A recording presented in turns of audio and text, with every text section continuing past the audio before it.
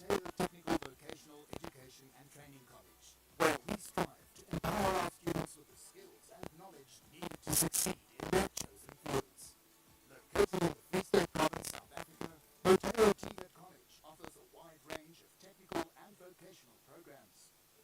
Our slogan, "The Gateway to Employability," underlines our vision and mission.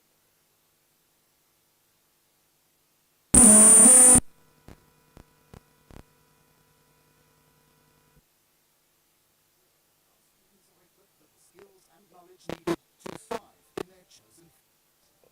Accredited by the British Standard Institute on ISO 9001:2015 standards, Motheo TVET College offers business, utility, and engineering studies across its Hillsideview, Tabanchu, Koffiefontein, Zastron, Botshabelo, and Bloemfontein campuses, with almost 21,000 students currently enrolled.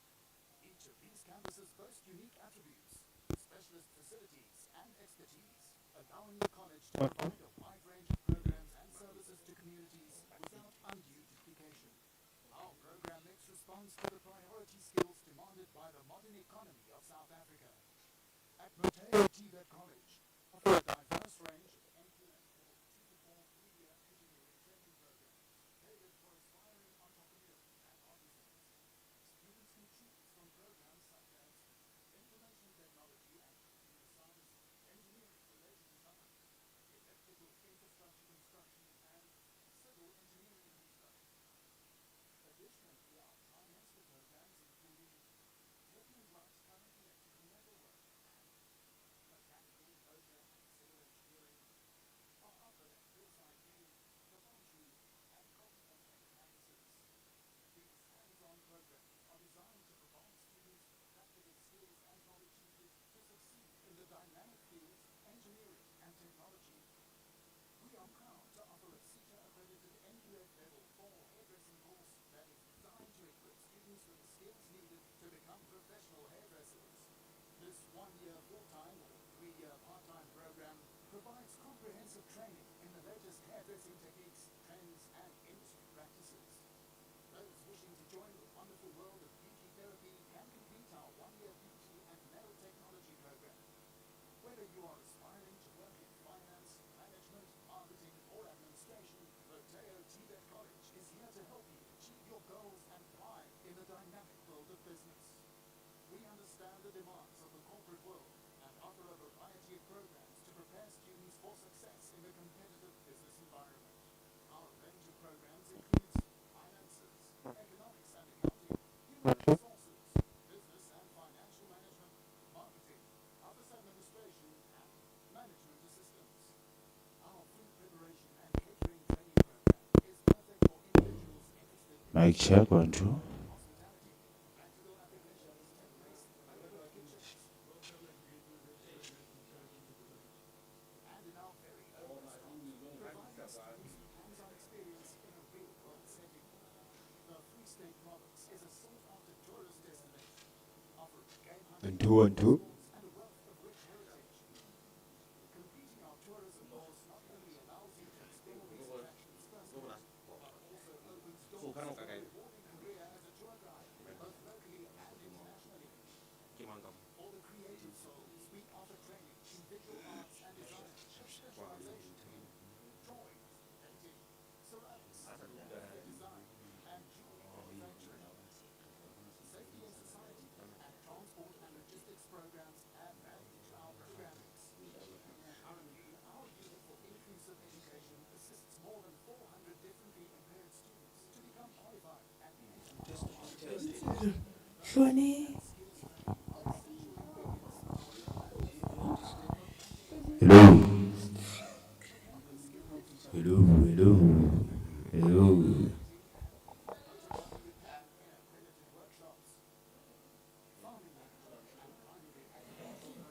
One, two.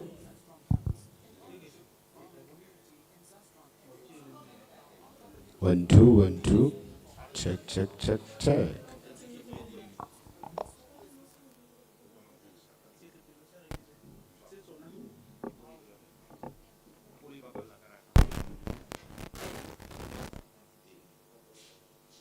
Then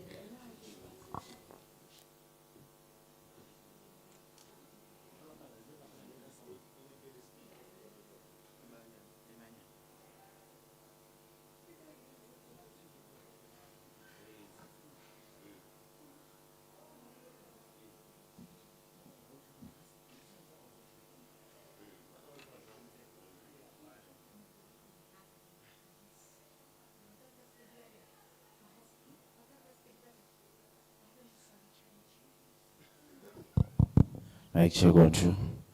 Right. 1, 2.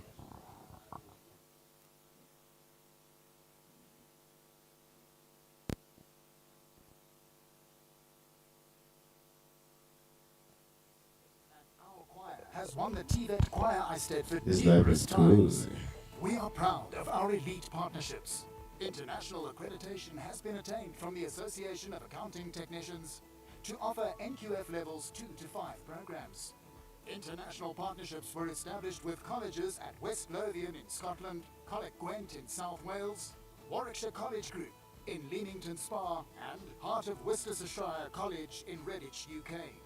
An agreement with the Deutsche Gesellschaft für internationale Zusammenarbeit links the Motheo TVET College with the renewable energy and climate projects of this association in Germany. Maastricht School of Business in the Netherlands. Service level agreements have been signed with municipalities in the Free State for water sector related learnerships. Service level agreements with a variety of seaters for learnerships and the placement of learners and interns have been concluded. The college has recently established the following business partnerships to harness training and Very development. good. Kreishandwerkerschaft. Facilitation of domestic and international partnerships. SAMSA for 1, maritime 2. compliance and capacity building. Stellenbosch University Water Smart Agriculture Training Project. Agri-CETA for student funding in farming and agricultural studies. MICT-CETA for 4th Industrial Revolution Project. Mangaung Fire Department for maritime training facilities. SA Navy student placement and staff training. Motheo TVET College obtained recognition for its successes and various achievements such as the improvement of certification rate from 6% in 2013 to 76.5% in 2023, maintaining of 90% student retention rate, and strengthening women leadership positions in the management of the college. As part of the 4th Industrial Revolution, the college has introduced You are late. Moodle and learning management system where students access books, You're out of previous order. lecturer lessons, and are able to interact with lecturers online, and this service is data-free. We were also awarded with the following.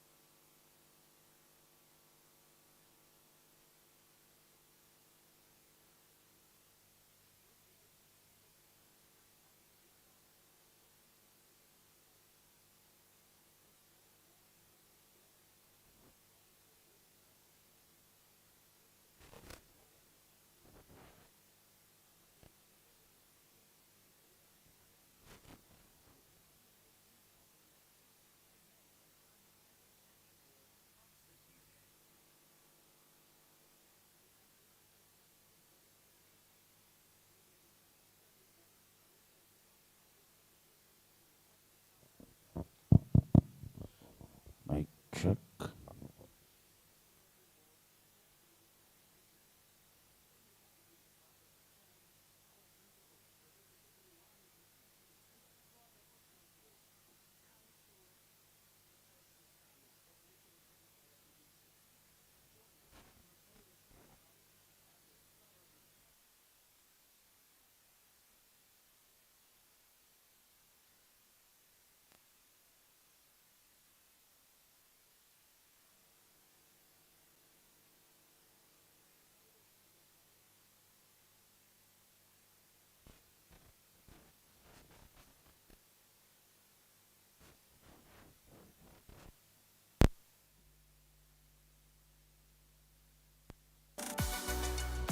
Welcome to Motheo Technical Vocational Education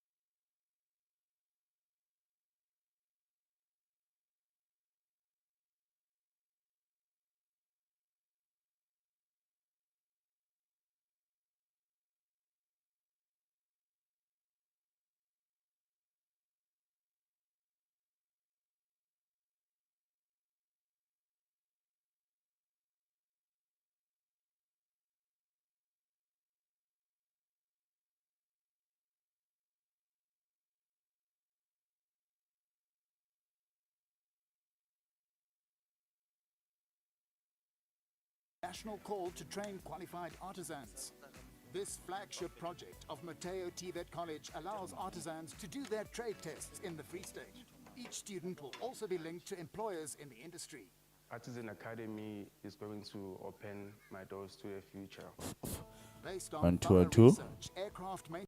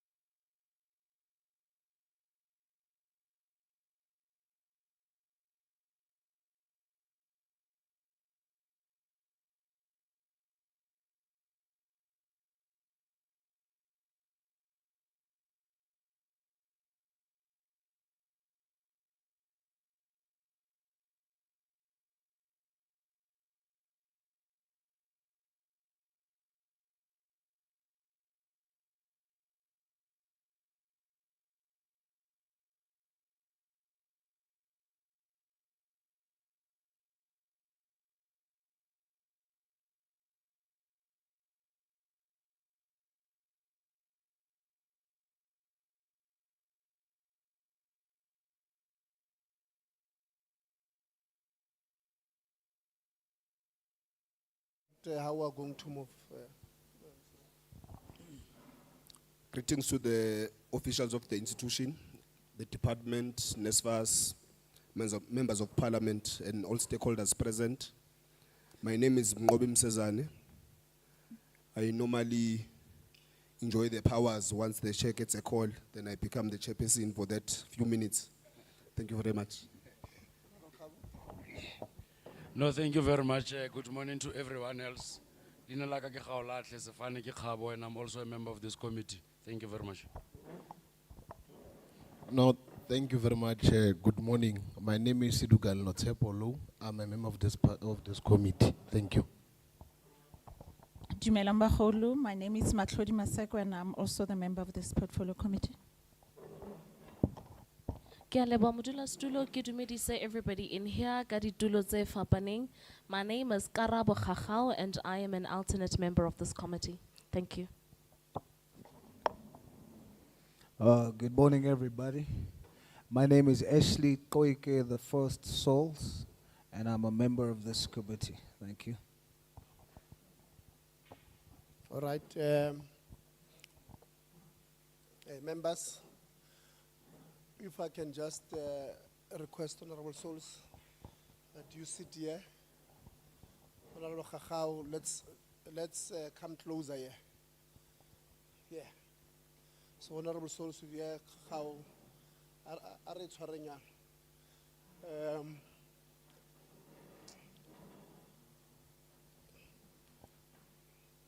I get about Lebansonyana, so we're streaming. So apparently you are not, you are not visible.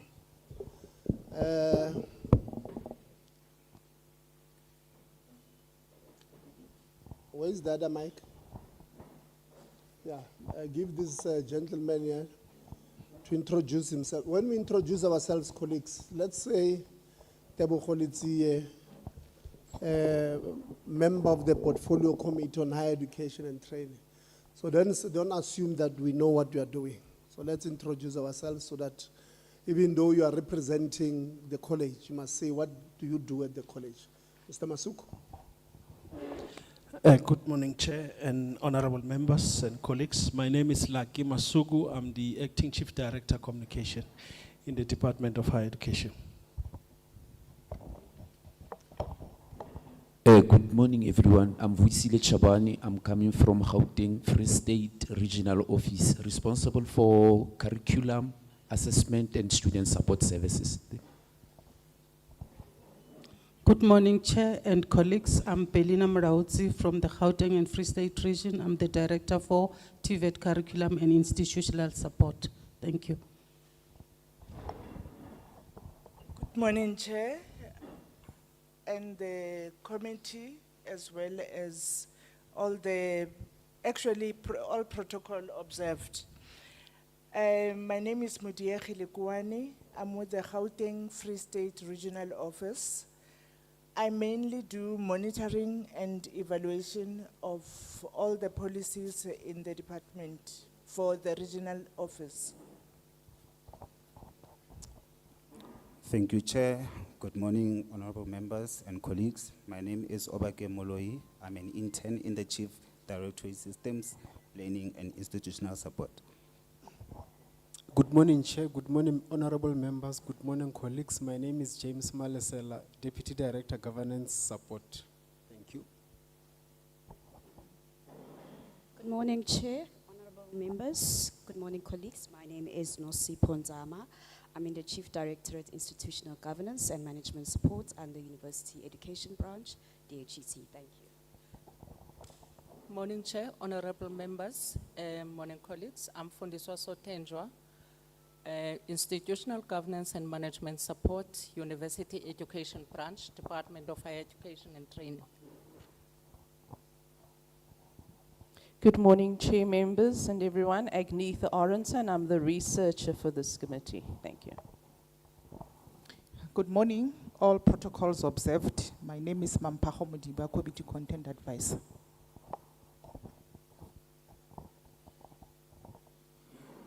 Dumelang, members, colleagues, everybody who is here. Lebitso la ka ke Tshepo More, and I am the stand-in committee secretary. Good morning, everyone. I am Thando Xolo Potoman. I'm a committee assistant.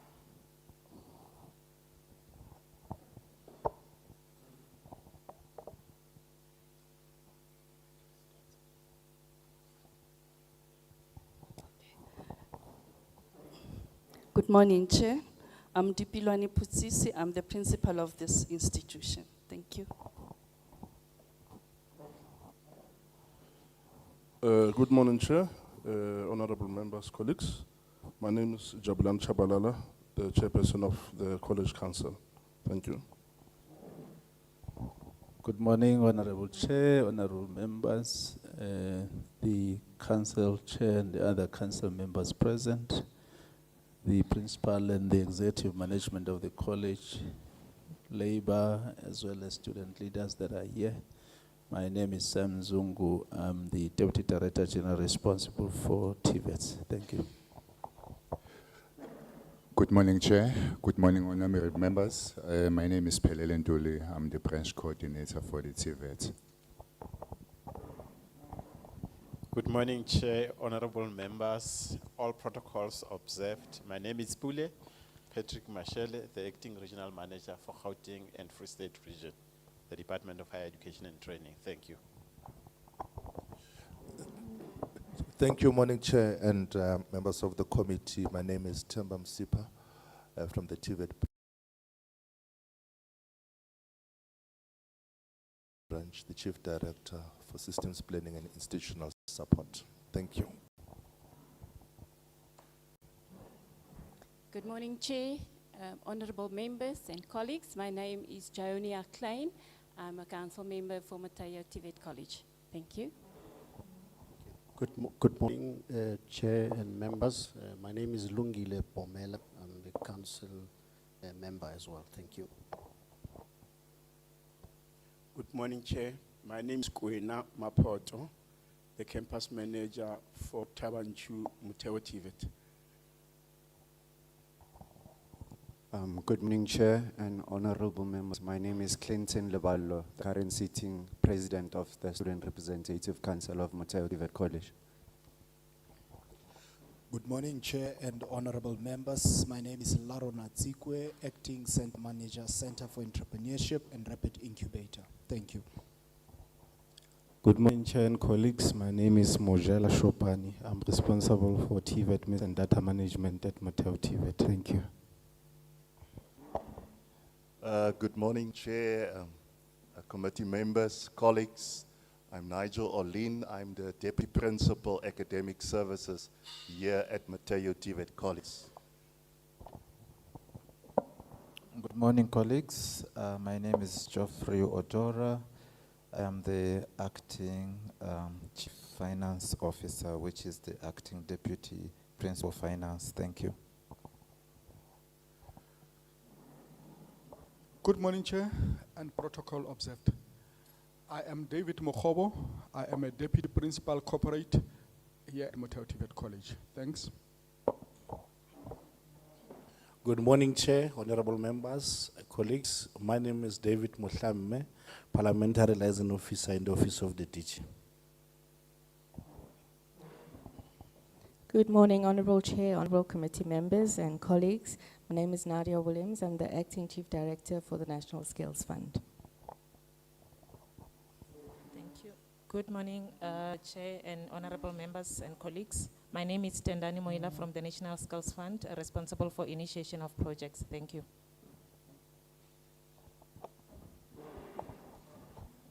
Good morning, everyone. My name is Siviwe Meke.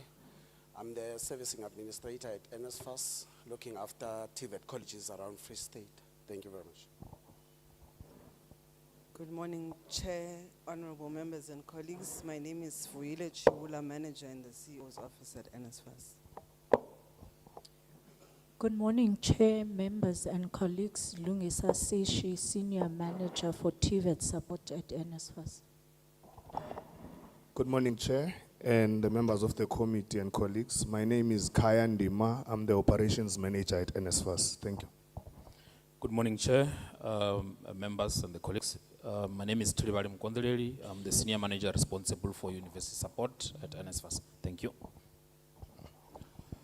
Good morning, Chair, Portfolio Committee members, Executive of Motheo TVET College, colleagues. My name is Lebohang Khutlang, and I am from Organized Labor, National Professional Teachers Organization of South Africa, commonly known as NEPTOSA. Thank you. Good morning, Chair, members of the Portfolio Committee, ladies and gentlemen. I'm Elias Majoro, the Chairperson of NEHAU at Motheo TVET College. Thank you. Good morning, Chair. I am all protocol observed. I am Nsaringana Irene Luburu, representative of NATU, National Teachers Union. Thank you. Good morning, Chairperson and the members of the committee. My name is Monahin Clifton. I am the Chairperson, the branch Chairperson of South African Democratic Teachers Union.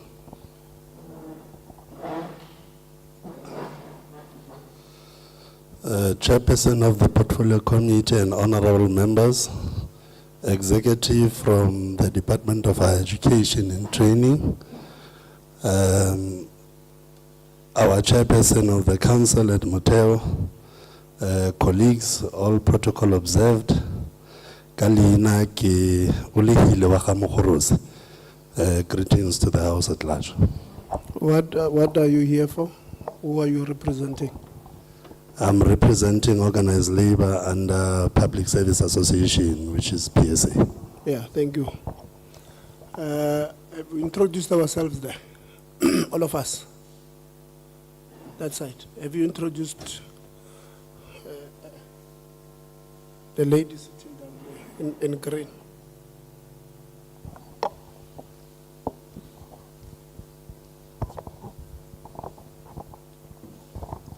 Dumelang, lebitso la ka ke Mahlatse wa Kgalane from DHET in Communications. I'm the Principal Communication Officer. Good morning, colleagues. All protocol observed. I'm Machawonge Tusi. I'm the Facilities Manager for Motheo TVET College. Okay. Thank you very much, colleagues. We are now going to start. I'm going to give the college safety rep to inform us in case of emergency, what do we do? So that at least we are at home, and then we'll start with our meeting. My brother. Good morning, Chair and committee members. All protocol observed. I'm Philip Swart. I'm the Assistant Campus Manager of NADA. Just a few house rules, if I can say it like that. On your right is the men's and the ladies' bathrooms. The ladies is at the back, and the men's is in the front. If there's a case of emergency that we hope that won't happen, you can just, there's a lot of exit. There's an exit door there, there, and there. So if something happens, we will try to control you and take you to the nearest assembly point. There's an assembly point just here on the opposite of a parking, on the back of a parking, and on the opposite of a campus. So let's hope it doesn't happen. Let's hope we have a fruitful meeting. And if something happens, you can just follow our instructions. Thank you. Thank you very much. So today we are at Motheo TVET College. We had requested Motheo to prepare a presentation for us that will cover the state of readiness 2025 academic year, the update on the registration and enrollment for the 2025 academic year, overview of the state of governance, administration, teaching and learning at the college, safety and security, including policies and measures put in place,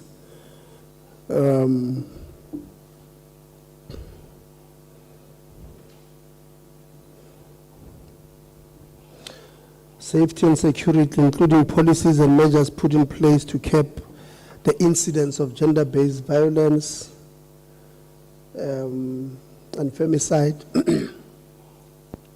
overview of the student academic performance from 2022 to date, overview of students dropout and throughput rate the courses and measures put in place to address such, the funding of students, overview of student accommodation and infrastructure development projects, overview of the institution's finances, update on the NCV and Report 191 certification backlog, progress in the implementation of the PPN, partnership with industries and sectors for work, integrated learning, successes and challenges.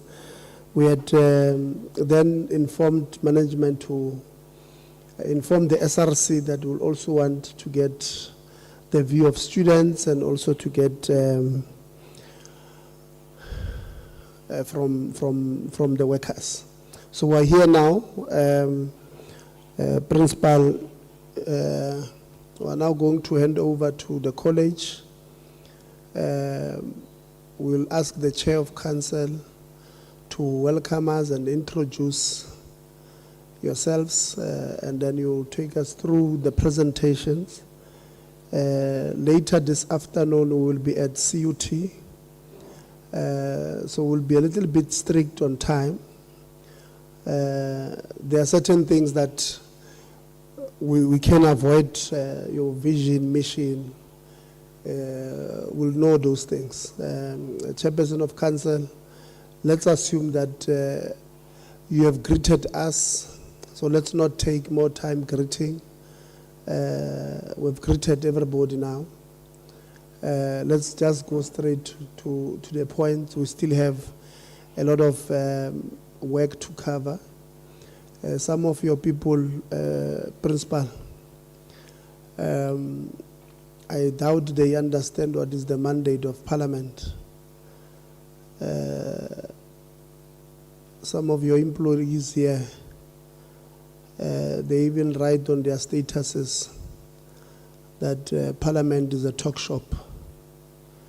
We will come here, waste state resources, and just talk and then leave. It's regrettable that some of your staff members don't know the mandate. I'm sure that's what they even do to the department when the department is doing oversight. They probably do the same to their line managers.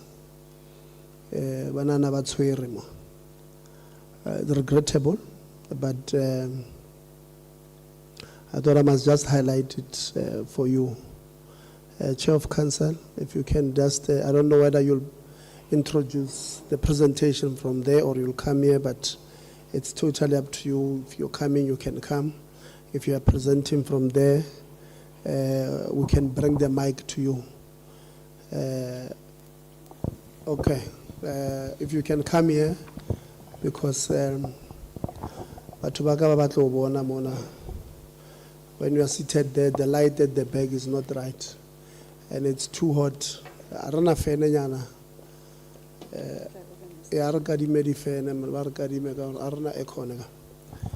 Thank you very much.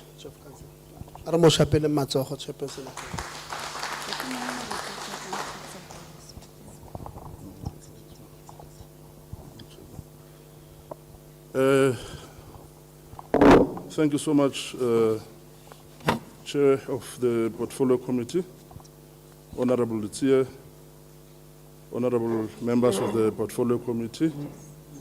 To your point exactly, Chair, that I wouldn't be doing, the normal greetings. We've done the introductions. All protocol is observed. I would actually like to welcome you all. And what you've just narrated is really indeed very regrettable, Chair, and was really not expected that the staff would, have such a view about, parliamentarians, which is something that we sincerely object. I don't know, will you allow me to, because we've prepared a very short presentation of council, just on a high level, considering time constraints. We're just busy connecting here. so that I can be able to present it to you.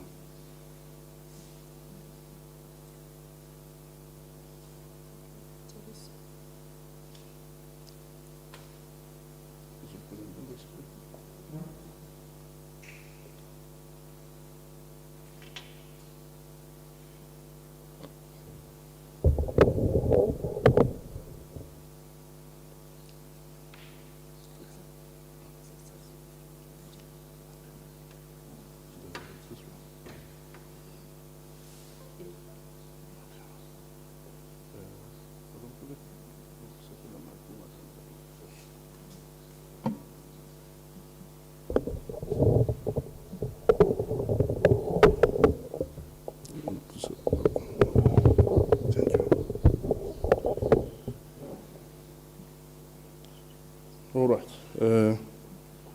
Thank you, Chair. Once again, my name is Jabulani Chabalala. I'm the Chairperson of Council. This is a very short one that will be presenting to you. These are the members of the College Council. As of 2024, we were appointed, I think we started having our meeting after the second half of the year. And it's good to see that we've got mix of females and males in our council, ministerial appointees, and those that have been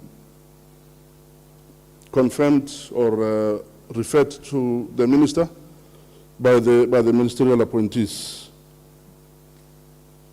Our council is governed or is guided by the 6 pillars that I'm going to present to you. And the first one being leadership and oversight, which is the role of the council that we need to provide the oversight responsibility. And as council, we provide strategic leadership to the college. The strategic and the annual plans submitted to the department are approved by council, and that we've done in the previous year. And it is really great to note that our council have got array of mix of members who've got relevant experience, relevant skills, as well as qualifications that they are able to deploy in different committees. And regarding structures and the relationship, the council committees are really functioning very effectively, considering the fact that we were only constituted at the second half of the year, but we were able to achieve our targets accordingly. And the councils is sufficiently autonomous of the college management. We are ensuring that we provide our oversight without any interference whatsoever. And on accountability, we do have as council the statute that is ratified by council and approved by the chairperson of council. And we review and approve and document the college policies. And the Council of Academic Board Charter, which is also signed and reviewed regularly by council. On compliance, all policies of the college are signed off by council on an annual basis, and those that need to be amended, they are indeed amended accordingly. The college budget is also signed off by the council after having gone through all the relevant committees. Obviously, the finance committee, which plays a very critical role, and ensuring that we provide or give that to the department at the required time.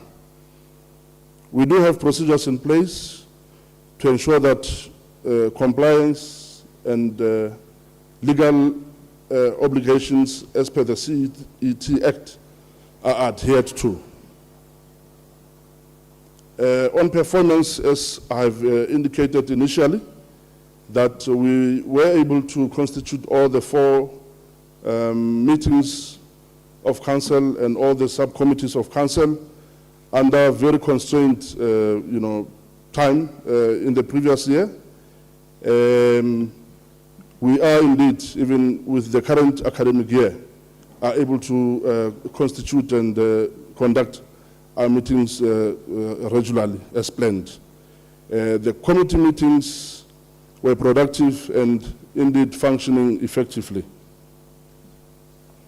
Lastly, on meetings and communication, the plan for Council's annual schedule of meetings is discussed with management and approved before the start of the academic year, so that we start the year knowing exactly how are we going to convene Council. And of course, all Council resolutions are effectively communicated to management and to ensure that Council does really play that autonomous role. And finally, Chairperson and the Portfolio Committee honorable members, we do have some challenges and interventions that we thought, if we were to employ, can actually assist us. Firstly, the high staff vacancy, which negatively affects the college operational budget. With the moratorium that was put in place in the previous year, we're hoping and praying that TVET can actually assist us to be able to fill the critical posts in the college, because the college coffers are really struggling because we have to pay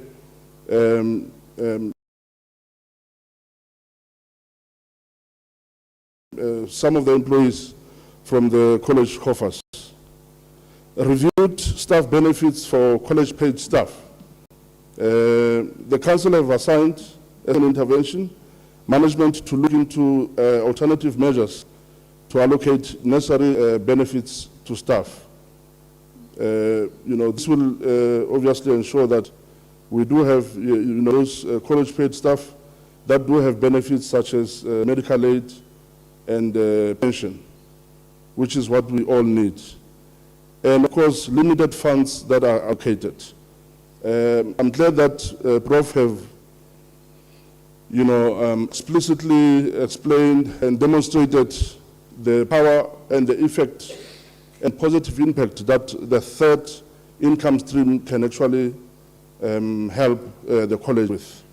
We've got quite a number of those that have been demonstrated to you, and we can only hope, Chairperson, that through your influence, your role, your constitutional mandate, that you can really push the department that, the legal opinion that has been sought come to finality, that we can be able to have, a commercialized, activities within the college that can be able to help us to generate the third income stream. And finally, the discontinued of capital infrastructure efficiency grant by TVET have negatively affected contractual obligations of the college infrastructure projects, because obviously as a result, some of the contractors do take litigations against the college, which becomes, very challenging. And as an intervention, we hoping that the reinstatement of the SIG grant can actually assist the college to be, sustainable. Budget would be much better, managed, and we can have a healthy environment. And Chair, the principal will provide more details around the strategic issues on the college operations. Thank you so much. Thank you.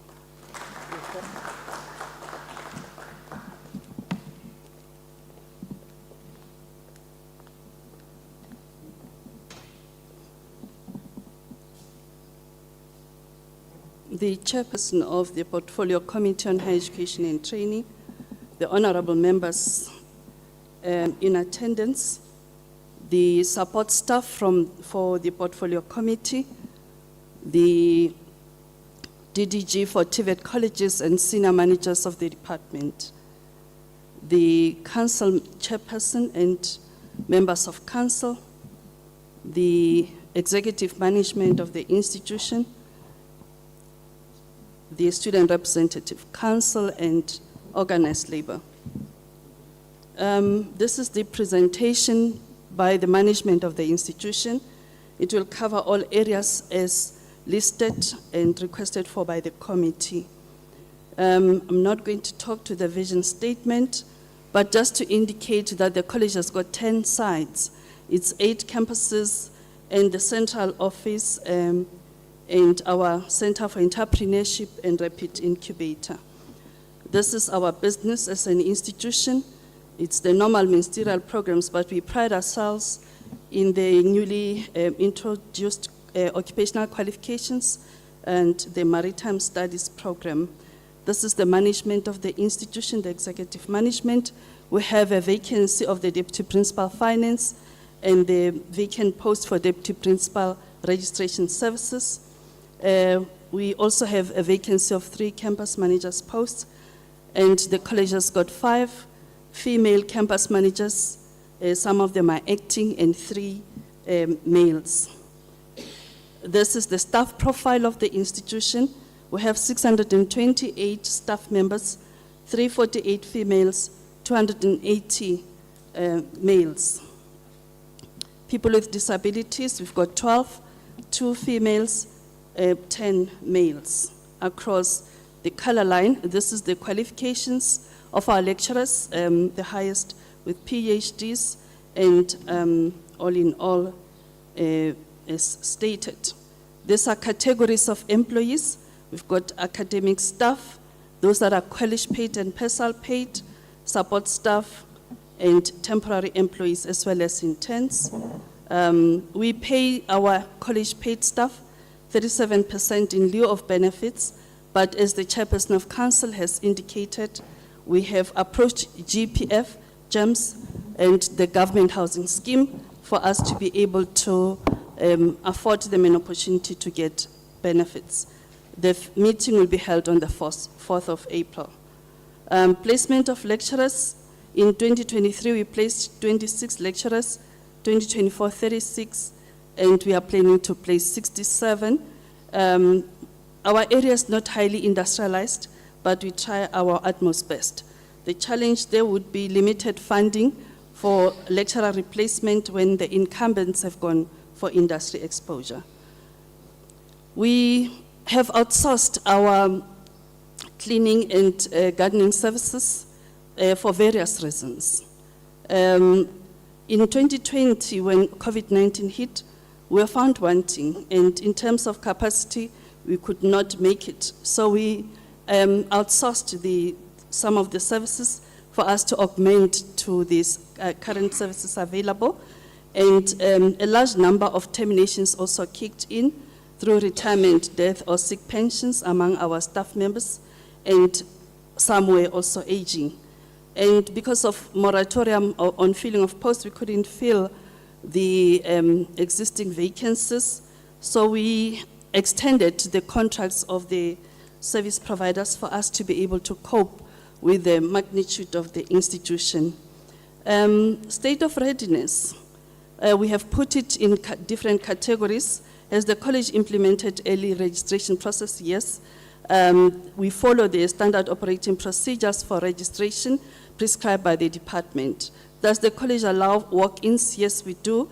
In cases where there are still spaces and circumstances, we weigh cases as they are presented to us.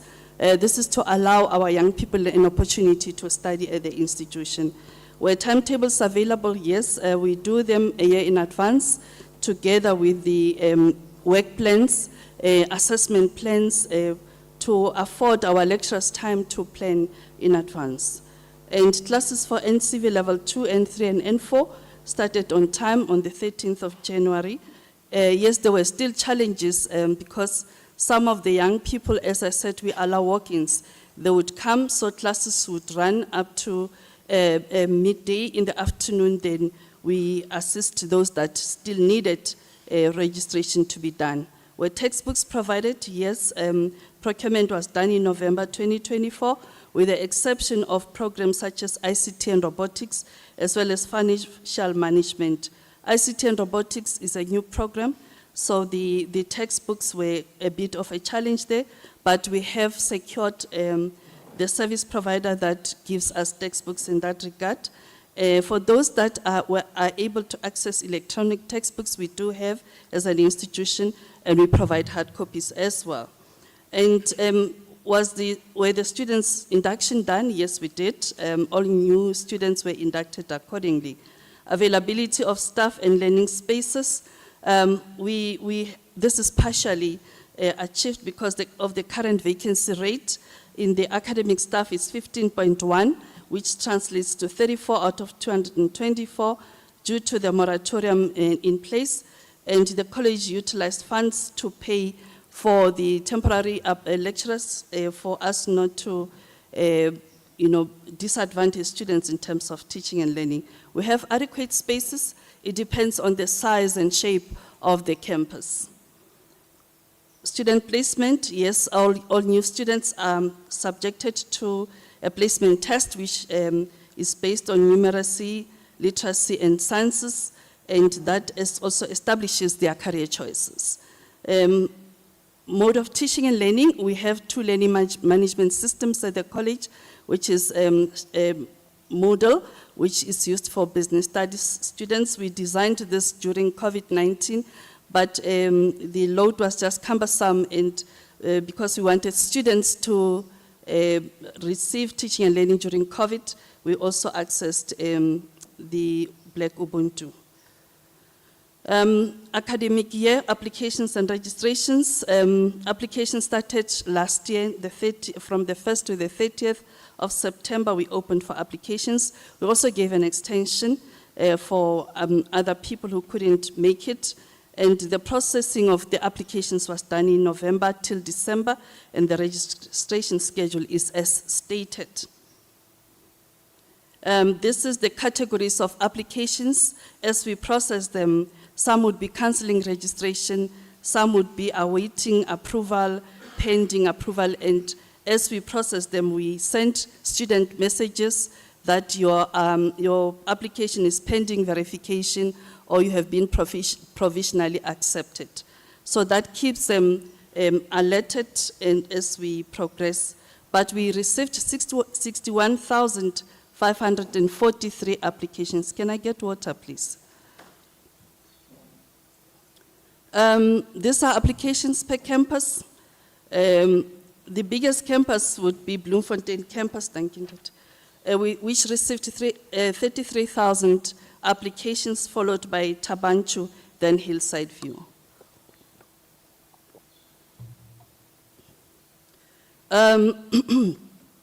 This is the total enrollment for this year, first semester. We had targeted 8,613, we achieved 8,311. For NCV, we have a shortfall there because we have a common target group with schools which are grade 9 learners. We also received a visit by the Free State Premier, Melitso Hamatai, who came as part of her oversight responsibility, and she also identified problems that were coming from the communities, that NSFAS beneficiaries are made to pay outstanding fees, that students have to pay fees before they register, limited spaces available, and because of high rate of applications. We resolved with the Premier, we indicated to her that no NSFAS beneficiaries are paying any outstanding fees, and students, yes, have to pay their amounts in full before they register. It's because of the financial situation of the institution. It comes a long way. We have been given parents an opportunity to pay in bits and pieces, but it never assisted the institution And we have never handed them over to any legal entity for them to pay, but we've been making some arrangements and allowing parents to pay, but it did not benefit the institution at all. So the Premier also, we shared with her the outstanding student debtors, and she resolved that she will approach CETAS to support the institution.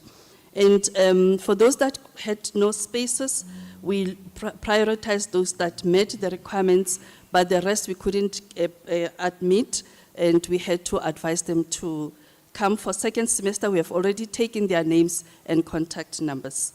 We also had a challenge with one of our campuses, Coffee Fontaine campus, where as management and council agreed to relocate the campus. It's in the mining facility, and the water there was undrinkable. We had a challenge, and even when we approached the University of the Free State to assist us with purification of the water, they indicated to us that there is a lot of chemical in that water, therefore it cannot be used for human consumption. We had to buy water every week for students and staff to drink. In habitable students' accommodation, the infrastructure there we couldn't do anything about it. It's quite small for the college. We can't expand. We can't even break a wall. But we have to pay Public Works 30,000 rands a month for us to use the facility. So we wanted a facility where the college can be able to service the community effectively. Overview of teaching and learning at the college. As I indicated, we had assessment schedules and plans done in advance, and the lesson plans and work schedules. And we also had the trainer workshop for our facilitators for occupational qualifications. We have put also contingency plans where lecturers were absent, and it took a bit longer to fill vacancies. And we did monitoring and evaluation of the teaching process at the commencement of the academic year. This is evidence of the assessment timetables and plans.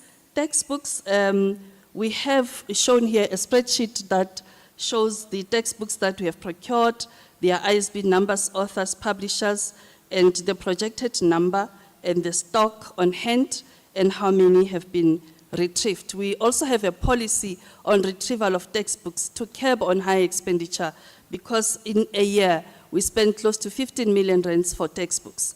So with a student population of this institution as big as they are, we are trying to minimize costs. We don't have much funds, and we have made that arrangement, and it bore fruits for us. We'll show later how it came to assist the institution.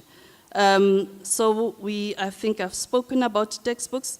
Yes, we said per annum, the college spends 15,000 on textbooks. We saved about 1.508452 and a million rands there on retrieval of textbooks. It was our first year of presentation, and we are looking forward to having it effectively done for us to be able to manage that. So this is the statistics on how each campus performed in terms of retrieval of textbooks. This is not the entire council. It's some of the ministerial appointees, and it was just after the minister had appointed them. Our council is fully constituted, and we have those that are section 10.6 and section 10.4, external members and the donor, pending ministerial concurrence. Okay, we have a schedule of meetings for 2024, which we all met, meetings all set. Same with 2025, we have a schedule. We are still progressing well in as far as our council is concerned. We have a labor forum at the institution where organized labor sit with management. They meet on quarterly basis, and there are issues that were discussed there, things like retrieval of textbooks, but we explained to them that it's to curb high expenditure and also to improve the cash flow of the institution. Things like leave for union activities and time off for meetings of the union. These are misconduct cases. As stated, I won't go through them just for the sake of time.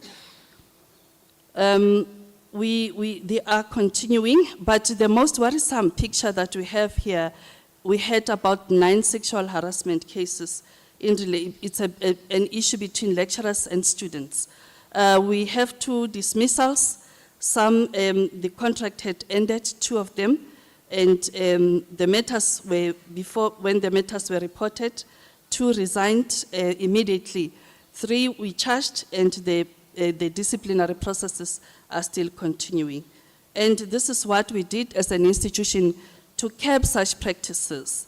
We called a men's conference at the college where male lecturers were addressed on sexual harassment issues, and Deputy Principal Corporate Services had a meeting with male lecturers at the 3 main campuses.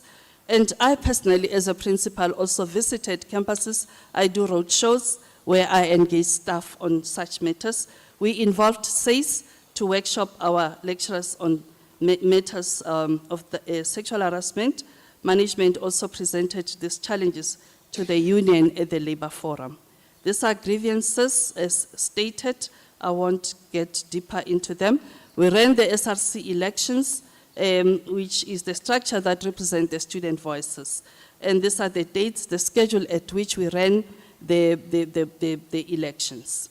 And administration, for us to have efficient and effectiveness prevailing at the college, we have the electronic management systems, QMS for our policies, environment and procedures, PPM for procurement, AMC 360 for asset management, and we also PECO, we use them for big tenders that we have.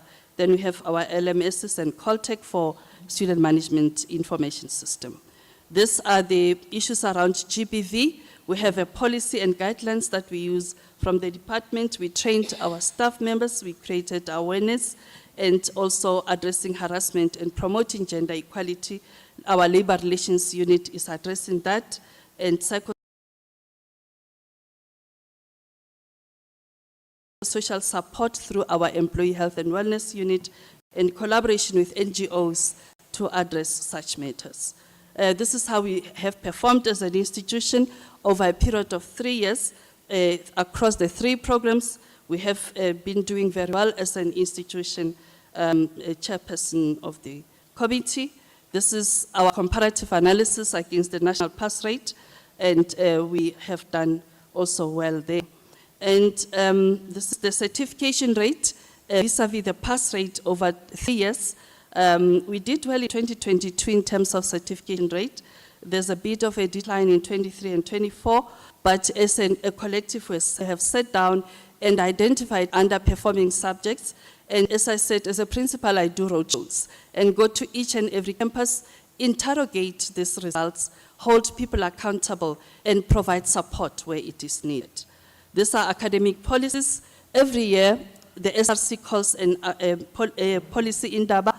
We allow students to interrogate the policies of the institution and to make input to it, because this will apply to them. And we, as a college, we hold each other accountable for the certification rate and the progression policy.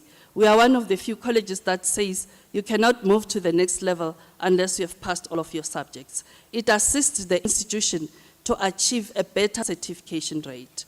I know it sounds quite difficult, but students get to achieve and experience a completion of their qualifications on record time. If we do not implement this, we are compromising the attainment of the required certification rate. We have allowed students to review their policies as I indicated, and NSFAS guidelines are there also to guide the institutions in terms of the progression rate vis-a-vis students that are funded. And in the SRC constitution, it recognizes all student political formations. They affiliate with the SRC. This is the dropout rate vis-a-vis the throughput rate. Our dropout rate is declining, which is a good thing. It shows that the interventions of management and collaboratively with students are working. The throughput rate, we are still, in the previous years we were not doing well, but 2024 we are at 50.6%. These are the causes for the high dropout rate and the measures that we have put in place, academic factors, where students sometimes feel overwhelmed by the work, and we provide intervention or support through the Student Support Services academic support programs. And financial issues, students with high debtors due to non-payment of fees. As I indicated, we allowed parents to make arrangements for easy payment of fees, but it failed. And we had to put stricter measures due to the cash flow challenges that the college encountered. These are the funding sources for students. The highest is NSFAS, with now 9,208 students that were afforded or benefited from NSFAS in 2024. We are also grateful to CETAS for having supported us, Transnet TRC. We have a support base in higher health for students with health and wellness issues. Infrastructure, we have the National Artisan Academy, thanks to Services SETA, that gave us funding to build this massive infrastructure to support this country on the production and development of artisans. On the other side is our central office picture. This is when we were officially opening this academy with the DDG and the DG in the picture. And as we have said, one of the workshops here was declared, this center was declared a center of specialization. This is the student accommodation that you saw this morning. This is Zastron campus. It's in the southern part of the Free State, in the Harib district. It's one of our campuses. It's a growing campus, and we pride ourselves in it. We bought some infrastructure in town for our students to receive adequate support. And Bloemfontein campus, it's our biggest campus. With at its maximum, it houses 10,000 students. These are the renovations that we did, and we pride ourselves in our restaurant, which we call it a 5-star restaurant. All the food that you will be receiving today will be coming from this restaurant, prepared by our students, the interns, and the restaurant manager. So we also have facilities for NCV students. Those we're demonstrating to you outside here. Safety in Society students, this is their obstacle course for fitness purposes. This is the wholesale and retail center that gave us an incubation for wholesale and retail students. We also have our own currency as an institution just to promote the wholesale and retail aspect. We have students with disabilities. We provide them with assistive devices, talking calculators, and large keyboards, and we have got human support as well. This is engineering campus, Hillside View, where we have the mechanical engineering, wood machines and wood finishing, furniture upholstery, and many other programs in related. We are strong in terms of mechanical engineering there, and we have a beautiful partnership with Ford SA.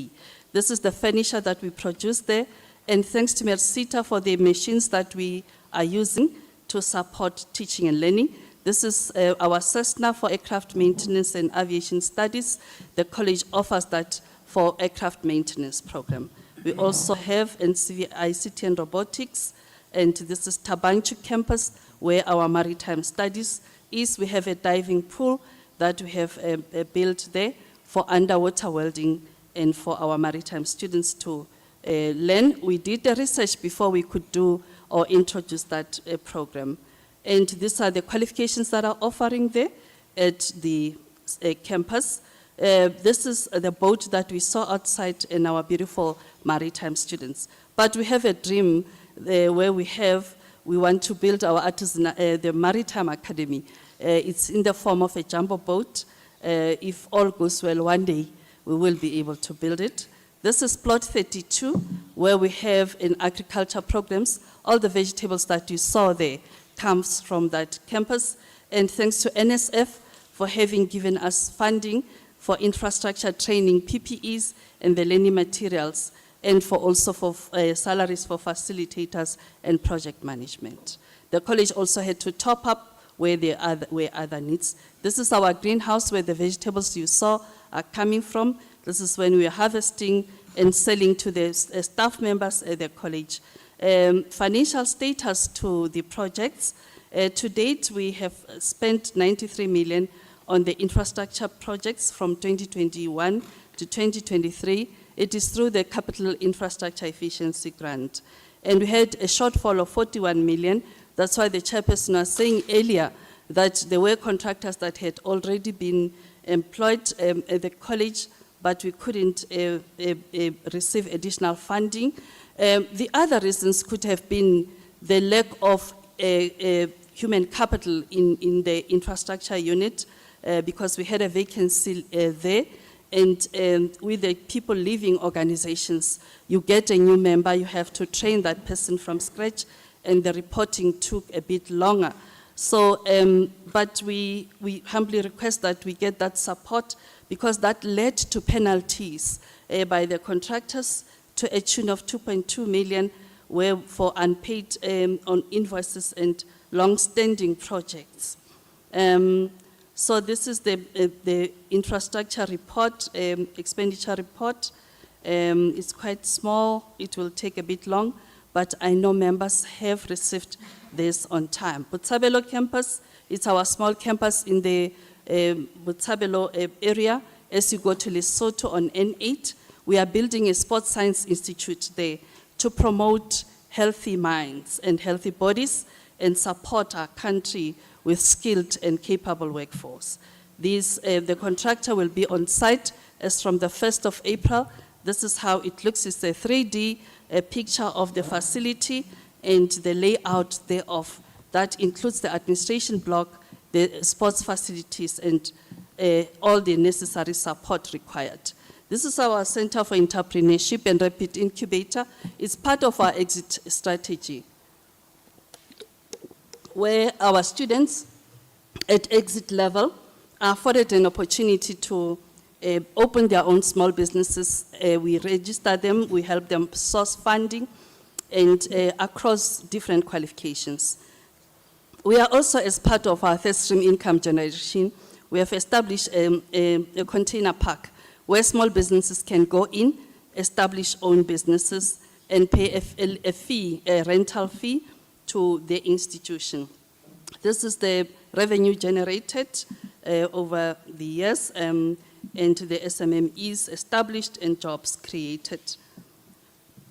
The institutional finances, in terms of our balance sheet, we have total revenue from exchange transactions as stated over the years. This includes tuition fee and other income. Revenue from non-exchange transactions, we have paid salaries and also other income, and inclusive of the NADA building in 2022. This accounts to the total revenue of the institution as stated. We also had a deficit and surplus in 2022. We're doing well. 2023, we have a deficit there of 36 million, and 2024, 28 million. Employee-related costs, it's as stated. I would not indicate what the figures are for personal paid and college paid staff. The trade and other receivables, this is uncollected tuition fee. This is how big the student debtors is. That is why we are very strict in terms of students paying their fees, because we became lenient over the years, but it was really to the detriment of the institution. So we are trying to pull up our socks there to improve our cash flows. It shows our bank balances in end of 2022, 2023. It shows that the bank was under pressure, and also the payables from exchange transactions. That leads to us not being able to pay the suppliers within 30 days. And that is why the college took a decision to have third stream income generation to improve and support our cash flow. If that goes well, this institution can be self-sufficient and be able to manage other needs effectively. This is just the mitigating factors to the picture that I've indicated. We also need a post field because that takes away from the operational budget of the institution. This is the certification backlog, Chairperson. We have 7,365 diplomas that are still outstanding, 864 for N6, 160 for N4, for level 4. These are the PPN issues, total staff migrated, and the filling of vacancies, as we have stated in the tables outlined.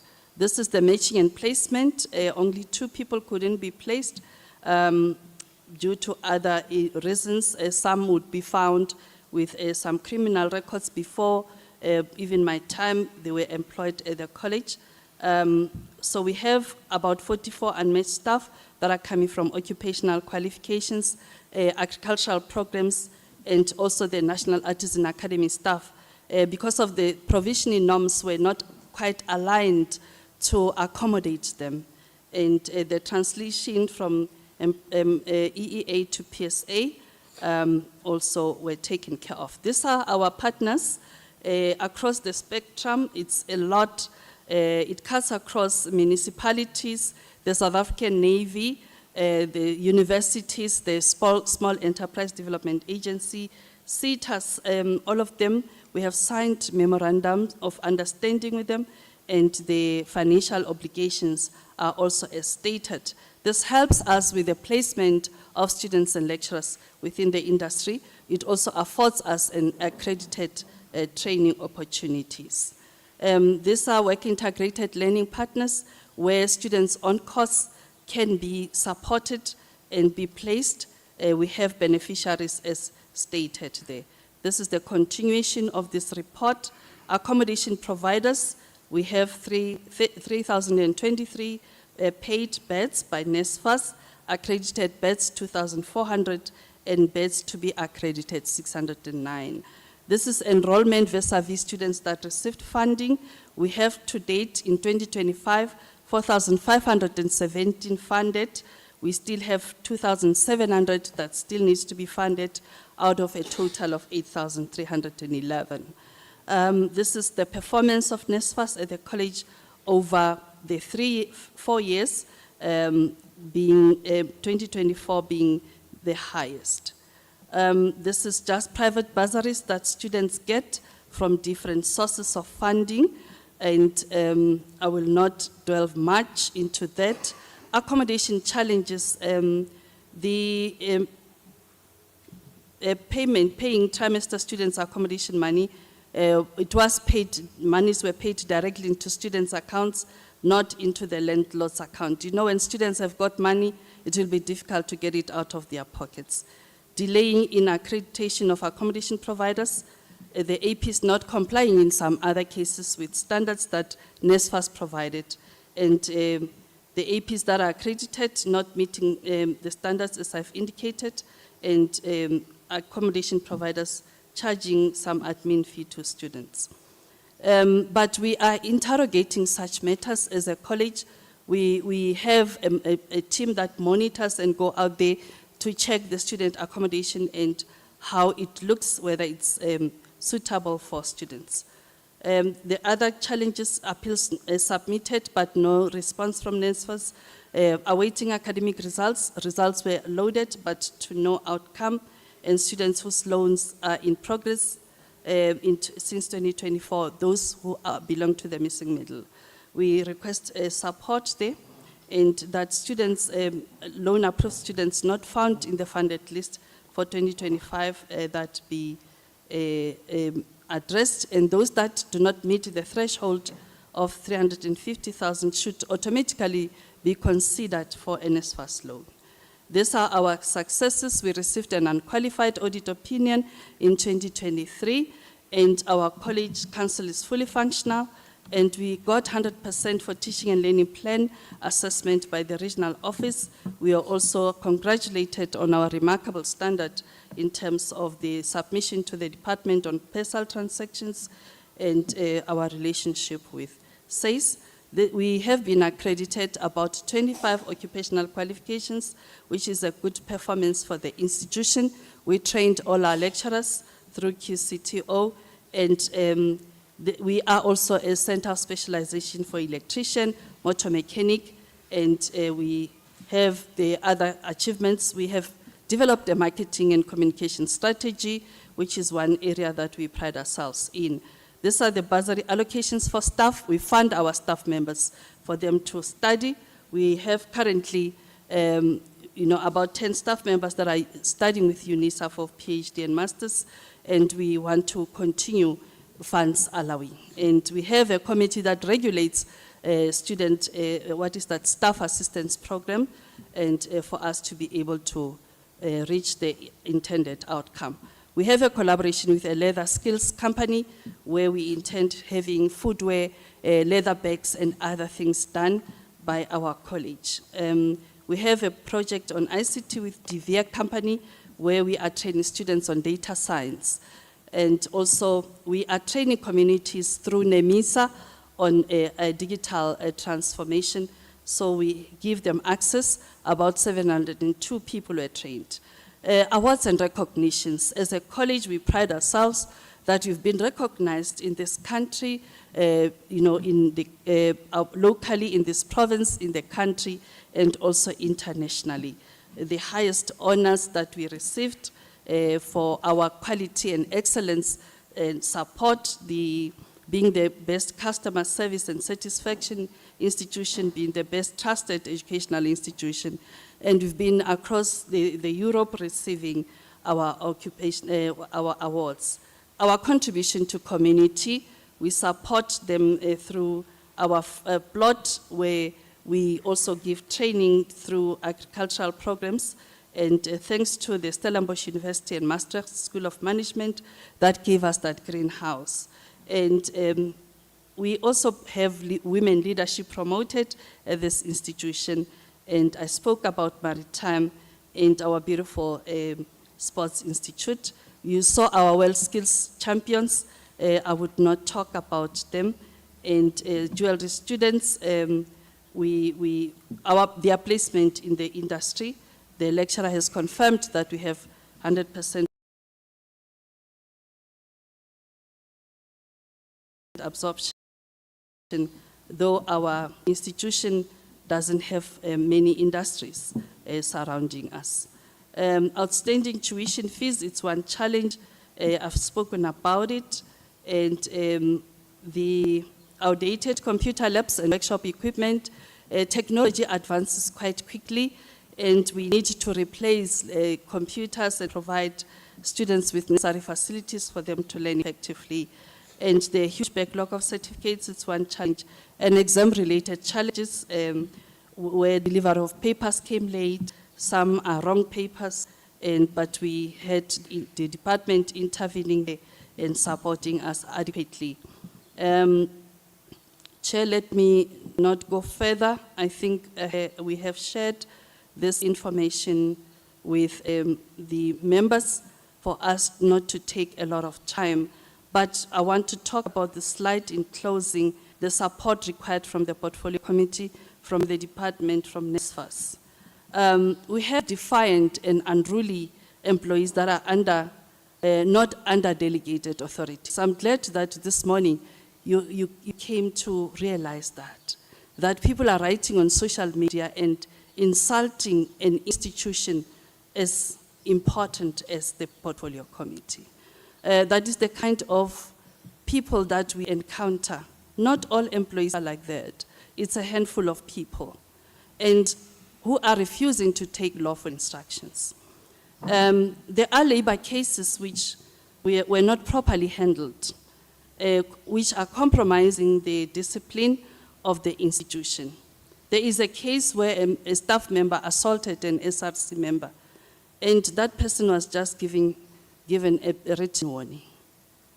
There is also an employee who unlawfully promoted a support staff member from level 3 to level 7. There was clear evidence to that effect. The department gave this person a written warning, a final written warning.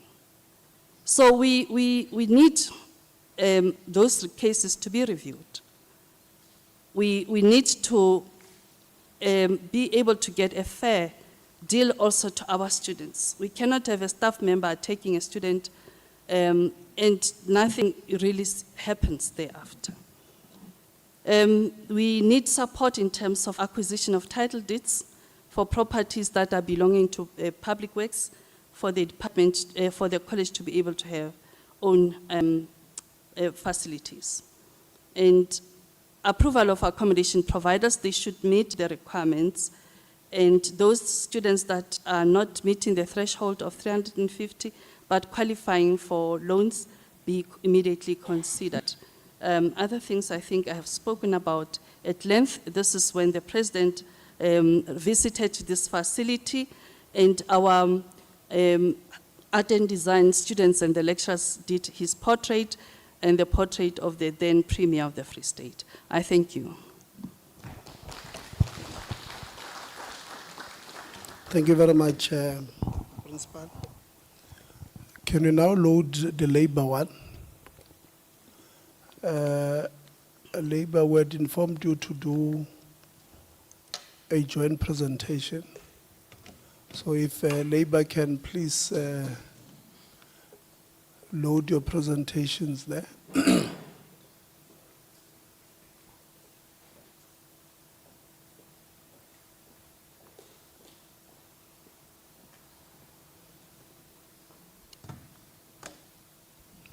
Whilst they are loading, DDG, almost all TVET colleges that we go to tell us that you have a moratorium on some key positions. And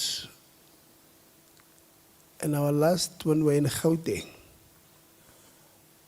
the DDG corporate informed us that there is no such a moratorium on filling of vacancies. We would have had that in the Northwest, Vuselela, Taletso, Obit, Tshwane South, Tshwane North when they came to Parliament, CJC, and now we're hearing it from Motheo. But the department seems to have a different understanding. So when we respond, please concentrate on that one. Labor. Thank you very much, Chairperson of the Portfolio Committee. Honorable members that are present today,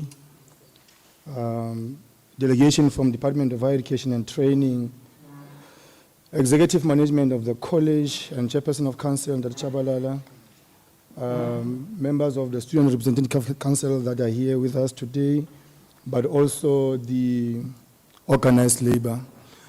I think I wish to take the Portfolio Committee into confidence that all issues that will be raised here, these are the issues that are widely engaged with the members from various organizations. As you can see, there is NEHAU, NEPTOSA, SATU, PSA, as well as NATU. So these are the issues that comes directly from the members. We had a number of consultations with the members just to get what are the issues in the sites where they are located. And then these are the issues that they brought forth. As we are regulated in terms of our roles and responsibility, Labor Relations Act number 66 of 1995, Section 14 gives us the indications of some of the responsibility that is supposed to, execute in our responsibilities. I won't really go into the details of that in the interest of time, Chairperson. But maybe to highlight that we are responsible to monitor the manner in which the employer complies with the Act and any other laws relating to condition of employment, as well as binding collective agreements.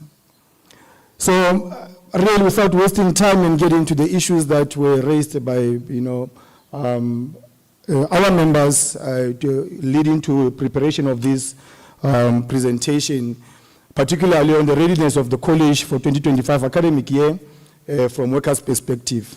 One other issue that they indicated is on the issues of budgetary constraints vis-a-vis the placement of moratorium on filling of posts. Leading to 2025, the allocation of posts, in terms of the PPN for 2025 academic year, to consider the registration of more students, more posts to be allocated. In this item, What really Labour is indicating here is that normally when the beginning of the year, will, register number of students, but as a result of, not, moratorium that is in place, we are unable to have number of, staff that can be able to, take out those responsibilities adequately. The department to really fast-track the process of funding occupational programs to ease the budget pressure on college. You'll see in terms of the slides that has been presented, there are a number of lecturers that are placed on college paid, and then as a result, it creates that kind of pressure on college. And then in terms of the mandate of the institution, teaching and learning, we are unable to take it out adequately. The placement of moratorium on filling of posts for the past academic years has created a burden on the budget on the college, but also the posts that become vacant and those that were funded during the cycle of 2023-2024 and 2024 and 2025 financial year should be filled with immediate effect from the compensation of employees budget from the department. This is now the running cost at the moment. The college, to really avoid introduction of new programs, importantly those that do not contribute to the economy of the province. And there's a indication of maritime studies where the recruitment of facilitators is a struggle. Not only that, but determination of condition of service, most importantly in terms of their salary structures. But also the facilitators for occupational program, there is no clear clarity in terms of the condition of service, salary structures, and qualification.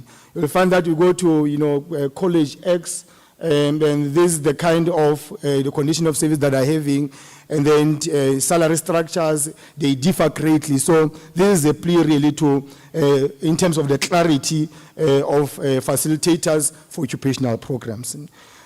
Artisan and facilitators, not ministerial programs, they are SITA funded. As a result, that's where we get these disparities in terms of their salary structure and as well as their condition of service.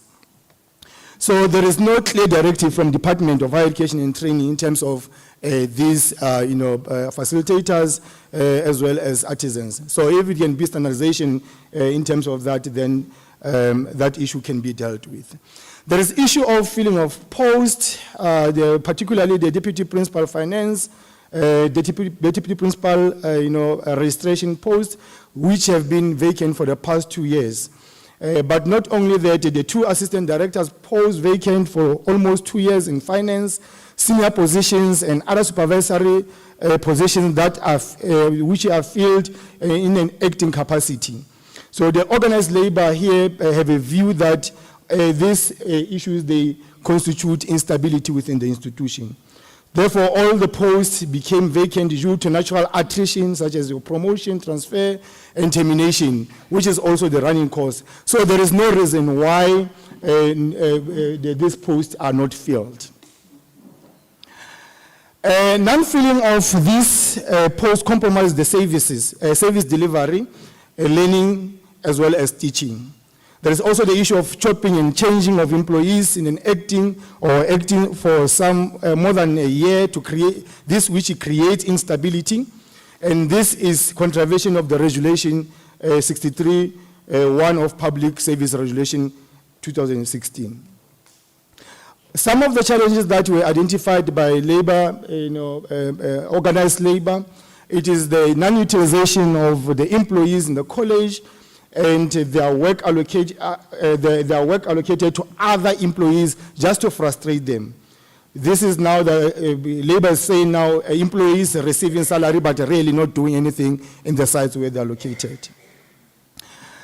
Grievances not dealt with accordingly by the labor relations to protect the interest of management and certain individuals. The abuse of disciplinary processes to disadvantage other employees and advantage other employees. Misconduct committed by other favored employees are ignored. So these are the issues that labor really came strong on. But there is issue of the state of the SRC, where labor say its election processes and its role in championing student issues, of the view that SRC is serving management interests, not those of the students. But also some of the challenges with NSFAS, such as accommodation, payment of allowance, etc.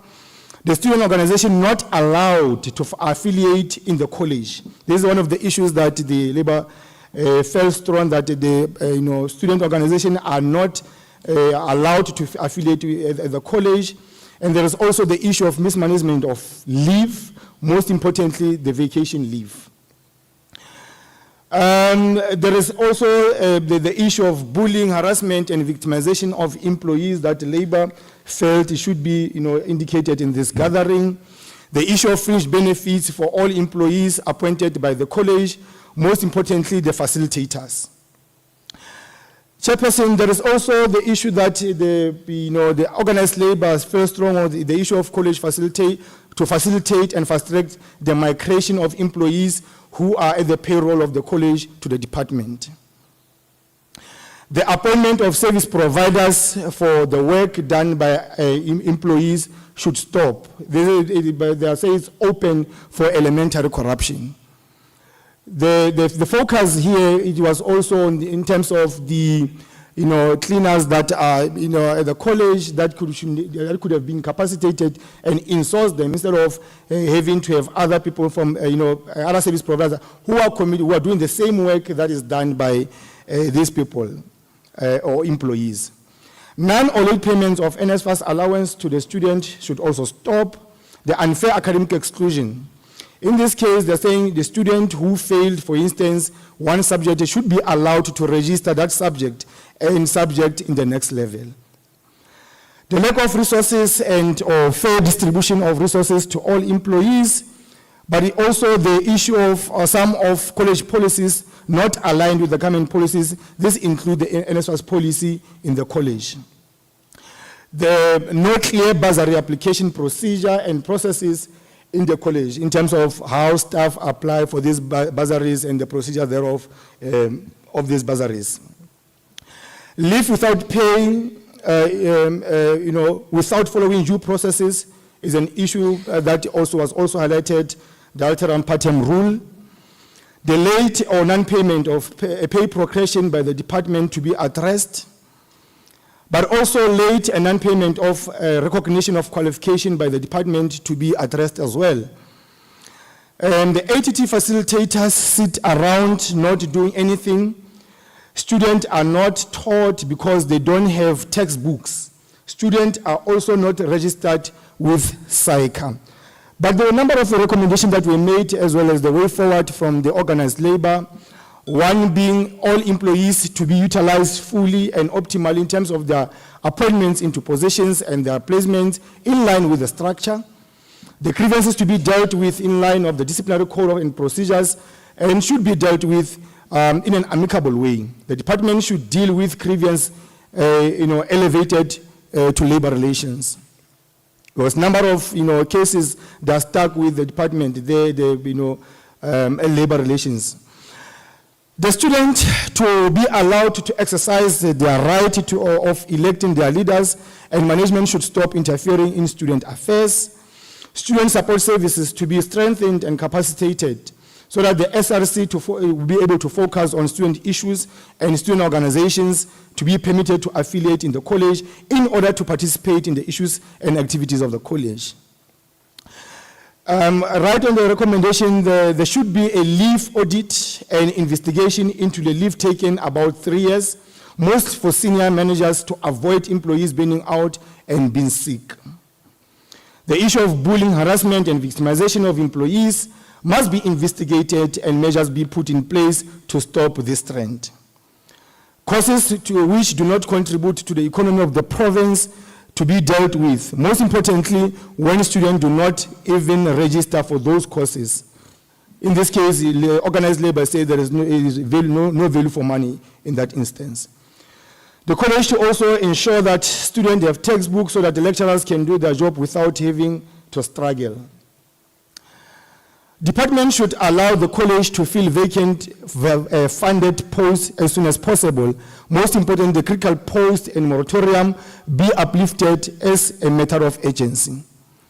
The department to give direction in terms of the management of condition of service for artisan and facilitators, and to finalize engagement in terms of their conditions of employment.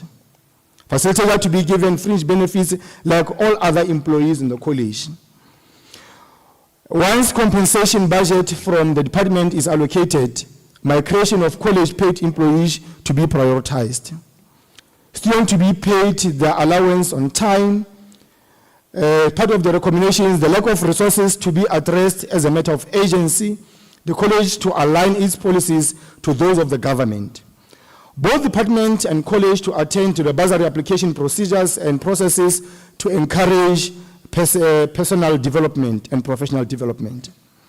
The department to attend the non-payment of both pay progression and qualifications.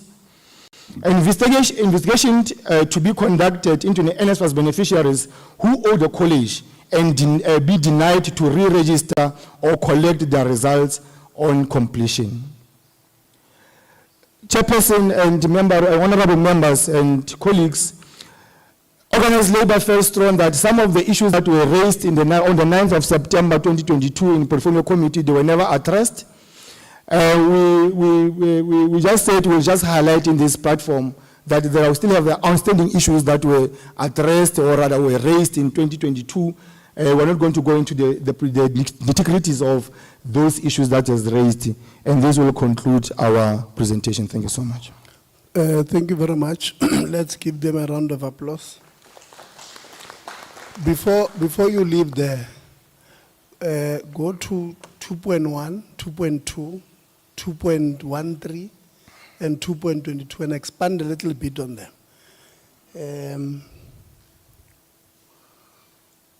Chairperson, 2.1. 2.1. Non-utilization of some employees in the college and their work allocated to other employees just to frustrate them. Yeah, just expand a bit. What do you mean? Colleagues will also assist who are here from the labor, organized labor. But it seems like the number of employees that were in a particular site, and they were removed from that site to another site, but when they are in that site, they're not given any responsibility.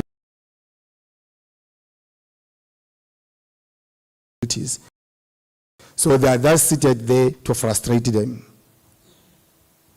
But because it was from how this issue, I'll give now representative to expand even a little further.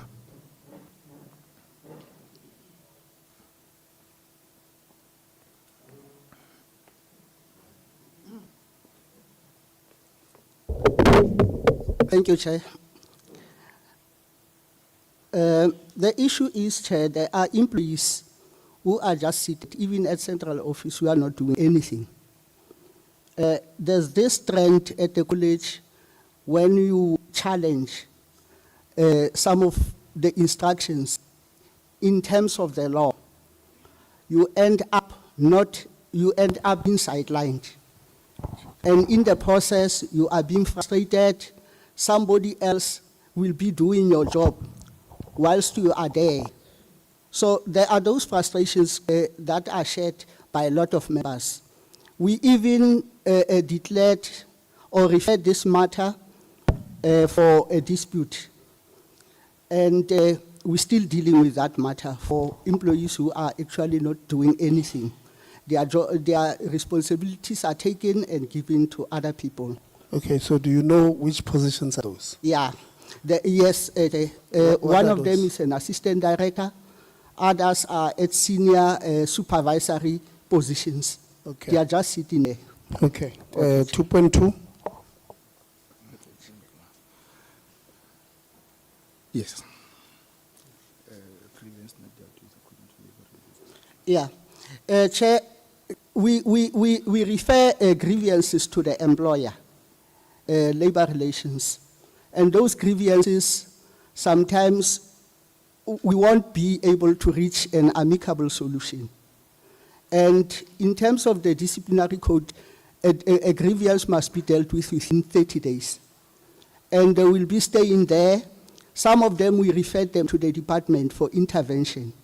But the department won't even, respond. in order for us to be able to deal with those grievances. Like, for instance, the one I've just spoken about on 2.1. We declared a grievance, we had a sitting, and we could not reach an amicable solution to that problem. We referred that matter to the department to say, here are people who are employed, who are earning a salary every month, but they are doing absolutely nothing. And the department is not responding to that. Thank you, Chair. Okay, 2.13. 2.13. Abuse of disciplinary processes. Abuse of disciplinary processes. There are employees, even when they commit misconducts, Chair, those misconduct, they will be ignored just because they are favorable to management. But there are those, even if you can steal a pen, just because you are not needed, it will be a very serious misconduct in the college. So we feel that the misconduct are not dealt with, equitably for all of us at the college. So that's the challenge. We've got Chair, examples of what we are talking about as NSFAS. Means we can give evidence to that effect. Okay, 22.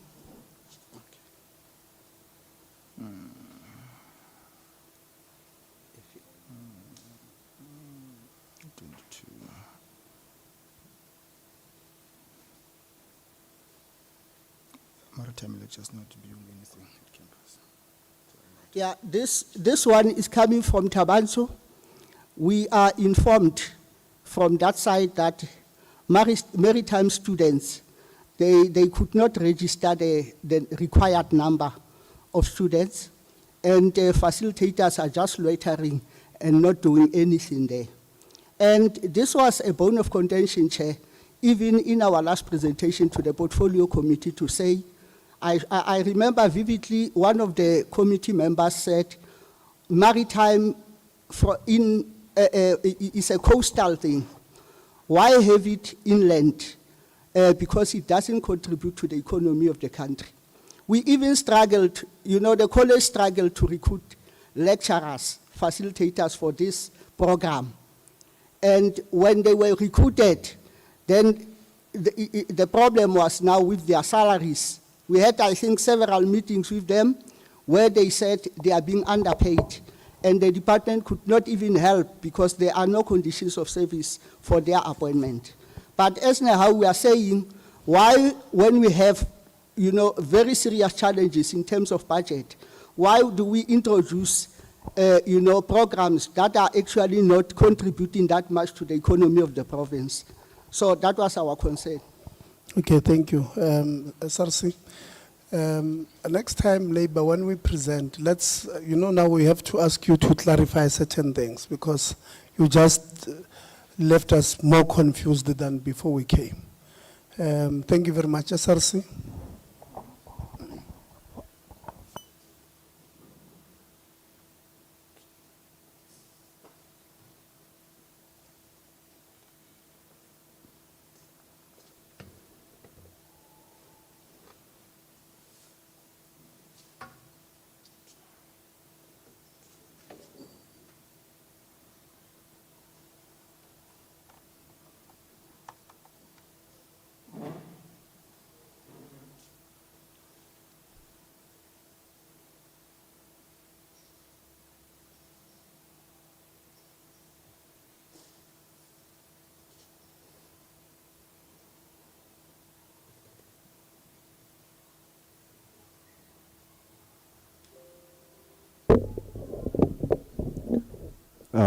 Good morning, Honorable Chair and the Honorable Portfolio Committee.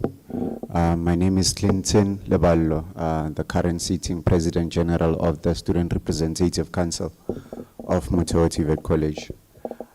Before you, as I stand before you, I am here to actually present you as actually I directed that we are supposed to present a presentation about the readiness of the college for the year for the academic year 2025-2026. It is well in my confidence to actually see to it that I present this portfolio, trying to advocate for students' rights and also being the voice of the students, as it is stated in the CET Act 16 of 2006 and as constituted in the SRC Constitution of Motheo TVET College.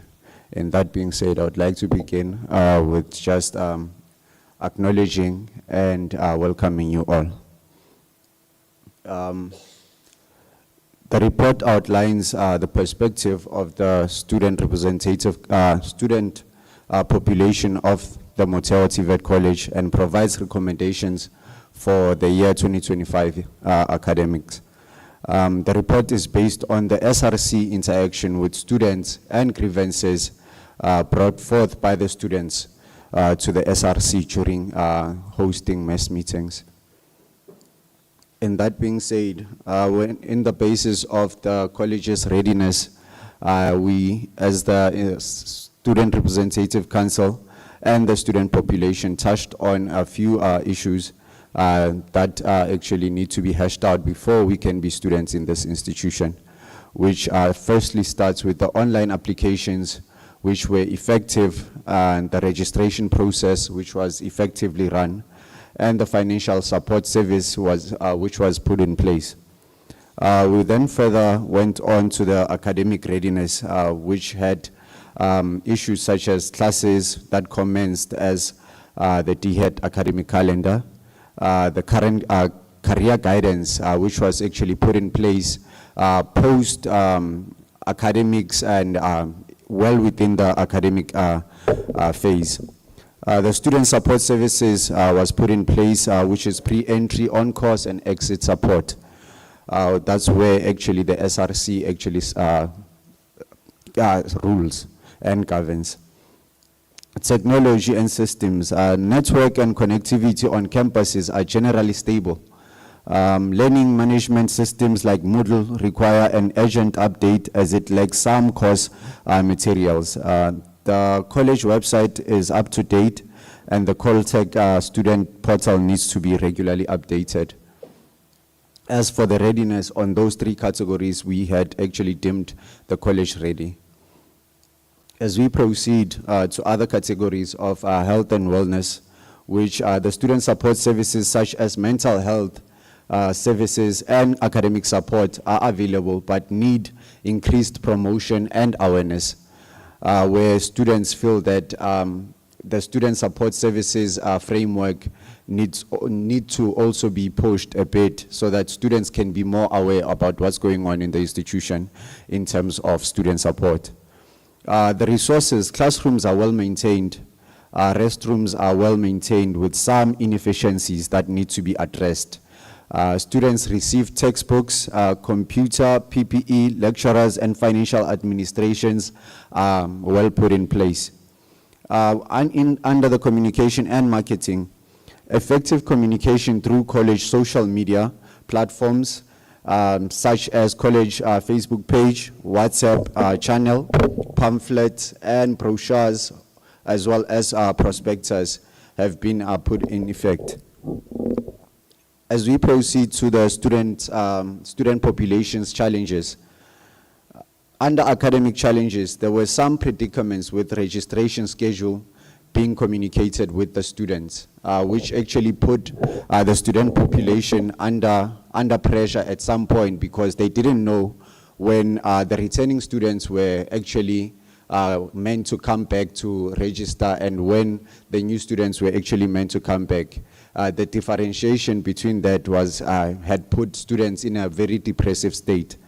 Pending results. Students with pending results were facing challenges, in fact are still facing challenges in registering. This leads to them having to repeat subjects they might have passed, which results to loss of funding and late certification. Limited access to resources, timelessly availability of PPE. As much as we had actually stated that PPE had been given to students, we need to also come to a reality that PPE is not offered in the time frame in which students really need it. Academic support, some lecturers not attending classes and always arriving late to classes, which pushes to a challenge when it comes to the academic excellence of students and academic performance of the general student population. When it comes to accommodation, as much as we have come to a reality that NSFAS has been put through a task per se, to actually lies with training young minds in the basis of having accredited accommodation. We come to realize that limited accredited student accommodations are actually a reality all around in some campuses. Students who live far from campuses are struggling in finding transportation to and from campus.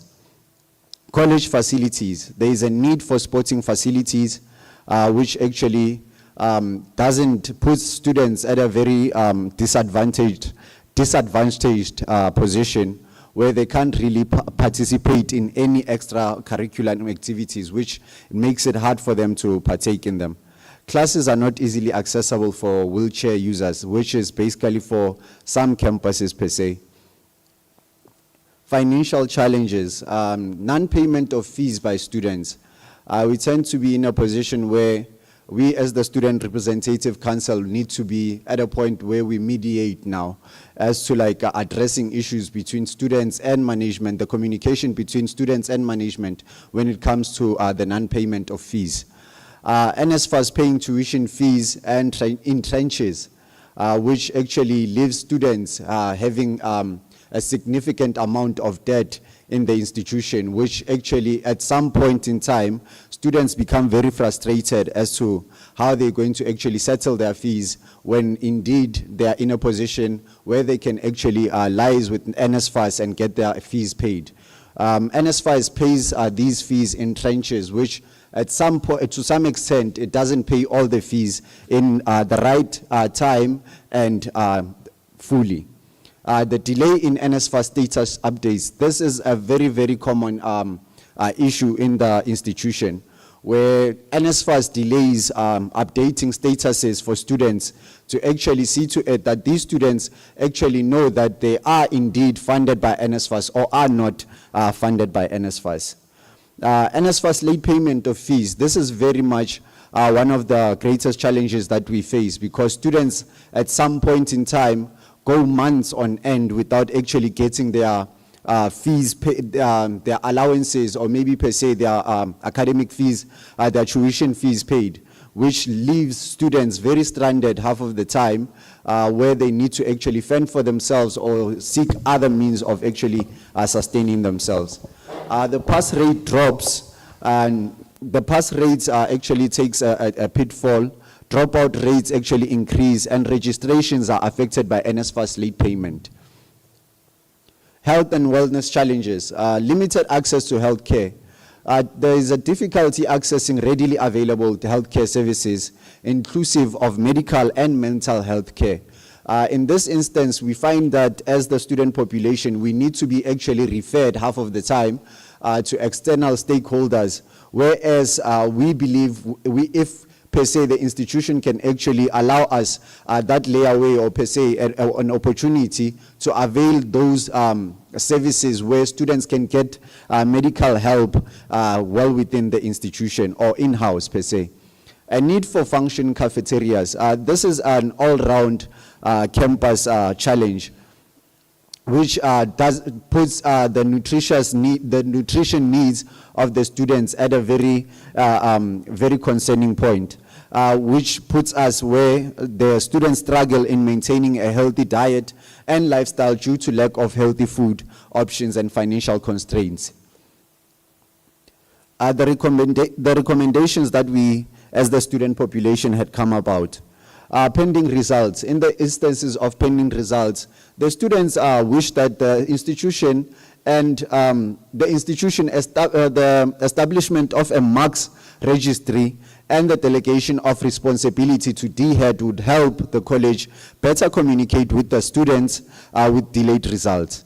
Notifying students beforehand when results are released. Processing delays could have been brought on by addressing brought on by inaccurate or incomplete data.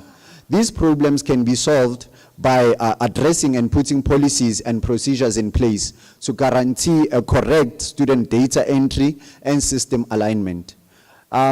Under academic support, we suggest that management look into the performance and overall attendance of lecturers in classes, and a system be implemented to make sure that lecturers are present in class and on time.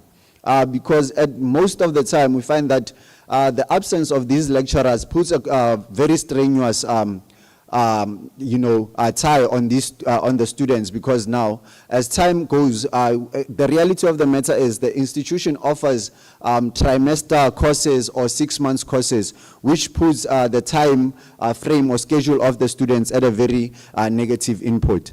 Limited resources. Resource management should be adhered to and taken into consideration. Where there is depletion, allocation of resources needs to be monitored and administered timelessly and effectively. Accommodations.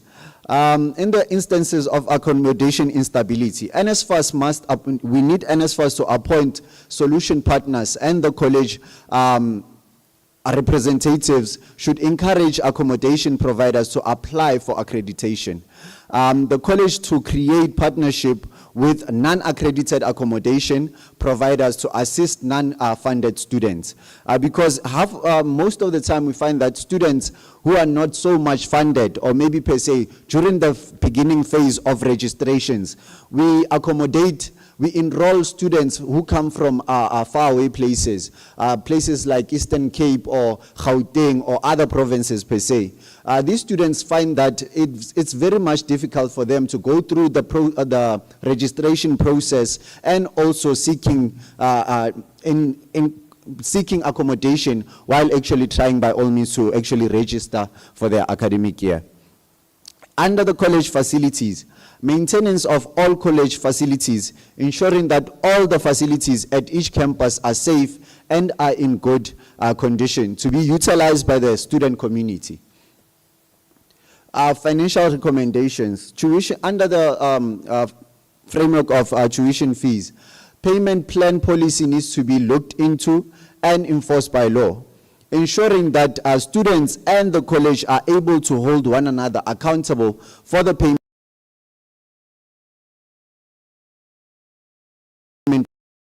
of fees, ensuring that external financial stakeholders are also at play where the financial backing of students is concerned. We as the student population, we feel that the communication process when it comes to seeing to it that the institution gets their academic tuition payments on time, and the students also are participating in the process of actually paying their tuition fees becomes very strenuous, because there seems to be a gap when it comes to that basis.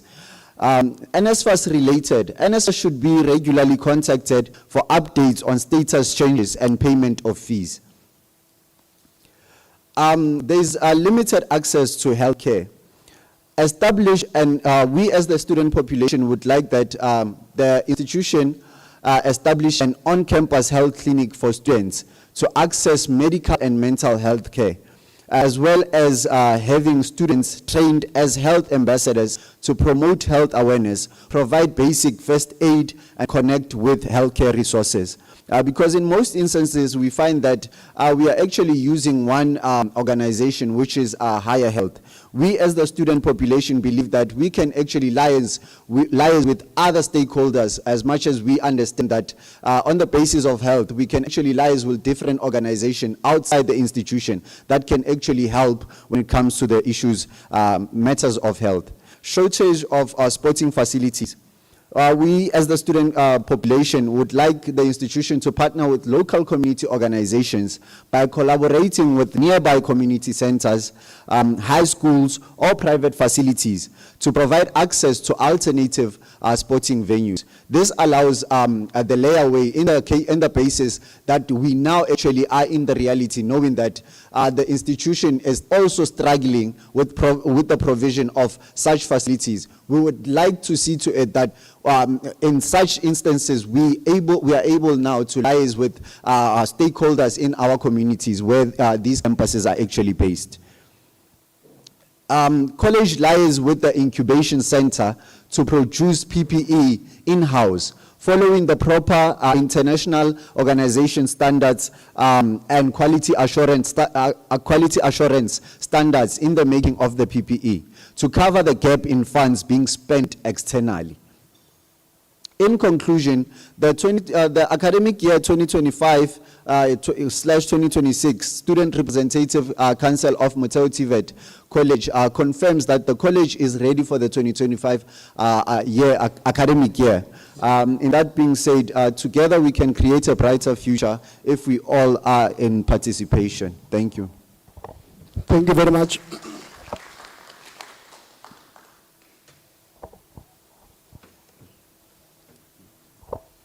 The SRC says together we can do more.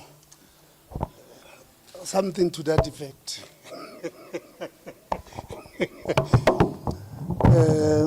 NSFAS, the students have raised their issues. Let's hear. NSFAS, they said they must give you a mic, yes.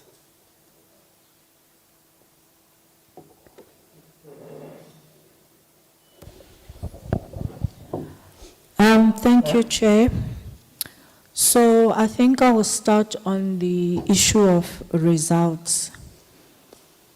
So as NSFAS, we get results from DHEAD, and usually there are various issues that come with that, where, for example, we'll get results indicating that a student has not progressed. And then obviously that automatically on the NSFAS side says that the student should not be funded for the year that's coming or the next academic term. And so the student's portal will then reflect not progressed because no funding will be confirmed, not funded because of those results. So what we usually do, just to quality check and make sure that students are not disadvantaged, we would send that cohort of students to institutions, but also institutions have access to the NSFAS portal, that's the financial aid officials, for them to confirm whether the student has indeed not progressed as indicated by DHEAD. And if the student has progressed, they are then allowed as the institution to upload the results of the student indicating progression. And then the funding status is then recalculated for the student. So obviously on the side of the students, they take that issue as an NSFAS issue, because immediately when we get those results, that student is not funded up until we get a result to the contrary from the college, and then the student status changes accordingly if the student has progressed. Another issue around results would be, so the category that I've just spoken to, Chair, for example, we currently, for this year, there's 60,000 that were affected by that, 60 students that were affected by that. Then there are occupational programs where I think the principal, when she was speaking, she also spoke on results that were sent, but it seems NSFAS is not responding.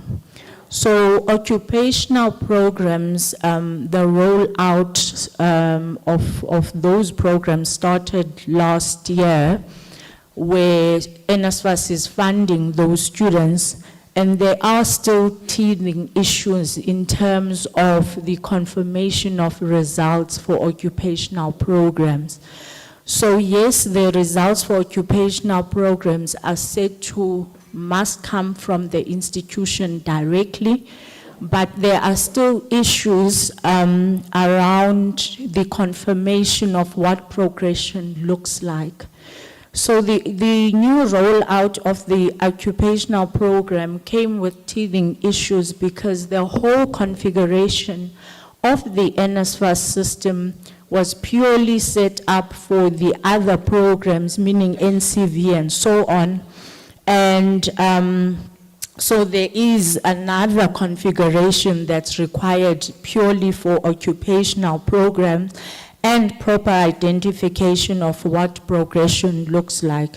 I know currently there is a workshop called by DHEAD that is happening in PE. We should, for example, I should have also been part of that, but I'm here. Where all these issues then, the aim was to actually work them out. What does progression look like? And all of these things, the outcomes will obviously speak to certain configurations that must happen on the NSFAS systems to actually be fully accommodative of the occupational programs. So there are no issues when it comes to funding the students for the first time when it comes to occupational programs, but the current issues that are being worked out between DHEAD and NSFAS speaks to the continuous funding because of the results and what progression looks like and the configurations that are happening on the side of NSFAS to make accommodation for these as it's new programs that are completely different to the programs that NSFAS was funding for TVETs. Then when the principal was making her presentation, she spoke to the college policy where the student must pass all their subjects for them then to be deemed to have progressed. So this is obviously not in alignment with the NSFAS policy, where on the NSFAS side, linked to DHEAD policies, if you were registered for 7, you can pass 5 and the 3 out of 4. So obviously, with students then failing to understand that this is a college policy, they will look at the fact that NSFAS, the status is saying provisionally funded, why are you not paying me? But in the mere fact that the college policy says you should have passed all your modules, it then means that the college is not going to load the reg for you as the student in accordance to the college policy. And when reg is not loaded, it means obviously NSFAS is not making payments. For example, for 2004, we've got about 1,600 students where reg is not loaded, and the majority of them speaks to some that had not progressed then in accordance to the college policy. Therefore, that is why the reg is not loaded, and obviously that is why NSFAS then would not have made any payments for these students. We also then have instances where reg is loaded, but every reg record that is loaded has to be validated on our side in accordance to the funding policy, and we would have then those instances where we deem those registrations to be exceptions because they don't meet the qualifying criteria according to the funding policy. Then again, a student would say, but I can see that my reg was loaded, why am I not paid? But then if that reg is not valid, it doesn't translate to payments. So we do have about 597 students that were affected by such. Some of them would have, for example, reached their N+1, etc. And obviously where the reg is not doesn't pass validations, then there are no payments made to those students. So all that I've said now, Chair, speaks to what would be deemed late payments. Then the principal, when she was doing her presentation, she spoke to trimester students that were in the NSFAS accredited accommodation that were paid their funds directly instead of it going to the landlord.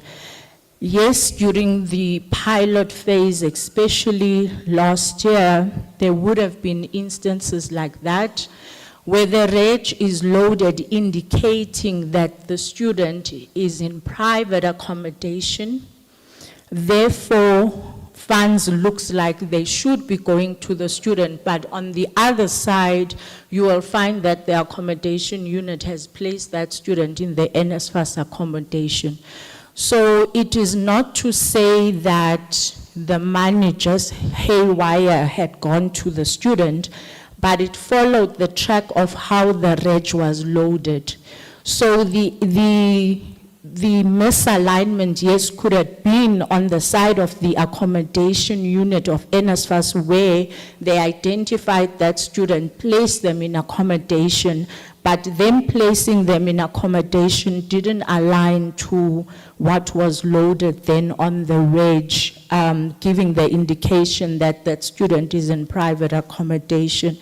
And also, when we started with the pilot, also as NSFAS, we did the manual verification of which students are placed and so on. So there were those issues that had to do with the pilot, obviously, that have been made quite stricter this year, seeing that it's not the first year now that NSFAS had rolled out the NSFAS accommodation. Then there was also made mention of AP accommodations that are accredited but are not up to standard. So I think it was 2 weeks ago, where a presentation to such was made to the NSFAS acting CEO by the accommodation unit that they have indeed identified some accommodation that was accredited, especially at the beginning of the pilot phases, that is not in favorable conditions. So there is work being done to actually get to those either re-accredited, looking at what the state is now, or getting to move out students if they need to be moved out, because the identification has been done and certain accommodation across various provinces have been identified, and something is being done to address that. Then I think lastly, Chair, on tuition fees, the SRC saying that NSFAS pays tuition in tranches, therefore it disadvantages the student, etc., they end up owing. So what usually happens at the beginning of each academic year, NSFAS would send a tuition upfront to colleges. Okay, so NSFAS would send a tuition upfront to colleges. This year it was paid on the 10th of January, and for Motheo it was about 15 million. That is obviously to assist with processes at the beginning of the academic year, and also to make sure that students that are NSFAS provisionally funded don't get to pay registration fees. So when we start making payments then in accordance to reg loaded, there first has to be a knock-off process against the upfronts that were paid. And then once that amount has been paid in full, then we start making actual payments now into the college bank accounts. So yes, tuition is paid in tranches, but if the student is qualifying, the reg that was loaded is valid and there are no issues, it does not affect the student because the money does ultimately come to the college for those to cover the full tuition cost. Thank you, Chair. Thank you very much, NSFAS.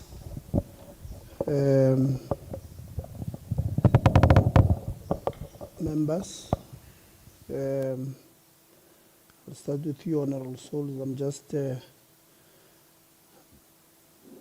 have 12 minutes each. Interactive session with all our entities, Honorable Souls.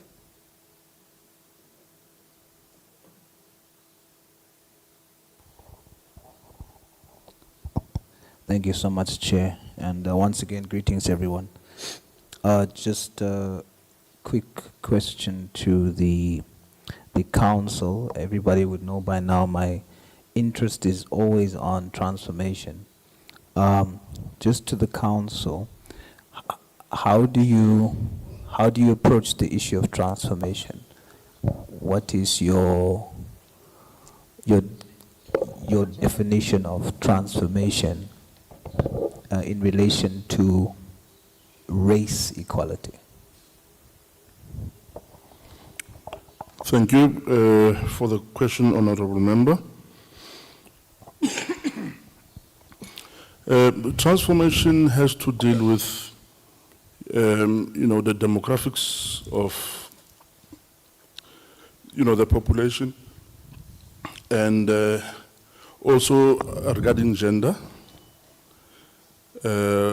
which needs to be, taken into account to ensure that either in council, I don't know if the question was regarding members of council, or on which stakeholder within the institution?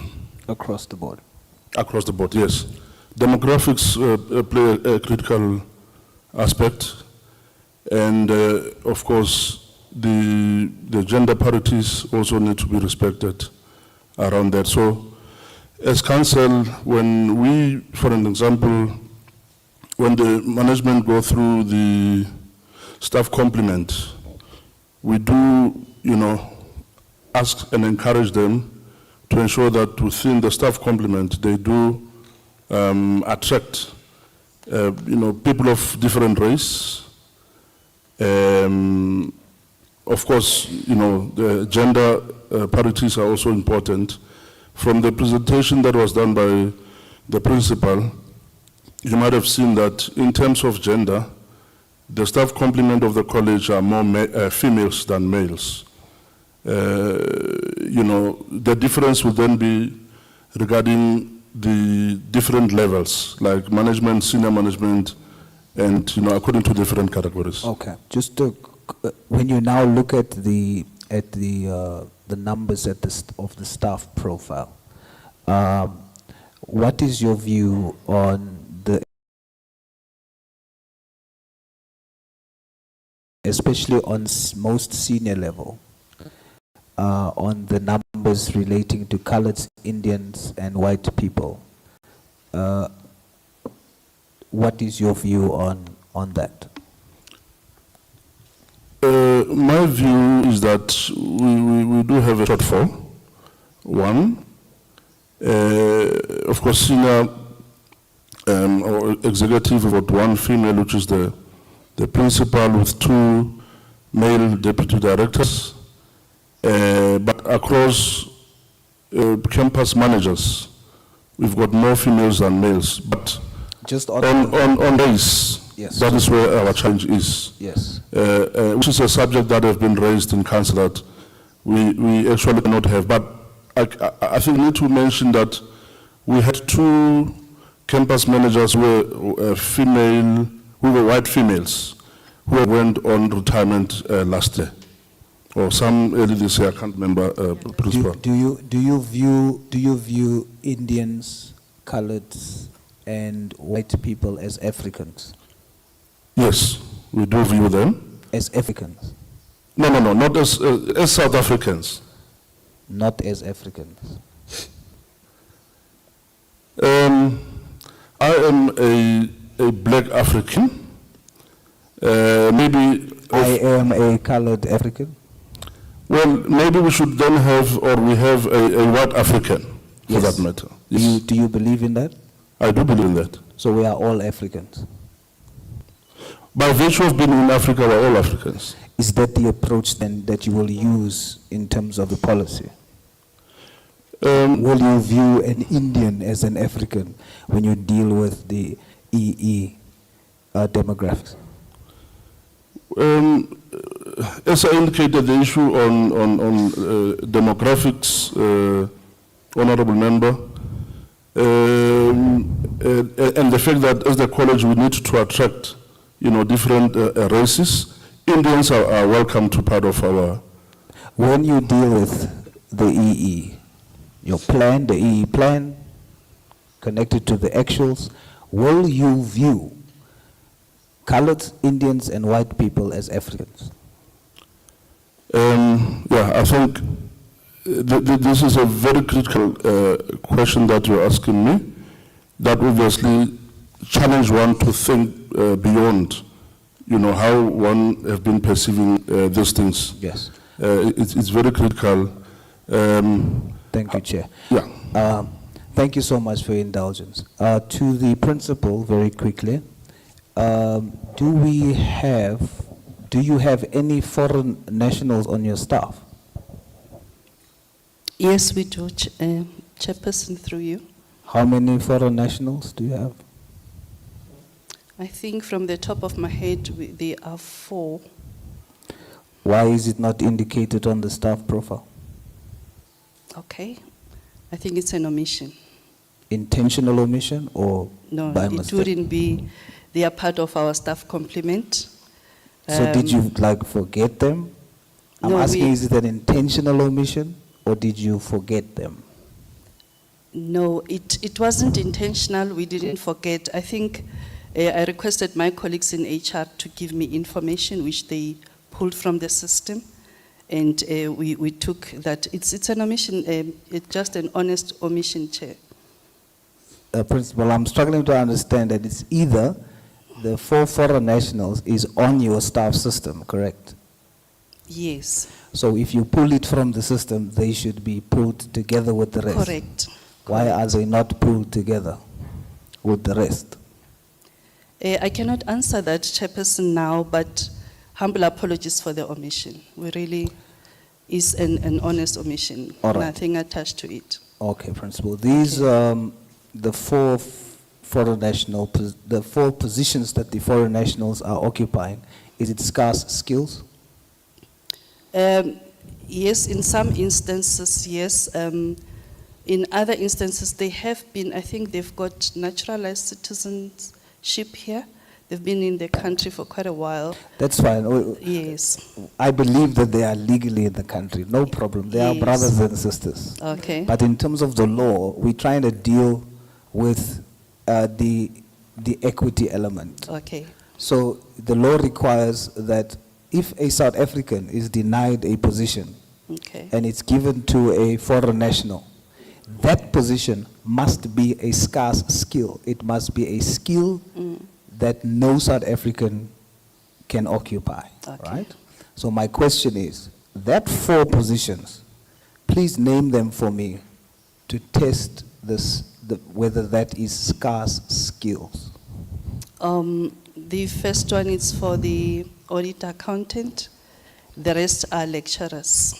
Are those scarce skills? Yes, one in the aviation space. We have a lecturer at Hillside View who is teaching aviation. And the second one is in finance. I think what made us to consider him, it's his qualifications and the experience to work with the Auditor General, among other candidates that were there. Okay, But Principal. for the lecturers, it's normal programs. And I found them at the institution Okay. before my I time. need they you were to be very appointed. honest with me now. Yes. The position of lecturer, the aviation lecturer, and the finance person. Are you saying those positions you can't find any South African for them? No, I'm not saying that. Now that's the test. Okay, If you are able to find South Africans for the position, Okay. then it is not scarce. So what the institution has done is you have foreign nationals occupying positions that South Africans can occupy. Okay. That's the fact. Do you accept that? yes, I do. What I think we have tried to be open with our recruitment processes. We put them in the public for everyone to apply. We normally use the newspapers and for access of all South Africans. Principal. But Sorry, sorry, just because of my time. Okay, sorry. But I would rather you Yes. accept the responsibility. I will do so, Because to continue is to say that we've advertised and no South African came. Rather don't do that. Okay, Accept the fact that you are in breach of a legal principle. I accept. Thank you. Thank you, Principal. Last question is for NSFAS. NSFAS, the college has admitted and accepted responsibility to repay NSFAS the 38 million after the SIU investigation. I'd like to know to date, how much of that 38 million have they repaid to NSFAS? Thank you, Chair. So I can't give an amount right now at the top of my head, but I know the arrangement was for it to be paid in installments, but I can find out from our finance department and furnish that information at a later stage. All right. Do you know of whether those repayments are happening every month consistently? I'd need to confirm that with our finance department, but I know there was that arrangement for it to be paid in installments. Thank you, Chair. No, thank you very much. You had 27 seconds left. Principal and Chair of Council, what you are saying in terms of numbers is that you have 3% of your population being coloreds. 3, according to your slides. 8% being white, 0% being Indians, 0.6% being Africans, about 88.4% being what we classify as black Africans. So he came from that angle. Again, Principal, the explanation on scarce skills is not satisfactory from the college. It doesn't make sense what you guys are trying to say there. Honorable Khakao. Thank you, Chairperson. Kikarimedi Tumedi Susan Swing earlier. Let me start with the SRC President. SRC President, number one, the lecturers that are neither there or are always late, have you taken the responsibility to tell management who those people are?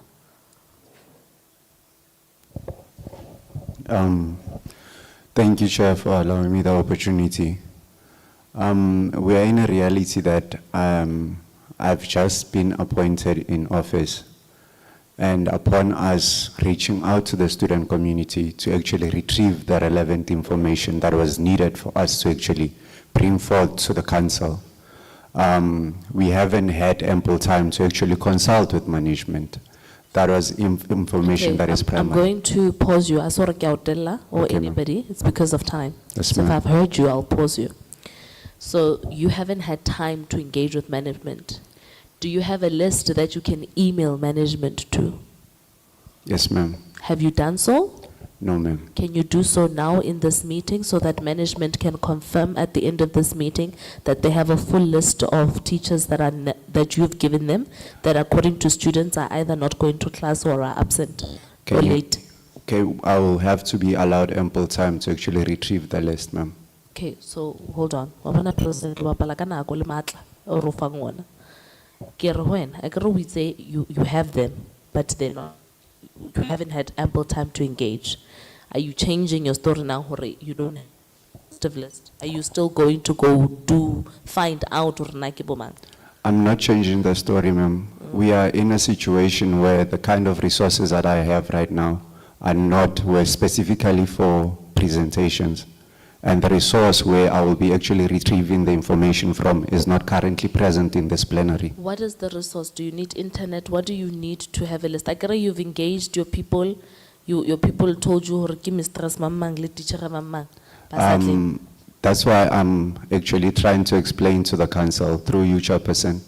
We as the SRC, I'm the institutional SRC of Motheo TVET College. No, not campus, ma'am, of the entire institution.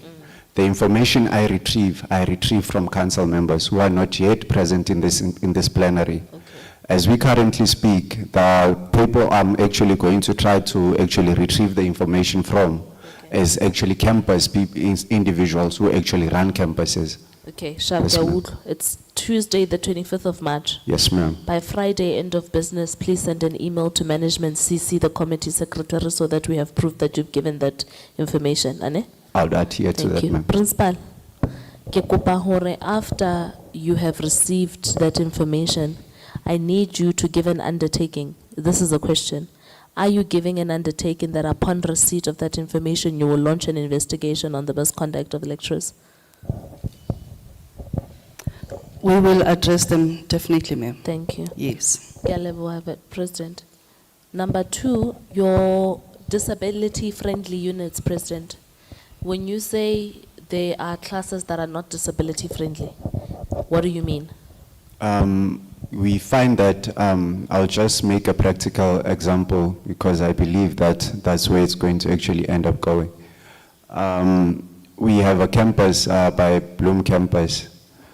We're not saying classrooms are not disability friendly.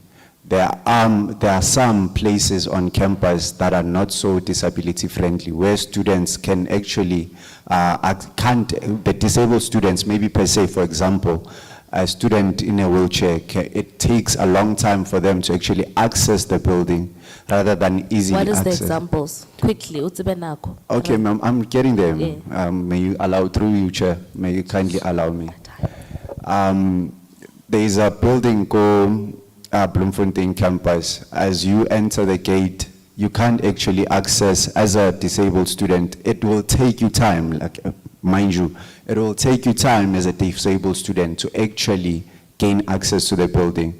As a matter, on a basis of what? Convenience this time. What, in your observation, what does the university need to do to fast track to make it accessible? Do they need to build a ramp? What do they need to do? Yes, ma'am, build a ramp somewhere closer by the gate, ma'am. Okay. Principal, who's responsible for infrastructure at your institution? Data infrastructure, do you have a budget available to build a ramp in the next 3 months?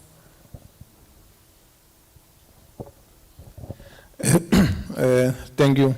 We currently don't have a budget, but it is in our development plan to roll out ramps in all campuses. So there's no money at all for this academic year for disabled students to have comfort on campus? We are waiting for an allocation from the Department of Higher Education. So are you saying if in the new financial year that comes, in that allocation on record before Parliament, you're making a commitment that students will have a ramp? Yes, because it is in the 2024. Thank you. Thank you. Thank you, President. Disability. Transport, Principal. Student says they do not have transport to come to school.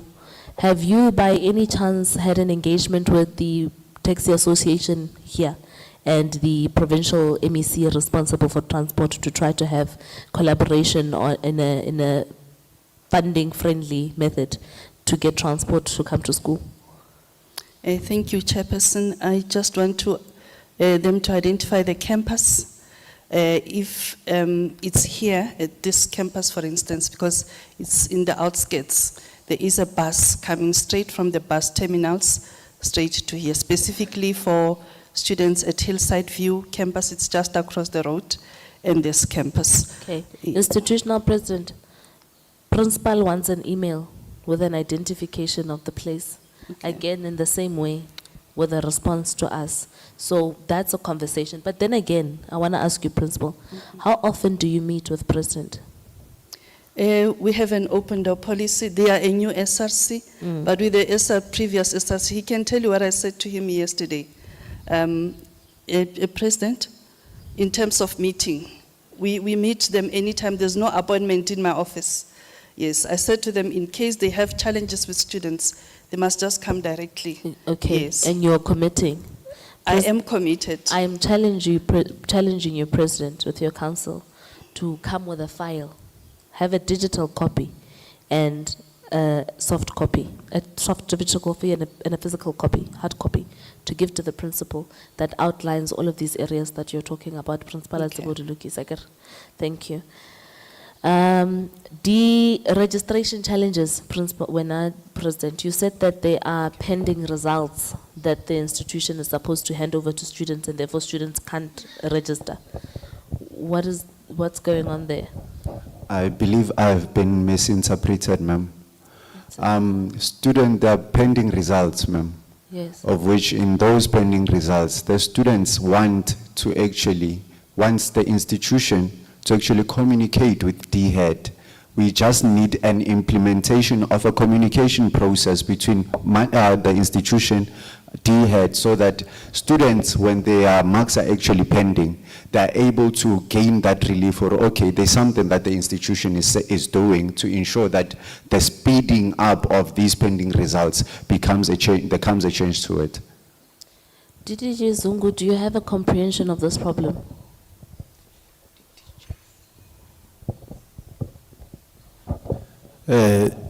Honorable Kakao, yes, we do have.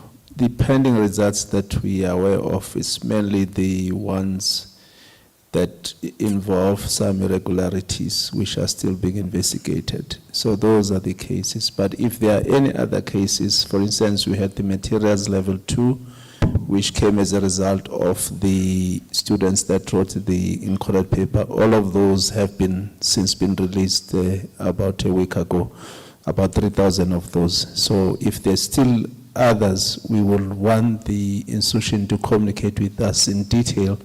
These are the names and the ID numbers of the students so that we can then be able to send to the team to clear from that side. Thank you. Principal, is what DDG is saying, does it sound like the truth? Okay, so the slide that states students with pending results are facing challenges in registering. This leads to them having to repeat subjects they have passed, loss of funding and late certification. How, make it make sense to me.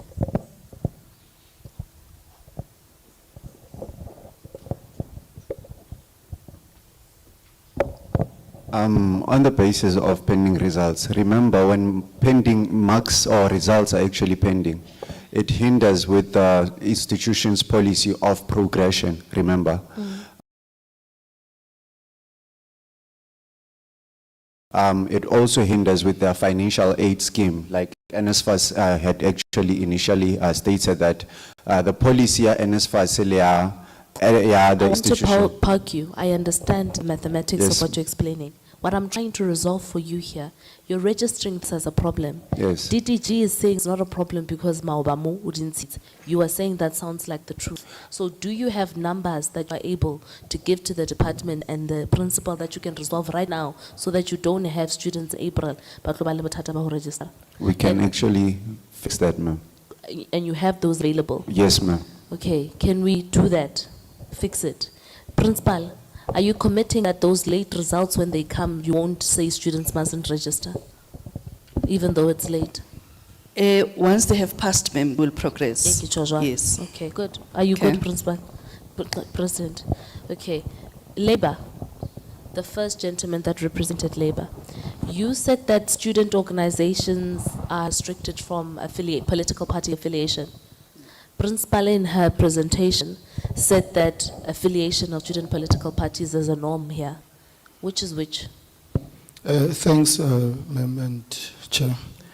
I think to maybe test this information, We've got the SSC president present here, who this organization affiliating under the SRC. Perhaps if you can give the House confidence how many student organizations they have and the names of the organizations. Chair, I beg your indulgence on this one. I have 20 seconds left. I ask for 1 more minute just to resolve this question. President, do so, and in doing so, explain whether you believe it's true what Labour is saying when they say management interferes with SRC election campaigns. In my own experience, I've come into office, I've actually manifested and did that with the most effective way possible. I believe the chief electoral officer had done their best they could to ensure that we have an effective election rate. Per se, it may be something that he's speaking not pertaining to these current results. I'm not quite sure. But then in my own experience, currently the results were, election process were actually done in the most effective way possible. Thank you. Ntate ke kgutlela ho wena. SRC president are now happy. Life is good. We're now, if the president, are you saying the president is lying? I want you to really hold your point and make it make sense. Because principal is saying no, the student affected by the affiliation and the election says they are happy. Make it make sense for me. Yeah, so the initial question was the student organization, are they affiliating? And I think the president of the SRC is not responding to the question. I wanted the president to indicate these are the organizations that are affiliated with the SRC, and these are the names, so that we can be able to test the information that have been presented by Labour. I hear you. Yes. I gave the president an opportunity. It's clear he's not going to give us that information. We're not referring because it's part of your presentation. Yes, no, thanks. As this is the information that we receive from members, that there is interference between, in terms of the operation of the SRC by management. Not only that, but there is no organizations that are affiliated or are allowed to affiliate and participate in student activities. These will rely, I can make an example of maybe, let's say, EFF Student Command, SASCO, PASMA, you name them. These are now political organizations that participate normally in this kind of processes. So the members are saying that is not happening. Yeah. Last one, I'm done, Chair. Your example, yeah, but your example can't start with EFF Student Command. Oh, okay. At least if you had started with SASCO, we would think that your example is good. SRC President, which political formation do you represent? I do not actually believe that I should represent any political formation. So you don't represent? I do not represent any political formation. Were there people who were contesting elections with you who formed part of political organizations? Not that I know of, ma'am. So there was no, so you're all independents? Like I said, ma'am, I'm not quite well aware of who's actually affiliated with any political party. No, but President, on a point of order on yourself through you, Chairperson, and I'm saying this as a former president myself, so I have a lot of respect for you. Yes, ma'am. You as the head of this institution, yes, ma'am, your comprehension of the ground is naked without a comprehension of who your political competitors are. So you sitting there are supposed to rightfully know, when I campaign, I'm campaigning against SASCO, against DASO, against EFFSC. So if you don't know that, it means they do not exist altogether. And it's okay to say they don't exist. Chairperson, through you, respectfully, ma'am. As much as I was campaigning, I was solely focusing on student matters that affect students. And I wasn't focusing solely on the individual that was actually campaigning against me. In that being said, ma'am, it's all within my due diligence to see to it that I go for the position that I was going for. To conclude, Chairperson, through you, we do have an affiliation under a constitution. We have a constitution of the SRC that allows political formations, or not political formations, I stand corrected, external organizations or student organizations on the merit that the student is actually enrolled in the institution. That's the homework I make as the president of the SRC. Secondly, there's a procedure that goes by that students need to go follow to see to it that they form affiliation with the institution through the governance of the SRC. I believe I've answered the questions effectively, ma'am. Yeah. I think you did not really answer Honorable Khakao. Question is, are political student formations allowed? Principal, maybe let's give you. Noting that these members here, they come from these political parties. They can simply check with their provincial leaders if indeed political formations are being allowed. So, Principal, Honorable Khakao is asking, you said that you are allowing them. Are you, on your presentation, do you stick by that particular point that you don't have a policy that says towards election, SASCO don't contest as a political organization, MK Student Command. You called yourself what? Student what? Movement. MK Student Movement, TASO, and all of that. Is she getting it right? Chairperson, thank you. The SRC Constitution caters for all student political formation. I don't have the page off my head, but we can give members for them to see. We can print it anytime before you leave for you to see what it says. And it is upon students to group themselves into political formations, 50+1 affiliate with the SRC. And when they have affiliated with the SRC, the budget of the SRC accommodates the activities of the student political formations. So I don't understand when the SRC cannot respond to that. Yeah, but we can give you the copy of the constitution of the SRC. Is it on your website?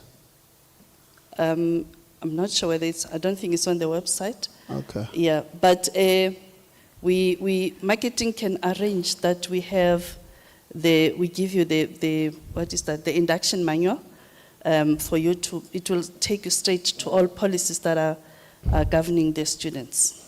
Okay, Yeah. the president said your website is up to date. So Okay. the understanding would have been, you'll then, under SRC, you'll say SRC Constitution. And then you plug Okay. it there so that whilst we're here, we're able to check that part. But it's okay. It's okay. You have a point of exigence, Honorable Msazak. I'm coming to you, Mama Seko. Please, Mama Seko, move your mic here. No, okay. No, thanks, Chair. It's not an exigence, Chair, but of course it's on the very same question that was asked by Honorable Khakao. I don't think the question is being answered because with regards to the presentation, it speaks about interference of management in the process. And in the response, it doesn't take us to confidence that indeed there was other political organizations that were participating in the process of elections or are in existence in this particular institution. What the Constitution says is different from what is happening on the ground, which was what you are asking, Chairperson. So if we could just get that indication to say, indeed, there were other political organizations that were contesting, they lost to the president, there is an independent candidate that was solely focusing on issues of students, and no competitors, none whatsoever. And he's yet to now familiarize himself with the fact that there are indeed other organizations, because it's clubs and societies, so it's not necessarily political. So we just wanted to get that understanding that was that happening here, or it was uncontested. Yeah, President says it's new. So I think let's protect him. He's new, so he does not know all that thing. So management, how many political student formations are affiliated? Because you are saying you must affiliate 50+1. How many are affiliated and which are they? Chairperson, this is the new SRC. So normally we would have EFF Student Command. Maybe I should start with SASCO. Yeah. Yes, SASCO. Oh, you don't have a problem. Yes, sorry, Chairperson. And the prominent ones at the college, it's SASCO and EFF Student Command. Those are the two prominent ones. So when the elections were held, before the new SRC came in, those were the two student formation that had affiliated. There was no affiliation in, as far as I remember. We have the former president of the SRC in the house, who is an intern at the institution. He can explain if you allow him to do so, Chair. So. Okay. There Sorry, was Chair. no affiliation according to you. Yes, according to the report that we got from the SRC, there was no affiliation because they have to reach a certain number, 50 plus 1 as I've indicated. But it's not that we do not promote that, the participation of students. What is 50 plus 1 of what? Of members. Yeah, so it means you are only allowing one political formation, affiliate. Because if it's 50 plus 1, you have 40,000 students. If SASCO has 20,001, EFF Student Command will not have 20,000. They will have 39,999. So they can't have 50 plus 1. Okay, Chair. I think I don't know. The expectation is for me to answer for students, and it becomes difficult for me to do so to get into the participation into the activities of the SRC. But I'll try my level best to respond. Yeah. Yeah. The activities of student political formations rest with the SRC, and the affiliation thereof the same.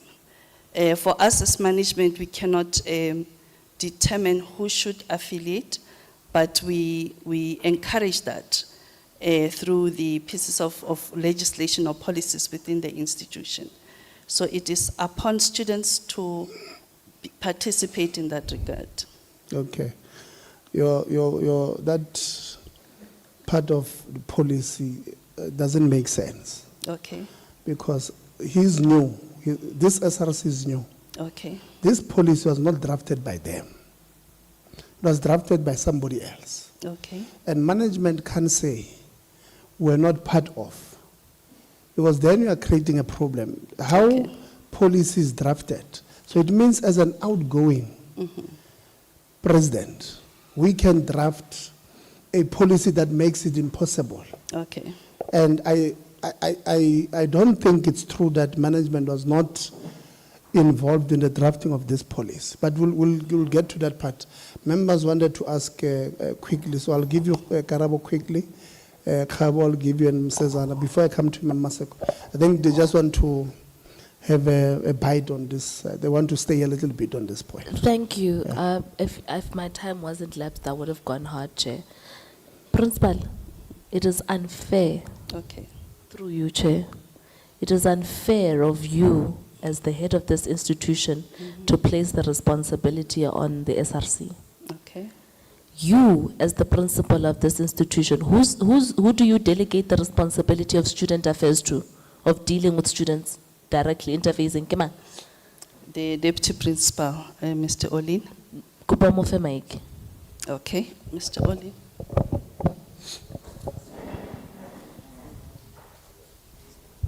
Sir. Yes. How many student affiliations do you have? You should know that. Students are affiliated to the college through the SRC. It is ADASO, it is the DA is there, EFF is there. ADASO and the DA is one thing, yeah? Yes. Those are the political affiliations at the college currently. That are affiliated by right with power to have political activities on campus. Yes. So my knowledge of my DASO kids here in the Free State telling me that Motheo is a no-go area as far as political activity is concerned is false. It's false according to me. Labor, again, where does the information come from? There's a reason why, Chairperson, I think you should afford us suppressing on this. Because I can't be sitting knowing that Motheo has always been an unfriendly place for political activities, where I myself have gone to Zastron, which is my previous constituency, Yes. and have not been afforded the opportunity to campaign there because I'm a politician.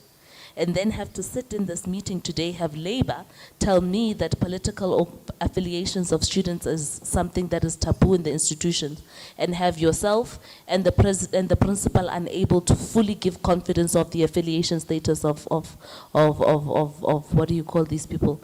Of student organization, political student organizations, and have your SRC president not knowing if they exist or not because his focus when he was campaigning is himself and not his opponents. Yeah, he's only here two weeks now. That's not fair. I also don't want us to, the president can't answer something he doesn't know. So I'm also trying to protect him because we can't throw him under the bus for not knowing of people that exist, that do not exist. It's not his fault that he doesn't know these people don't exist because they don't exist usually. Labour. When management via the principal and the deputy say that in their information there are affiliations, do you know this to be true? Is there a document of affiliation of offices, of a process that you know of that you go submit a registration of a political organization? Or again, are you saying they're lying? There's no truth in this, in what they are reporting. I'm the chairperson of NEHAU in this branch. And as you would know, we support SASCO in the activities. That's the right one. And we support them. Monthly, we report to the regional office as to how do we support SASCO. There is no SASCO here. I even went to an extent of going to the provincial office of SASCO just to check as to why are you not affiliating at Motheo. There are no political organizations here at Motheo. I don't know what are they talking about, because I'm supposed to be working closely with them.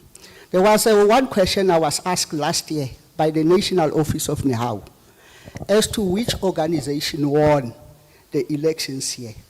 I went to one of the managers to check, but how do you operate?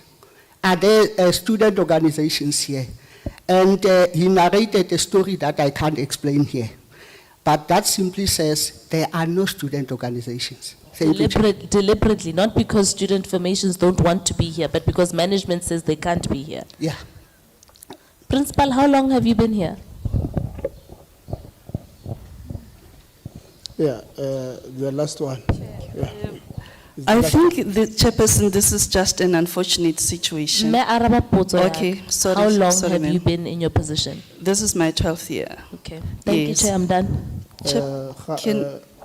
Honorable Khabo. Okay, I thought. I'm still going to rise on the order that I wanted to present. Stop deviating from the meeting procedure that we have agreed upon. That is my plea to you. You are going to chow on our time. It will then make it difficult for us to raise our issues. Unless you are then saying to us that you are extending our time to engage. Thank you very much. Honorable Cezanne. No, thanks, Chair. The reason why, Chair, this point is very critical, and I think I would want to walk in the same footsteps as Honorable Khahau, my fellow member of the committee, is because if the representation of students, principally, appears not be fair, and if it appears to us that the representation is what is intended by management of the institution, then we can't then say we want to deal with these issues fairly, because obviously there is no fair representation of the student population of this particular institution. And as again Honorable Khahau was saying, we understand this process and how it works. Well, maybe not at TVET sector level, but would assume that it assimilates that of the universities, where you have student governance, then you would have obviously deputy principal responsible. Those people are the ones that are ensuring that student government development happens. And if SRC is in charge of the process of recognition of clubs and societies alone, What happens when you must appeal? You appeal to the very same person that rejected you. It can't happen like that. So this process is flawed, and we can't then say we're debating this issue. Who we're talking to? To the management, and who's representing the students. That's why we wanted to speak on this particular matter on that note, Chair. Not because we are trying not to deal with the matters. We're not here to attack. In fact, I didn't even know about this, because obviously, representing the mighty MK party that was going to come in here, we still want to deal with those issues. Thank you very much, Chair. Yeah, you're representing a party that's not here. Your hand up. You wanted to clarify this matter. Yeah, take the mic. Mama Seko, take the mic. Yeah. Chair, as I have introduced myself to be Mokhobo, Deputy Principal Corporate, I mainly deal with discipline at the college. When I hear what is discussed here, I don't want to put myself where I do not matter, but I just like to make a little bit input on what I know happened at the college. If such is not like that now, I don't know. 2 years back, I was dealing with students' picketings. I was controlling that situation of student picketings, where I know dominance of SRC was Sanko. I can even name Sasko. Was that Sasko? Sorry. I'm sorry. Sasko. I can even name the name of students who I knew were there. They could even approach management, Mr. Olin, to say at certain days they want to come with their regalia at the college, and they could be allowed. There was also the issue of, I don't want to mention names, but allow me because I want to be straight to the point. EFF, the same year which came with the issue of registration.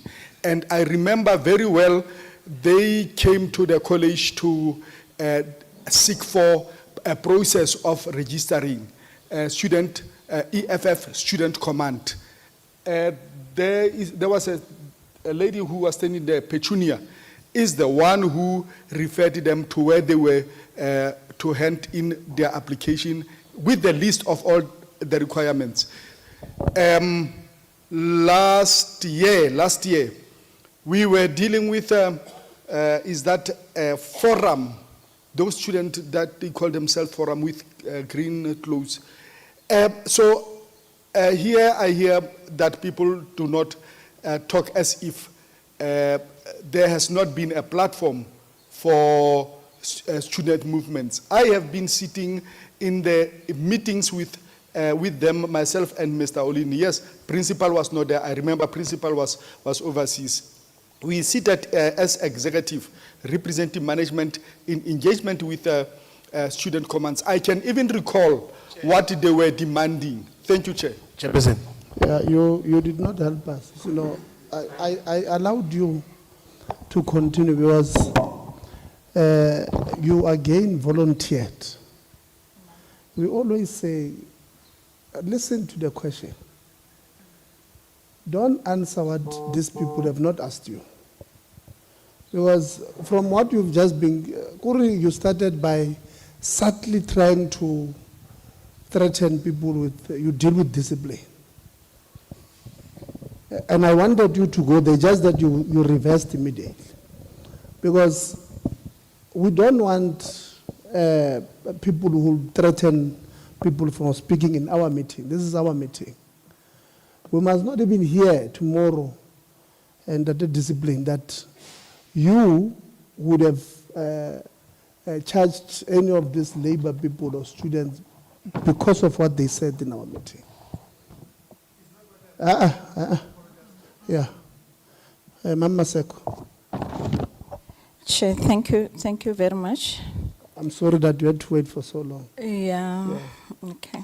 My apology accepted. Thank you very much, Chair. Maybe before I ask the question is for Motheo, Principal, to understand one thing. As the members, we have constituencies.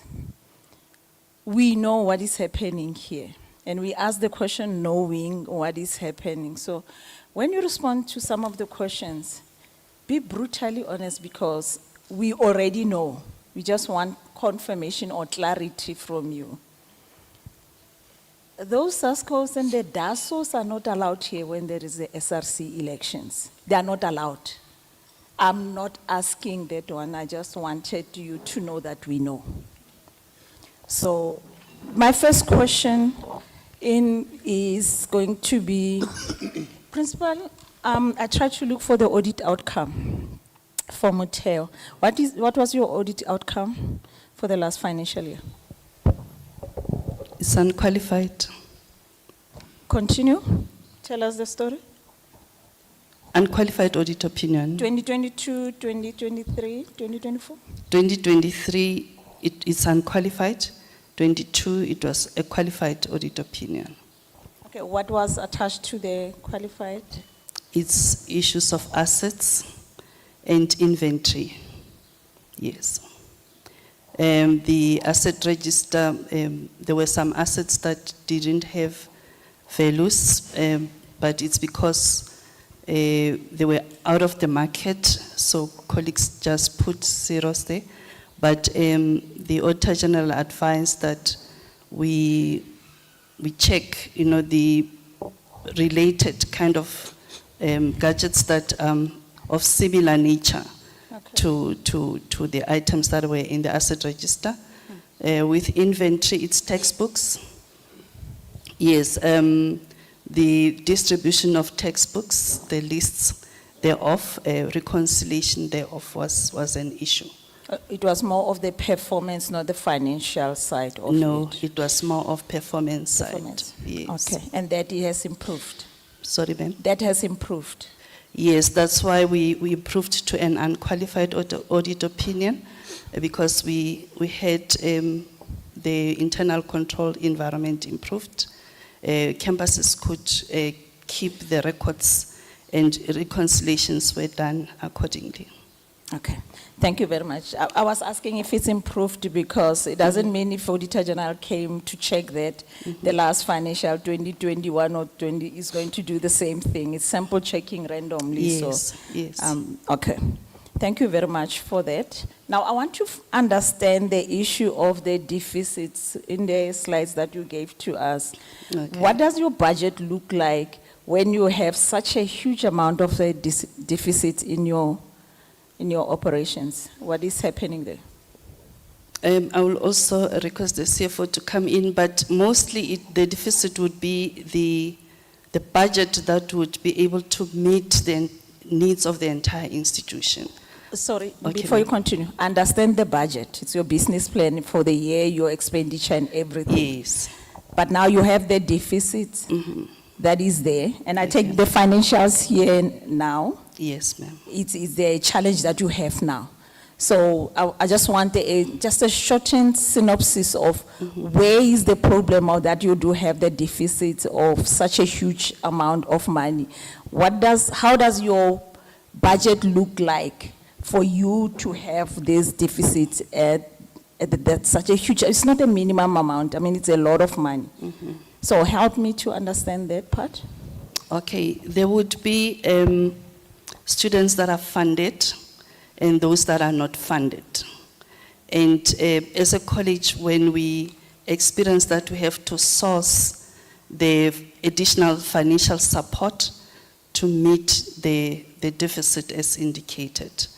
The college receives funding from NSFAS.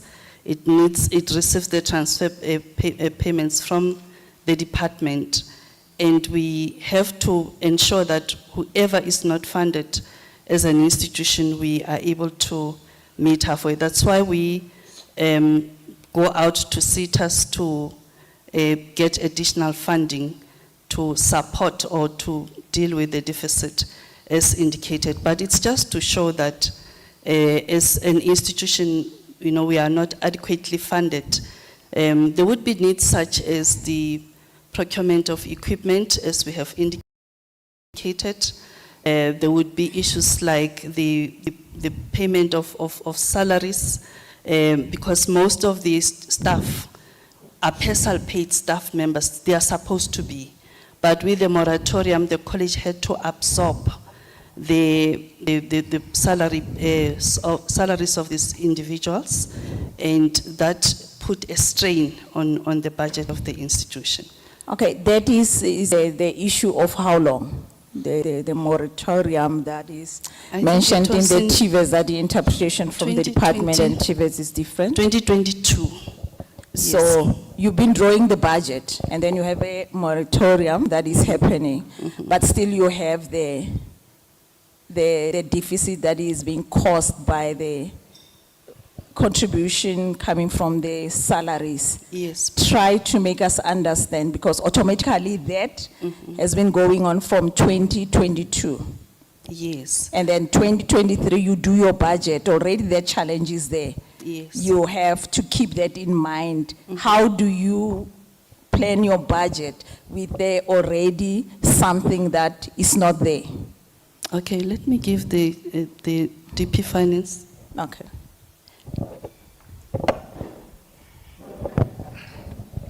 Thank you, Chair. The issue of deficit, first of all, we need to recognize that in accounting we have what we call fictitious expenses. Okay, before you continue. Yes. We do understand, we Yes. do the budget of the whole country. Yes. Answer my question, I've got limited time. Yes. How do you do your budget whilst you know that there is this challenge and then you have a deficit? Because I don't think this 100 and something is only about the salaries only. So you are the right person to answer me with the Yes. question of the deficit. Yes, the way we do budget, we look at our operations. So it's based on reality that we project during the year. But our challenge has been the issue of collecting tuition fees from students, and that has been the main cause of our deficit. Okay, Yes, thank you. thank you.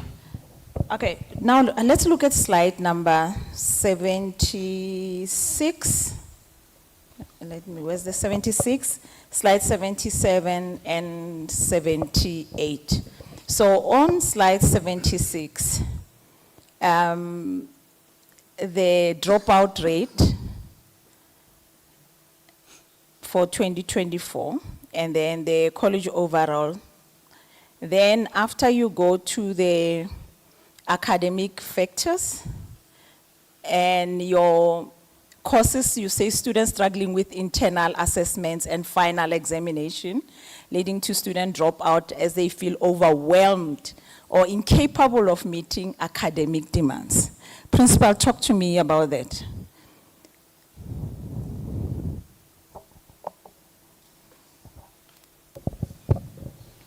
Allow me, Chair, to request Mr. Odin to beef me up. As an institution, when we receive the results, we do analysis of results, and we identify problems that could have caused underperformance.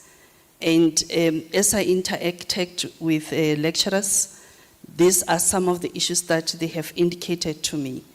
And we have a very, active student support services, which provides academic support programs. We have softwares that we give to students to support them. But I also want to indicate, Chairperson, that when students are not showing up at the college, we have a policy that we should phone them. We look for them and check their whereabouts. We also contact their parents. And if we identify that there has been this overwhelming feeling in terms of the performance of a student, we have career guidance counselors that are at the institution, where a student gets referred to and for them to support them. Okay, so I take it, when I interpret this, because you've been giving us the report of 22, 23, and 24. Yes, ma'am. So I take it that this courses is not for only 1 year. Yes, it would not. So be for that only- means those counselors also, they're failing if you still mention it, the improvement, because I looked at the dropout rate. You are at the 50%. Okay. We are at 8%. There is a slide that was talking about the 50%. 50% is throughput. Throughput is the 50%. 8% is the dropout rate. Yes. Okay. Is it in? The Chairperson, now, if you are going to just respond randomly, Principal, you can give the mic to who Mr. can Oli. respond to Okay. me. Yeah.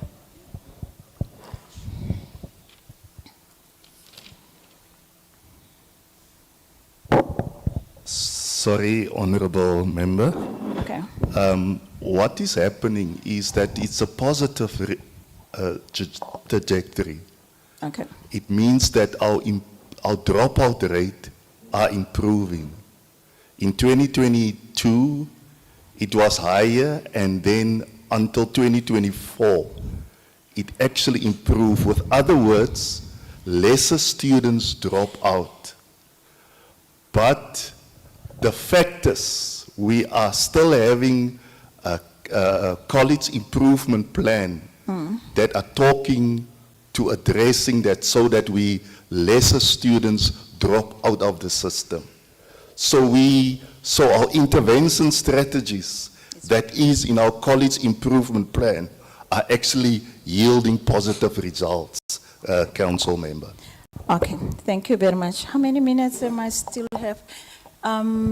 Okay, just last one, Chair. Thank you very much. There is a slide that you talk about the misconduct, and under the misconducts, you talked about the sexual harassment, and it was the lecturers only that had to attend. You even wanted an intervention of the sexual harassment from the lecturers against the students. Talk to us about that, because it's quite a very interesting slide that you put in there. Do you have cases of sexual harassment from lectures against the students? Yes, ma'am, we do. And later I'm going to request Chair to allow Mr. Mohobo, the corporate deputy principal, to come on board. It's as a result of the reported cases, reported by students, and we dealt with them accordingly. There has been dismissals. Sorry, ma'am. So, accordingly, I'm interested to know, accordingly, how do you deal with those? And then what is happening to the students throughout in their process? Okay. We took the affected lecturers through disciplinary processes and finally dismissed. And with students, we have student health and wellness unit. We have social workers that are there that took them through counseling services. We supported them and with their parents. There was a case of a student that came from KZN, and parents were really traumatized by this, and we supported them through counseling services as a college. We have a company that we use for employee health and wellness. It doesn't only attend to employees, but also to any occurrences of that nature at the institution. Okay, and then are those lecturers going to lecture somewhere? Are they? What's happening, and what have you identified as an enabler for the lecturers to even have that access for the students to be able to can be freely sexually harass those students? What is it that is happening for that to be easy to an extent? Because I'm thinking it that when you did that, with all the steps that you took to interact with the lecturer, to call intervention in there, it's bigger than we think. Yes. From there. Yeah. Okay. Okay, ma'am. I've just lost my line of thoughts now. Sorry. Let me just try to say, with the lecturers, once they get dismissed, they have to be reported to the South African Council for Educators. They cannot teach anyway. And subsequently, by law, they will be in the records of people who have either, sexually harassed children or students. Yes, that's how far we go, and Mr. Motheo can beef me up where I have omitted some information. Yeah, thank you very much. Honorable, you want to do the last point? Yeah, then I just want to hear, and if you can mention how many lecturers are involved, and then if you still have another cases that is still going on of this sexual harassment. Thank you, Honorable. In total, we have 9 cases of sexual harassment, harassments on students. These are the cases that we pulled from 2022. As stated there on the presentation, 2 lecturers were dismissed. Currently, we have 3 cases that are still on for such lecturers, disciplinary processes that are still on to deal with such lecturers who misbehaved. So the lecturers. Yeah, where are they? Are they suspended? Or No, they're still in classes? no, they are not suspended. They are not having a close interaction with those students. You find it's a students in this block, lecturer is not teaching this student here. We only suspend a lecturer when there is interaction of a student with the lecturer on a continuous basis to protect the student. You know, before Chair, this is such a pathetic, I've never heard something that is so pathetic response when coming to the sexual harassment.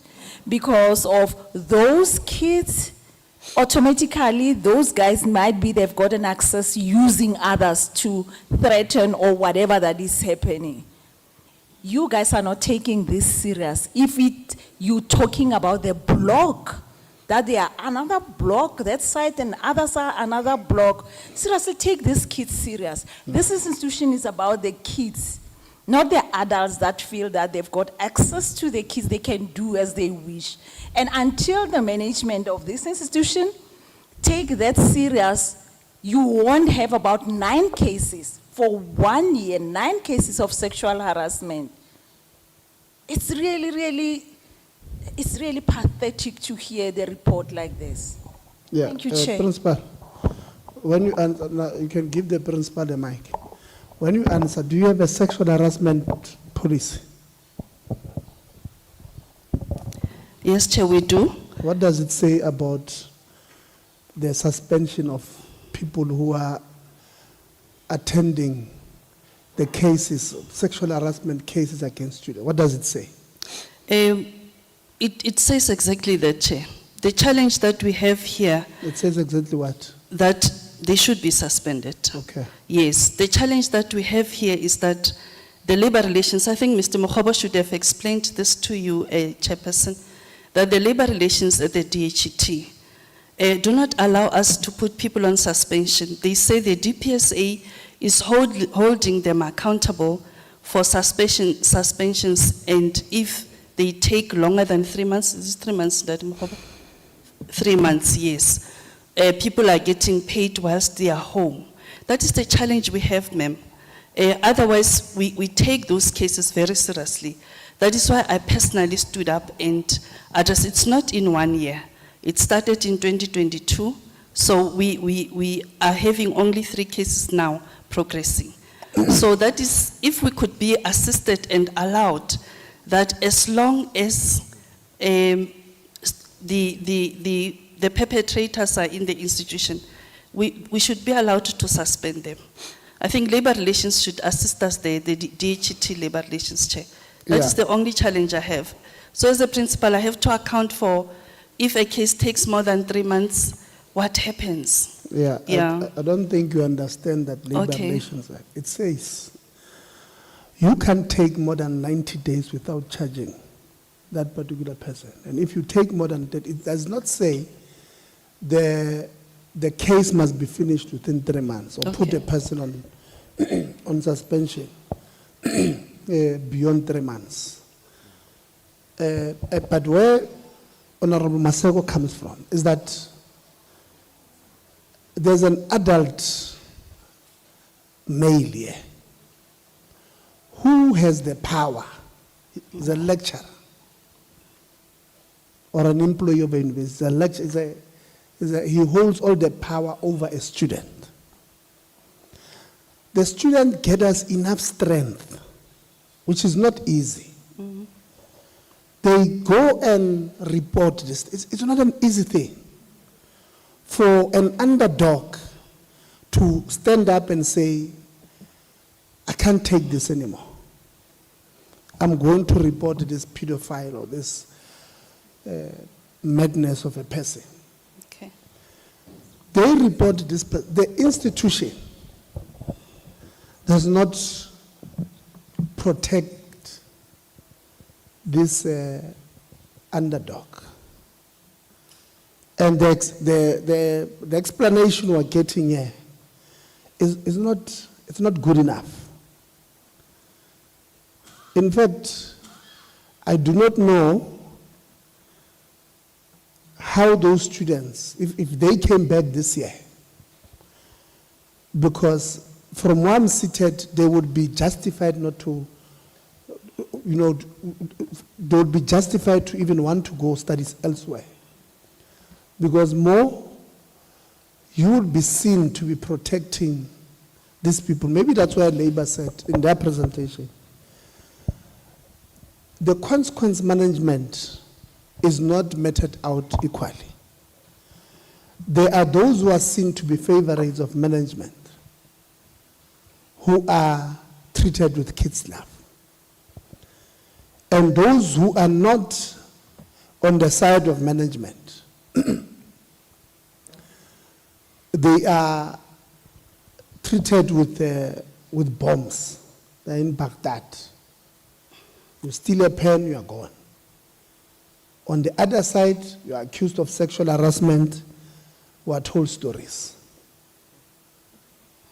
Because even there's a serious problem, Principal, which we're still going to speak about. Because honestly speaking, it does not, HR, police here, labor relations does not say anything about putting DDG, putting anybody on us. We've got people, the acting regional manager of Western Cape and Northern Cape is acting there because you have put the regional manager on suspension for almost 3 years now. So there's no way you can tell us in the same sector that Labor Relations Act says 90 days. Are you on trail? Does not exist. So before we leave here, we'll want a better answer. HR, discipline, we'll want a better answer. Honorable Low. No, thank you very much, Chair. Chair, we're in a, I don't know, do you understand, we're being catched up here. I'm saying we've been catched up because we're in an explorer, because on the 9th of November 2022, the Portfolio Committee of Higher Education has met with Motheo College. And I'm going to highlight this. What was I indicated? All of these issues that are raised by labor and issues that we are raising, they were raised there. I'm going to ask a first question. Do you have a work labor forum that constitutes of the management, students, and the union, so that we are able, because you have brought us to operational issues, your operational matters, where you are supposed to discuss at a labor forum meeting, where you are supposed to take decisions and engage with what your unions, we're not supposed to come to us. We are here for strategic matters and to make follow-up as to say, since from 9th November 2022, how have you resolved onto issues that were identified? I'm going to give you to them. I want to ask the first question. Do you have a work labor forum, and how often do you convene it, and what do you discuss there? I want specific answers. Bagolo wa bona ke munyane ya ga ke batle go ka go gota le bagolo ke re baka bagolo ga ba ke ba bua mafusi mme gompieno ra go tsana ka kgang e ka matsetseleko re iketlile do we have a work labor forum in your institution? And if you have, what do you discuss and how do you often convene it?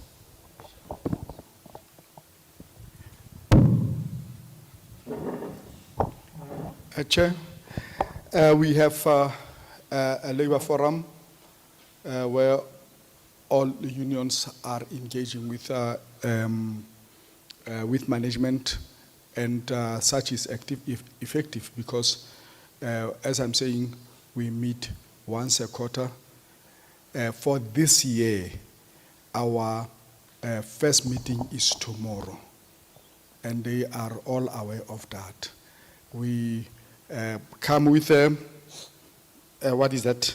With the agenda items, and we present that to them to add if there is anything they need to add, and they really add. Thank you. I want to check. Why are the issues of your agenda of the labor forum are being tabled in the portfolio committee? Your issues of decision making can't be discussed here. Why your issues of unresolved disputes? Let me read for you. In 2022, there was an allegations of abuse of power, selection and recruitment, management irregulations, a lack of support from the management. Why are your issues of 2022 still coming here on 2025, where you've got a labor forum? Well, after answering, I want to check, Union, can you confirm that there's a labor forum in sitting quarterly? Thank you, Chair. The issues that were raised in Cape Town were issues that were not raised in the labor forum. We had them for the first time when we were there. Hence, I raised this issue to the portfolio committee that it's our first time hearing this. Then we were afforded opportunity to go back with labor to sit in our labor forum and discuss that. And we did. My question is, why are they coming back in 2025? They are not resolved. They are not resolved, all of them. The labor has raised them here. They've even added new ones. Should I give you one that you have not resolved to? Your Honor, we had a meeting in the presentation of management. There is a slide of the minutes which were taken in there. These issues were discussed. Okay, Chair. It becomes Chair, through you, sorry, labor. Have your issues been resolved ever since you've been going to your labor forum meetings? And if they are resolved, what was the action plans and decisions? If there's minutes and reports, and they can finish, I want to move to my next question. Okay, thank you, Portfolio Committee member. Our issues are still standing with management. We are on loggerheads with some issues. If I can report to the Portfolio Committee, management in some instances, they tend to have their say as the ultimate say.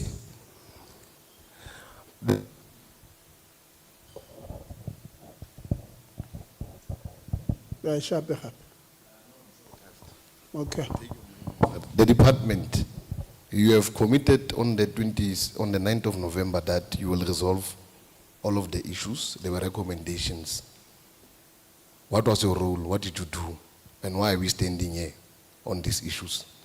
One, on the same 2022, we are faced with the same problem that said there were, I want to check the 2 deputy principal vacancies and 3 vacancies for campus managers were reported in the last portfolio committee on 2022. Why have you not filled the vacancies? I want to check with the department. You've got 2 questions. Why didn't you resolve the issues as a department? And why are we still having the vacancies? DDG. Thank you, Chair. I think in relation to the vacancies, there was a reference made in relation to the moratorium. And I want to put it on record to say, perhaps perhaps it's a matter of semantics. It's not a moratorium. I want to read this for you, Chair, if you may allow. On the 31st of August 2023, the National Treasury issued a letter to national departments and provincial treasuries. That letter became popular. It was called the August letter. I think we all know. The August letter summarized key elements of fiscal challenges faced by government in that current financial year. It was then advised, because it focused on about 5 key areas, which will then be considered for cost containment measures. 1 was recruitment, 2, it was travel, 3, it was conferences and workshops and capital spending. And then the others were talking to APP reports that will be deviated and not be achieved, compliance as well as surplus and unspent funds. So all what it says is that the departments, before they appoint, they need to have concurrence with DPSA. That's all what it says.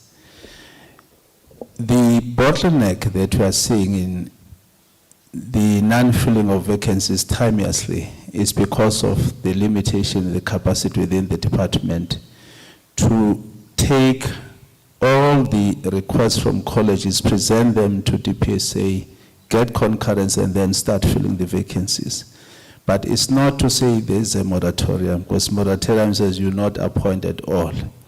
We had meetings with the principals of colleges to say, firstly, let's prioritize which are the key ones, which is difficult for them because all posts are important. You can't say you're prioritizing a deputy principal or a principal and leave a lecturer because the business of the day is not going to happen.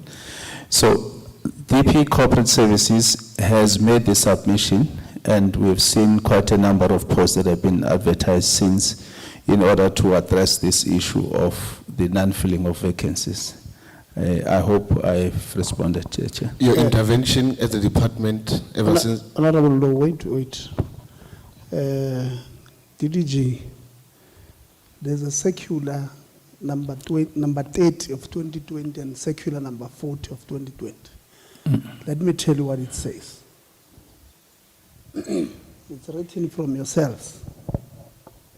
Human Resources Circular number 30 of 2020. It says to TVET College principals, TVET College deputy principals, corporate services, TVET College human resource managers, all TVET staff, attention, DDG TVET, chairperson of college council. It says, the heading, moratorium and deferment on the filling of any vacant position and the termination of contracts associated with the post-provision norms model and standardized college structure and technical and vocational education and training colleges. That is the first one.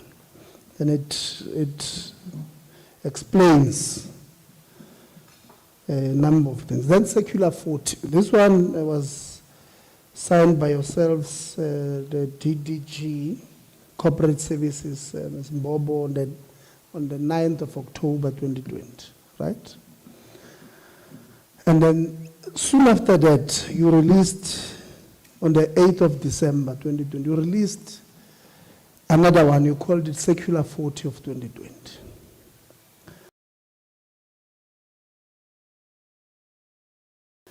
What does it say? The heading says clarification on Circular 30 of 2020 regarding moratorium and deferment of the filling of vacant posts of and PPN model of standardized TVET colleges. Are you saying this is fake news? There's no moratorium on filling of vacant posts? Because this suggests that there's vacant, because even I said when we started, everywhere we go, and I counted all TVET colleges in the Northwest, the ones that we went to or we interacted with in Gauteng, and I'm saying this one as well. Tomorrow we'll be at Goldfields in Velco. They are going to confirm this thing. Are you saying there is no such, DDG? Honorable Chair, I want to go back again to this National Treasury guideline. It says, the guidelines outlined here are therefore only applicable for the remainder of the 2023-2024 financial year. Perhaps there could have been a miscommunication or lack of communication from our corporate services to notify the colleges that the interim arrangement of not filling the post has now been lifted, because we are now at the end, as per this guideline. We are now at the end of that financial year, so we are proceeding. The challenge is on the side of the corporate services due to the lack of capacity. As we're sitting here, Chair, I've just received a correspondence from my colleague requesting the support from colleges to man corporate services at head office so that we deal with this bottleneck of the non-filling of the delays in the filling of vacancies, of which I must still communicate with the college principals after this to say, can you allow or second your corporate services staff to head office so that they can assist us with these processes, Chair. But in relation to the concurrence with the PSA, that process had to be followed, and I think it has now been followed. We'll then start seeing the filling of the vacancies, but without the support that DDG Corporate Services is asking, it's going to delay again. Hence, we'll be appealing to colleges to assist us with the support and seconding people there at head office. Thank you, Chair. Yeah, so let's do this to resolve this problem once and for all. So you will send a communique between yourselves and the DDG Corporate. You'll send communique to all TVET college principals and the chairs of councils and say, you want to do a clarification on this thing of moratorium. There is no such a thing. There is a process that says, get concurrence from DPSA on this particular posts and prioritize which ones you must start with. And then, so that we close it, we don't want this thing, we are not closing it. Sorry, Honorable Law. Continue.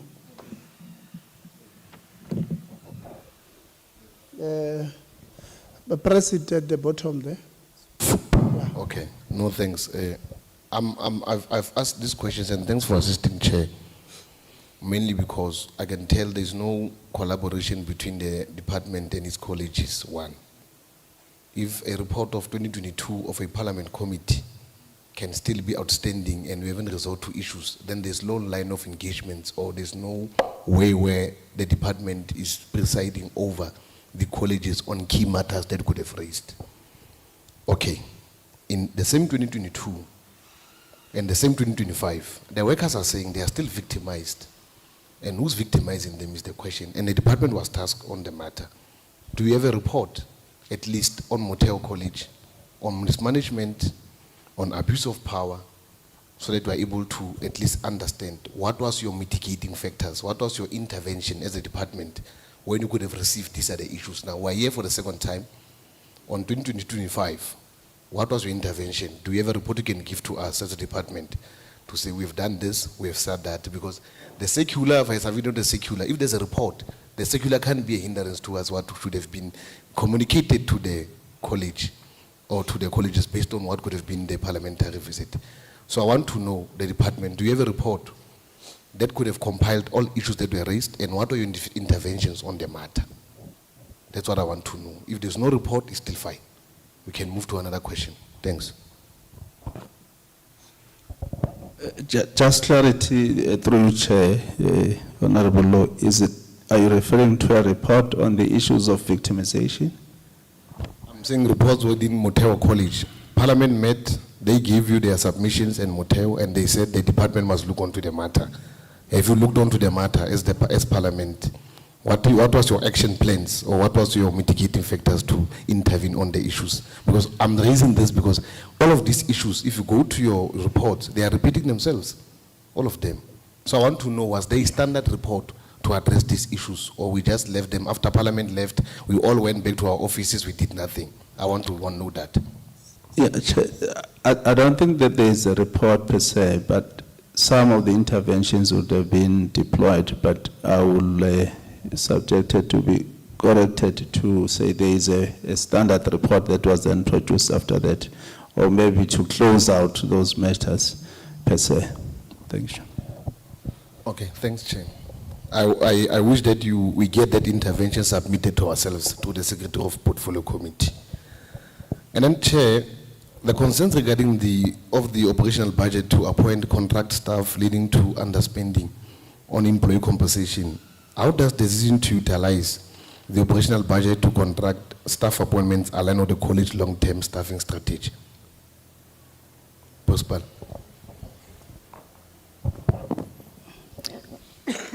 Would you kindly just repeat? I missed. Okay, I'm Yes. saying concerns regarding the use of the operational budget to appoint a contractor staff or a contract staff Okay. leading to underspending on employee compensation. Now my question becomes, how does the decision to utilize the operational budget for contract staff appointments align with the college long-term staffing strategy? Okay. Thanks for that question, Chair. Firstly, with the moratorium, announced, the college could not fill posts permanently. And all those vacancies, because we can't use PERSAL to appoint these people, they had to be paid through the operational budget. They became college paid, in other words. And that put the stress on the budget of the institution. And that is why it's not under what is that? In fact, it put, let me just say, it put the strain on the budget of the institution. There's no underperformance there, but it's as a result of the circumstances that we found ourselves in, having to have lecturers in class because we can't have classes without lecturers. So we had to appoint staff on the college budget to save the situation of students not having lecturers. But in essence, these are posts that are supposed to be PERSAL paid, not college paid. And the strategy to deal with that is simple, Chair. It's for the department to allow us to fill posts, to reduce this pressure on the budget of the institution. Okay. No, thanks, Prosper. Department, do you have the list of all critical posts to fill for each and every financial year from colleges? Okay, no, thanks. Can I move? I'm moving, Chair, while I'm looking at my time. Given the underspending reported by the department, what preventive measures are being taken to ensure that sufficient funds are allocated for permanent staff compensation and to prevent operational disruption in the future?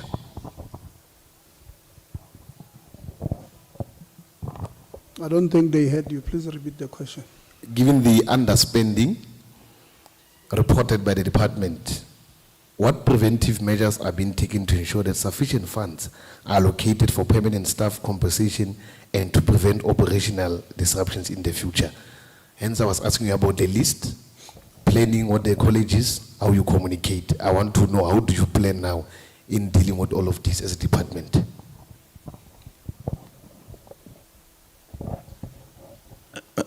No, through your chair, each college will submit the list of their critical posts, which the department will then have to juxtapose that with the available funds. The issue of the underspending on the COE emanated on the or implementation or delayed implementation of the PPN. I'm seated here with the champion of the PPN behind me, Ms. Snyder. So what we are doing now is to work on the priorities. What are the critical posts, what will be required, and what will be the resources that will be required to execute that. But the reality is that indeed we are not going to have adequate funds to fill all the required posts at this point in time. hence some colleges are now complaining that they are carrying the burden, because if you are unable to migrate some of the people to the PESAL, it means they have to carry it on their own. With the limitations on the college's side that would not have your third stream income, it then becomes difficult for them to even carry for that. But one thing we have to ensure is that the students do not suffer in ensuring that there's a teacher or a lecturer in front of the class. But these are the engagements that we are having with corporate services, because as a branch ourselves, we rely on the support from the corporate services to support us in that regard. No, thanks. Chair, my last question. The department and colleges, maybe the department, go back and engage and communicate thoroughly with your colleges and align your work that you want them to do. We can't sit in a meeting where you've got different answers in the same institutions and you've got issues that are not being resorted to. I'm saying again, collaboration is quite imperative, where your reports, everything must be processed so that when you come here, you could have integrated and collaborated on issues and they could have been the same, to show that you are on the same page and you consciously communicate to the people that we've got budget cuts, we are going to reprioritize this. Now my last question, and I'm going to hand over the mic, Chair. The CIG was withdrawn, and I've picked it up from both the Chair of Council and the Principal. What were the specific reasons for the withdrawal of the CIG funding, and how does this impact the college ongoing projects? Thank you, Chair. If I may respond, Chair, the CIG is not withdrawn. It's this issue of fiscus. National Treasury took a resolution that when CIG was brought into place, money was taken from DBE to support CIG. And when the matter of now bringing back what is called ECD, Early Childhood Development, into the mainframe from social development, it requires money. Then National Treasury remembered that there was money that was taken from DBE to support CIG. So that money was then taken back to support the implementation of the ECD. And that then brought the reduction in terms of CIG. But if we are saying it's withdrawn, it's like the money is there, but it's not there. It's non-existent. No, the council chair and the principal in the presentation have said it was withdrawn.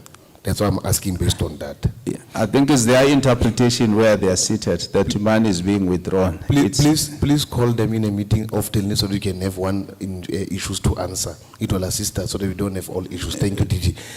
Chair. We'll do so. Thank you, Chair. Okay. Labour, you've been raising your hand for the past 10 minutes. Let's hear which question are you answering? No, thank you, Chair. I just need to be brief about this. I just wanted to lead the member of the Portfolio Committee in terms of unresolved issues. So as we have the higher education with us, because previously in Parliament they mentioned that some of the tasks in terms of PERSAL to pay, for example, long service awards and others, qualifications and so forth, they were omitted because colleges could not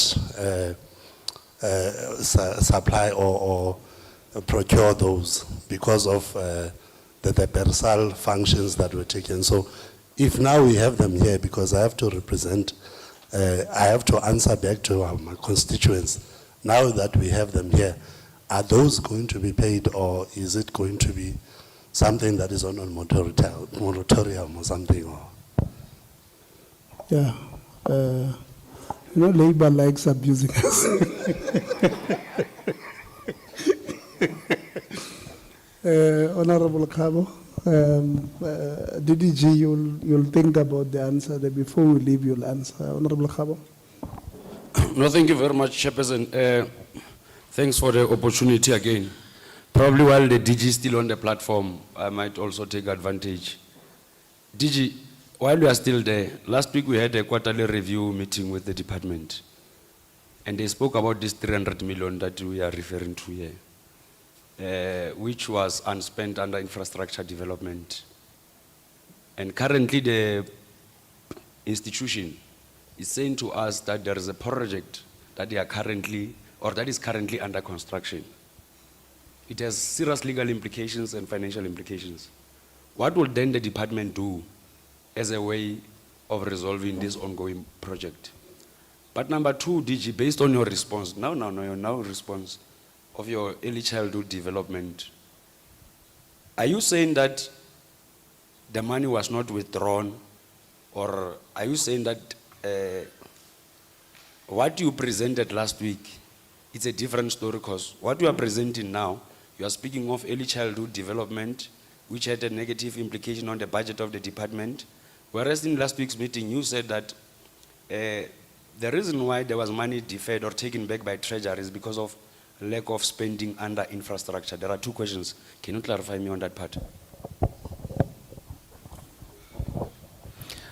Thank you, through you, Chair, Honorable Khawa. I think let's distinguish the two infrastructure funds. The CIEG is for the refurbishment of the existing infrastructure. And the reference that was made last week in Parliament was in reference to the new build or new infrastructure funds which were unspent due to a number of reasons by universities, TVETs, as well as CT colleges. And this is a separate grant that I'm referring to, the CIG, because CIG was for refurbishment. And that was the money that a bigger portion of it was transferred from DBE to support the TVET colleges.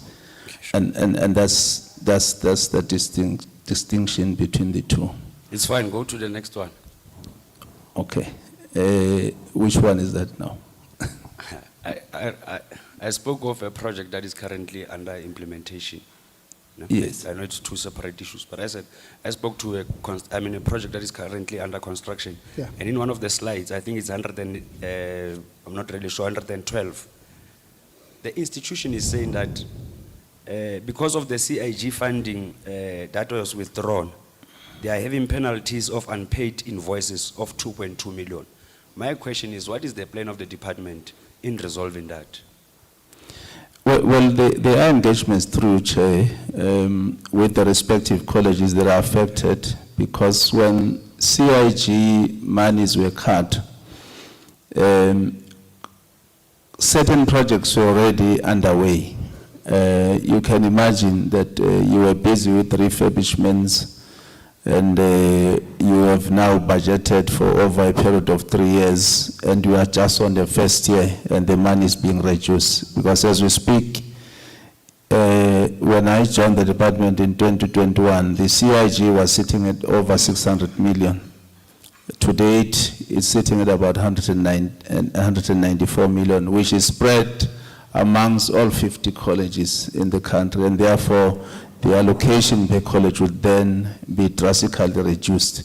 So the engagements with those colleges to see where else can we fund or find the resources to assist them to complete or conclude those projects that were incomplete. But for the continuation of the CIG, it will require a new allocation altogether, which we must still negotiate with National Treasury as we speak, Chair. No, you are just being technical, DG, but I believe that through your engagements that you are speaking of, you'll finally resolve the matter. Because the more it drags on, is the more you are incurring more interest because of your failing to pay your service providers on time. Just thought I must indicate to that. Chairperson, maybe without any waste of time, let me go to the issues of governance. Principal, as we appreciate the fact that the dropout rate has decreased and the pass rate, in fact, the drop rate has decreased, we have quite experienced a drop on the pass rate from 47% to 44%. Why is that the case, and what is it that you are doing as an institution to avoid this thing? Thank you. Okay, thank you, Chairperson. I think that is the certification rate that you are referring to. We, as I indicated, we also looked at that as a college and came up with some intervention strategies. As a principal, I take keen interest in that and move around campuses, hold meetings with related relevant lecturers to check subjects that are underperforming and hold people accountable and also come up with intervention strategies. So we, firstly, it's just to have the student support services, academic support programs functioning too. I also want to hear from lecturers, what kind of support do they need? We have promoted mass teaching at our institution, and where lecturers who are capable to teach certain aspects in particular subjects are able to support their fellow colleagues. And we have integrated technology into the teaching and learning environment so that students are able to refer to lessons of lecturers outside the classroom when they are home. So with certification rate, we, even though it takes a long time to understand that as an institution we have put the measures in place to increase the certification rate. That is where the investment of government lies. For students who are making it through their qualifications on record time. So, Chairperson, I would say it is not once-off intervention that we are making. We will continue to do that as an institution, but in terms of pass rate, I think we are doing well, but we will look into the matter of the certification rate. Thank you, Chair. Probably, Principal, would, in your next response, will give us an example when you are saying that you are holding people accountable. Yes. Accountability is a very broad word, and when you say you hold people accountable, we are not really clear as to what is it that you are doing as a way of resolving the problem. I think you'll just give us one example, but also while we are still there, in your next response, under finances, you know, access to institutions of higher learning has always been a problem, and part of the problem that has been used by institutions to deny students access to higher education and training was the use of historical debts. How are you resolving the issue of historical debts as an institution? I'm raising this because of, in one of your presentations, in under finances, you are saying that one of the mitigating factors to improve cash flow, students are then expected to settle the overall fees before their registration. Based on what you are saying, or what I've read here, are you saying that there is no student that is allowed to register up until he or she has paid her full debt or historical debt? Thanks. Okay, let me start with the issue of accountability. What we do, we project the results on the screen when we visit each campus. It would show the best performing subjects, and it would also show the underperforming subjects. And for those that are underperforming, we would look at the lecturer consent to tell us what is it that is lacking for him to achieve so low. And they would indicate to us various challenges. Maybe in some instances, mostly lecturers would be saying students are not attending classes, so they are always late.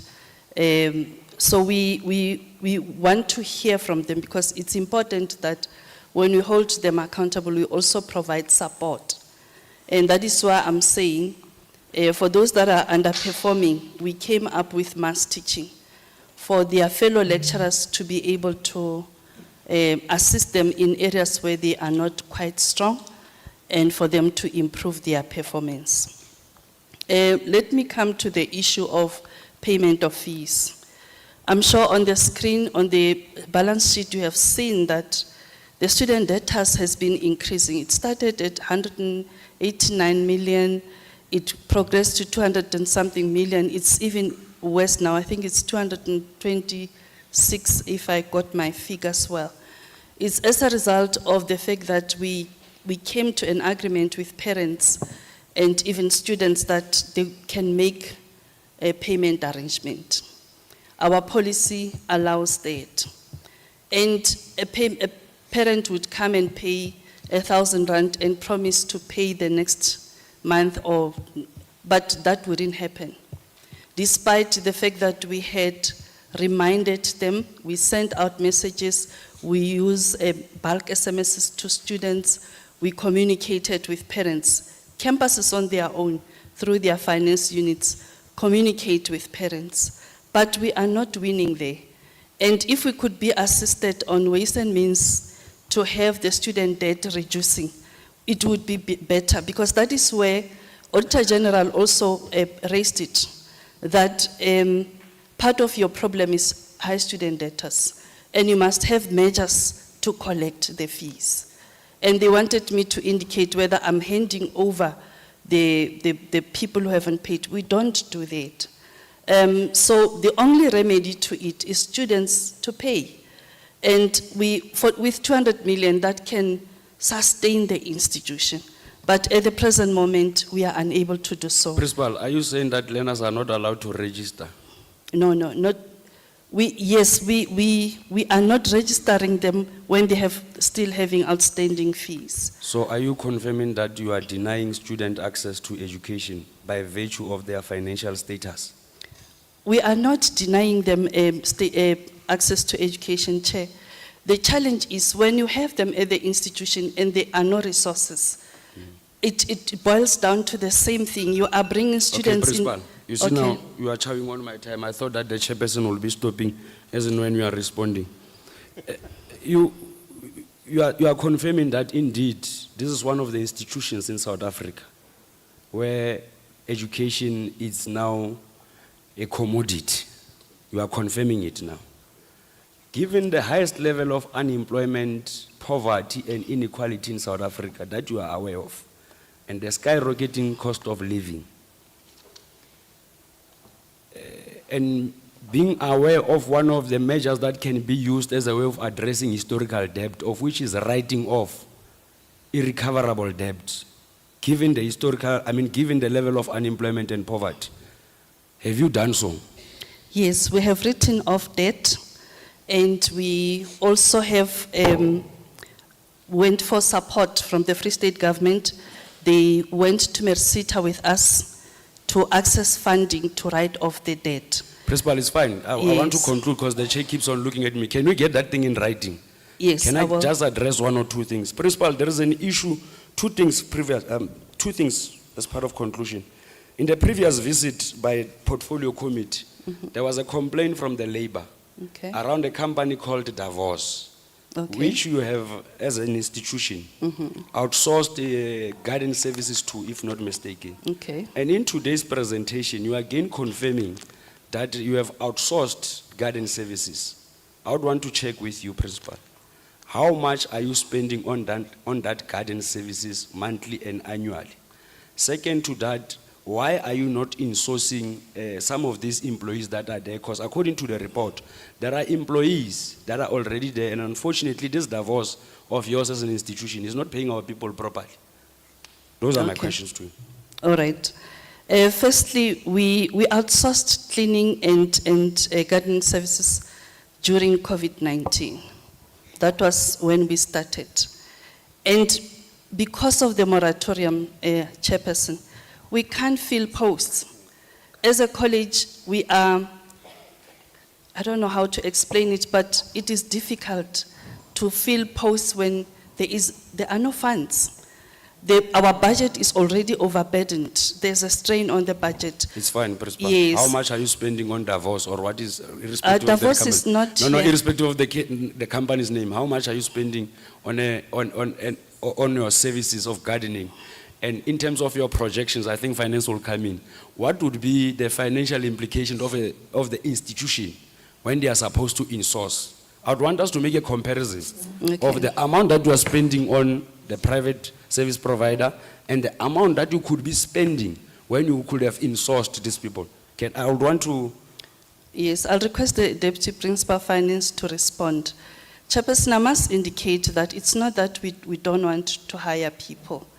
In a situation where there aren't any staff, an opportunity for you to advertise and employ, you have to outsource such a function. Don't contradict yourself, Principal. Let them respond to our question. Don't. Okay, let me allow the.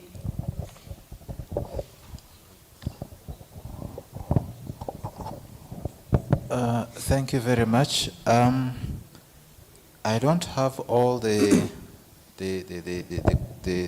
answers, but on average, the invoice that I've seen that we have serviced for all the campus was about 20-something thousand.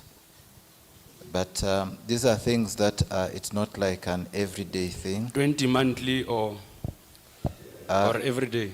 No, not every day. You are a finance person, be clear. Are you speaking 20 cent or? 20,000. I can't, it's 20-something thousand, so I don't have the accurate invoice with me. But what I'm saying that this 20 plus thousand is for all the campuses. It's fine. Yes. Principal, can we get this thing in writing? Because this thing does not make sense, including the question that I've asked as to whether what would be the financial implication from the side of the institution if they were to insource these people? They must respond into that in writing. Okay. But while we are still there, Chairperson, in closing, this is the last one.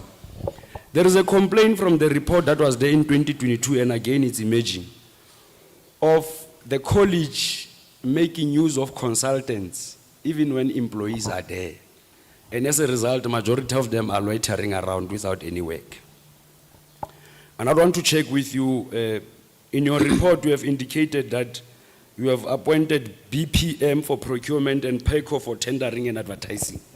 That's what you have reported. And I would want to understand from the finance unit, do you have a supply chain management policy, number one? Number two, do you have a supply chain management unit with officials staff? Thirdly, what is the role of the supply chain management unit now that you have appointed consultants? Fourthly, how much are you spending on those consultants? I think you have stated 4, if not 5 consultants that are doing different functions there. But specifically for these 2 that are related to project management and leading to the process of appointments. Yeah. They won't answer 5 questions. I can tell you now. Area management, give the mic to Honorable Msezana in the meantime. The mic is with you, Mren. Yes, no, thank you very much. Yeah, hold on. Give the mic to Honorable Msezana. Honorable Khab. Give No, you are lucky. No. Yes, area CFO. Yes, currently we have a supply chain unit, but it is very understaffed, and that's why we have somebody who's the acting SCM. So because of this issue of capacity, we have outsourced. We have got a company called PACO that you saw that is there to capacitate us with or facilitate the tendering processes and the procurement processes, especially those that might be very technical for our team, given that we are understaffed and incapacitated. I don't have a figure of how much we are paying this PACO person, but we can give to you at a later stage. No problem. It's fine. Can you get it in writing? But are you confirming that the people that you have employed do not have capacity? The capacity is to do with the numbers, not that they are not technically capacitated, but because of you have got so many vacant positions, so you find that one person cannot do so much, and that's why we have. All right. Honorable Msezana. No, thanks, Chair. If I may just make a comment before you start my time there, for purposes of the progress of this meeting. There's a lot of tension now in this meeting, but ideally, you know, we would have appreciated the situation where it was all hype and joy and harmony as it was before. In fact, I had to walk out and cancel my appointment for my full body massage. But I'll come back, Principal, for that, because it was offered to me, so I had to go and just next time. That was just on a much later note, Chair. Yeah, maybe just for noting management on the presentation, there was something around safety and security, but I went through the slides maybe 3 times and I did not find that particular point in this presentation, which is a concern for me. So I would want to be pointed to that particular, because it was bullet number 6, if I'm not mistaken. There's nothing about safety and security of our students in this particular institution. So I would want to get a comment on that. Then let me just shoot straight to my questions. I'll try to be as fast as possible. And I'll also appreciate a situation where management is precise in terms of responses. My questions are very friendly and precise and accurate. They are not hostile in any way. Did you say friendly? No, I just said that they are accurate and precise and not hostile. Or not friendly? Well, they're not hostile. Okay. So where I'm covered, I will not reiterate what has been submitted by my fellow honorable members of the committee.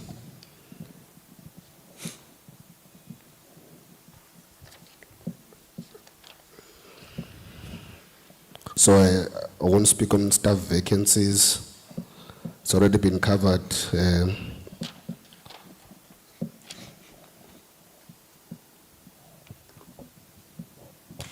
Okay, maybe just the first question would be about, I saw that on qualifications of lecturers, I saw that there was a very good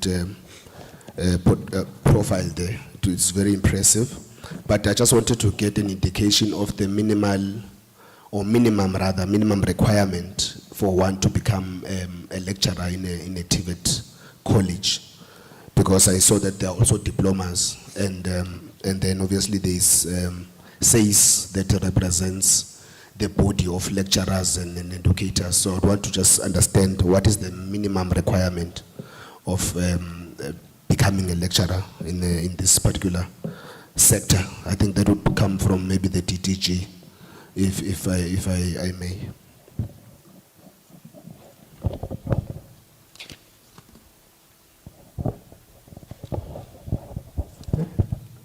No, thank you, through you, Chair. I think because there are certain minimum requirements for all the different, job levels, and that will talk to your work experience, qualifications, and so forth, which is prescribed by the DPSA for all public employees in this space. So I wouldn't know whether to. Manzini, on this one, I'm speaking specifically about lecturers. That's the one I'm dealing with. There's facilitators and lecturers. So on that profile, it speaks to the lecturers and facilitators. So I saw that there are other lecturers that have only diplomas. So I just want to understand, for instance, to be an educator, you must have a degree. If you have a diploma or advanced diploma, you must have a PGCE certificate that qualifies you to become an educator. So it was on that particular one. Yeah, it starts from entry level, will be a diploma.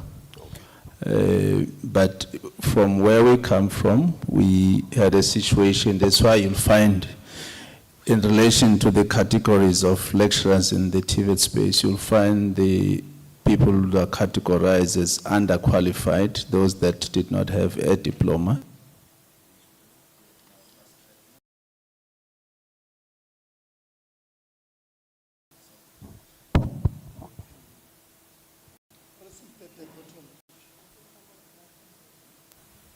At the bottom.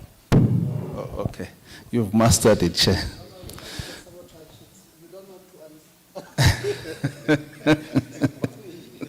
No, so those ones are the ones, I think when we presented to Parliament that we have those different categories which we have now subjected them to the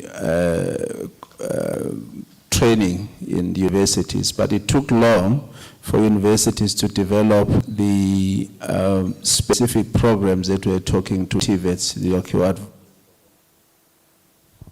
No, thanks, but I do get the gist of the response because obviously I do have I'm privy to that information. I just wanted to ask in relation to what was presented on that particular profile.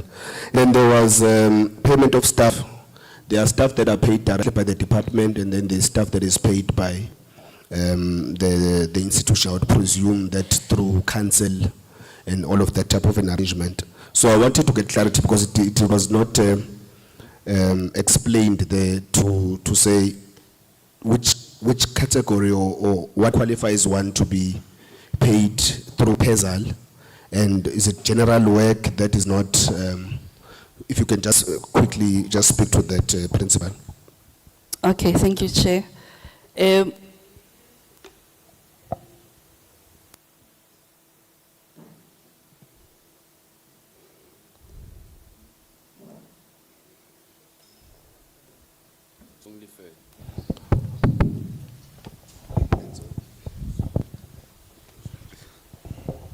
I don't know why is the mic refusing. Okay, thank you, Chairperson. Sorry for that. Sure. In writing, you Yes, need to answer in no, writing. let me respond, yes. The college paid, we originally had about 24 people. That could not be migrated to the department during the post-provisioning norms process because they get vetted as they get migrated. So some could not pass the test and not migrated. So they stayed with the college council as college paid. The PESAL paid are people paid by the department through PESAL system. Yes, but the challenge that we have here that cost us a budget strain is that because we can't advertise posts, the number increased from 24 to 81 that are now college paid. And the council budget has to be used to pay the salaries of the respective individuals. No, I get that, Principal, but you don't answer what I was asking to say what qualifies. If you say they failed through vetting or test or whatever that may be, I don't understand that terminology. Okay. So I wanted to understand that. Okay. You know. All right. There are people who had criminal records that have been at the college for quite a while. During migration process, the department identified that through vetting process. So that disqualified them to be migrated to PESAL. Okay, so to pass this question, Principal, they qualify to be in the institution, paid by, the money is coming from the department to the institution, but not directly by the department. Yes, because they could not be migrated, they would not be paid by the department. But it's the money from the department that comes to the institution. Definitely, yes. Definitely, yes. So for me, it doesn't make sense, but let's move from that one, Principal. On the sensitive matter that was raised by Masego regarding sexual harassment cases, there was an individual that was charged 3 times, and it says process already instituted or in progress. I would want to get an understanding of that particular one, to say if it's in progress, what does that mean? There's no timeline, and I think it was raised quite correctly that it's a sensitive matter, but obviously this person that is in progress of being under IDC is still loitering around the institution and all of those things. So, I mean, how do you treat this matter to be a sensitive matter as management? Okay, thank you, Chairperson. I think... Oh, sorry, just to add on that one so that you deal with both of them because they're both on sexual harassment. Then there was another individual that was not or couldn't be charged because during the investigation, after the allegations, they resigned. So does that mean if you resign and there are certain serious allegations against you, then you walk to do it somewhere else again, then you'll resign? So is it that lightly, or is it taken that lightly by the department and the institution that if you resign, then you're exonerated? Okay, Mr. Mhobo will answer that, but I just want to say this, that we have taken note of the concerns by the PC, and we have also expressed our concern as an institution in relation to these matters, for us not to be able to suspend the respective officials, but we will go back and deal with this matter decisively. Okay, Principal. Yes. I'm just trying to shoot straight to other very critical points so that my time is not depleted. Okay. Your annual targets, or rather performance for 2022 to 2024 remain the same at 60%, and they remain the same for different programs. Okay. Why is that the case? I mean, for business studies, you have a same performance target as engineering, as NCV, and they don't change to 2024. Why is the target remaining the same? I mean, what is the rationale behind that? Okay, I think we are trying to be conservative in terms of, and be careful not to, put huge figures that we would not be able to make it, but we will look into that. I think it's a valid point that you are raising, that we can look into as an institution.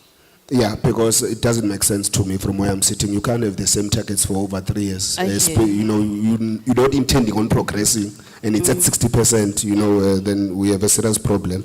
Okay, we'll look into that. And on financial matters, on student dropout, I think Honorable Khabo touched on this, and there was a point that he didn't touch on that says it's on financial mitigating measures that you are looking at requiring full payment of fees before students actually register. I'm going to get to that, I think it would be towards my last page, but it's on mitigating measures to ensure you grow your cash flow. I know you'd remember it from your slides.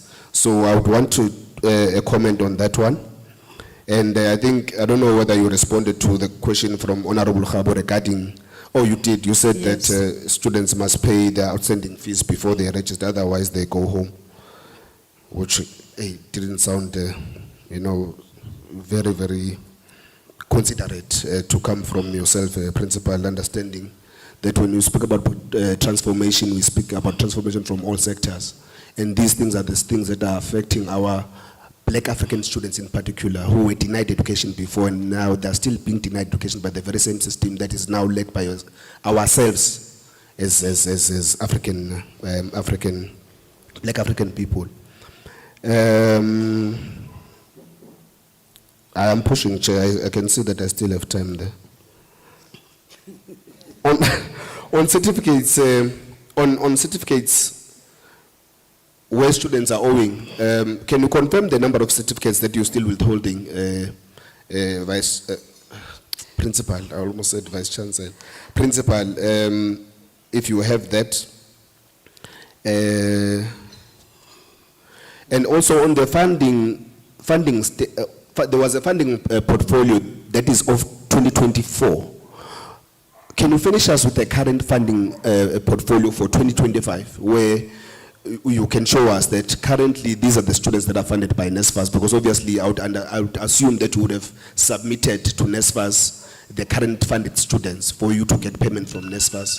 But also, can you also submit to us the number of students that are self-paying, so that we know, for instance, the number of students that already are financially excluded from being unable to make payment that is required by yourselves as management from the 2024 academic year to the 2025 academic year. So we would want a breakdown of those currently, those current or former students now by now that would have been self-funded in the 2024 academic year. The issue of campus clinics, this one is going to come to yourself, TTG Zung. Is there a plan, but also to the current institution, is there a campus clinic or clinics in these campuses? If not, why not? And is there a plan of the department to also prioritize campus clinics in the TVET sector? If not, why not? Why has it taken so long for campus clinics to be in the TVET sector? I would really appreciate such a response. In fact, outside there's an ambulance, and I think it would have entered, when we entered, it just jumped in front of our convoy, Chairperson,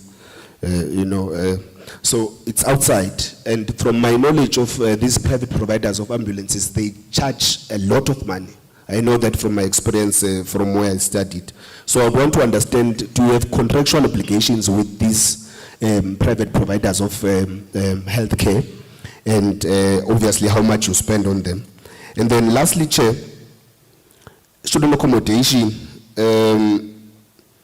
there was a point that speaks about private accommodation providers charging students admin or deposit fee. I would want to know what has been the intervention of the management to ensure that students are not subjected to that, because it's happening, it's noted by yourselves, but we didn't see how you deal with it or how you've assisted students. Yeah.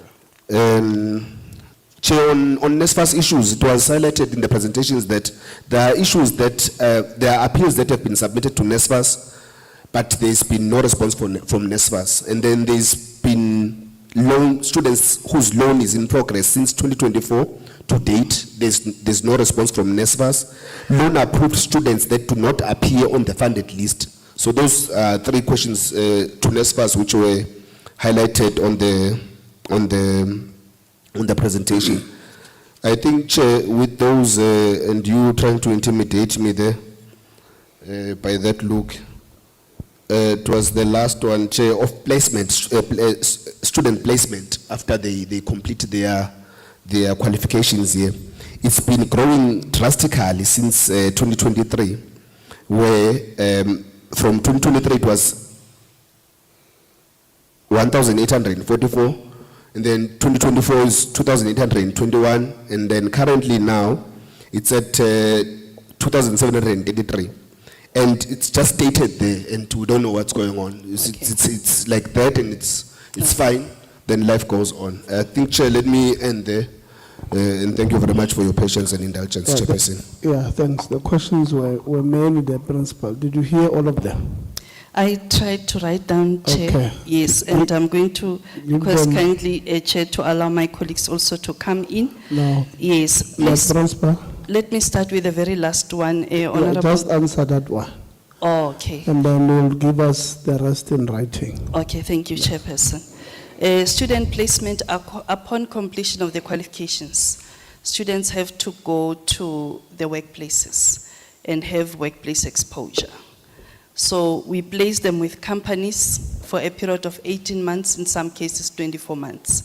It depends on their qualifications. So when you see those numbers increasing, it's a positive sign that we are affording more and more students an opportunity for them to get workplace exposure and be able to receive their diploma, because it is a requirement for them to go to workplaces and get experiential, training there for a period of 18 months for business studies related and 24 months for engineering related. Okay, yeah. No, on only on that one, Chair. What I read were the numbers of not placed students, unless I read them wrong. Okay. But if you can just go to that particular slide, the ones that I noted are the students that are not placed. Yes. Okay. Okay, Chair, if you allow me. Yes. They're not placed. It would be instances where the SETAs can't give us the, stipends for students placement, because when we place them, they have to go to companies, they have to pay for their transport and at least have something to eat when they are at their workplaces. So in such instances where there isn't enough funding for us to pay their stipends, remember the college can only get stipends from the SETAs. So in some instances the amounts, let's say, Service SETA would say, we are giving you only funding for only 10 students and we have 500. So the funding wouldn't be able to cover all.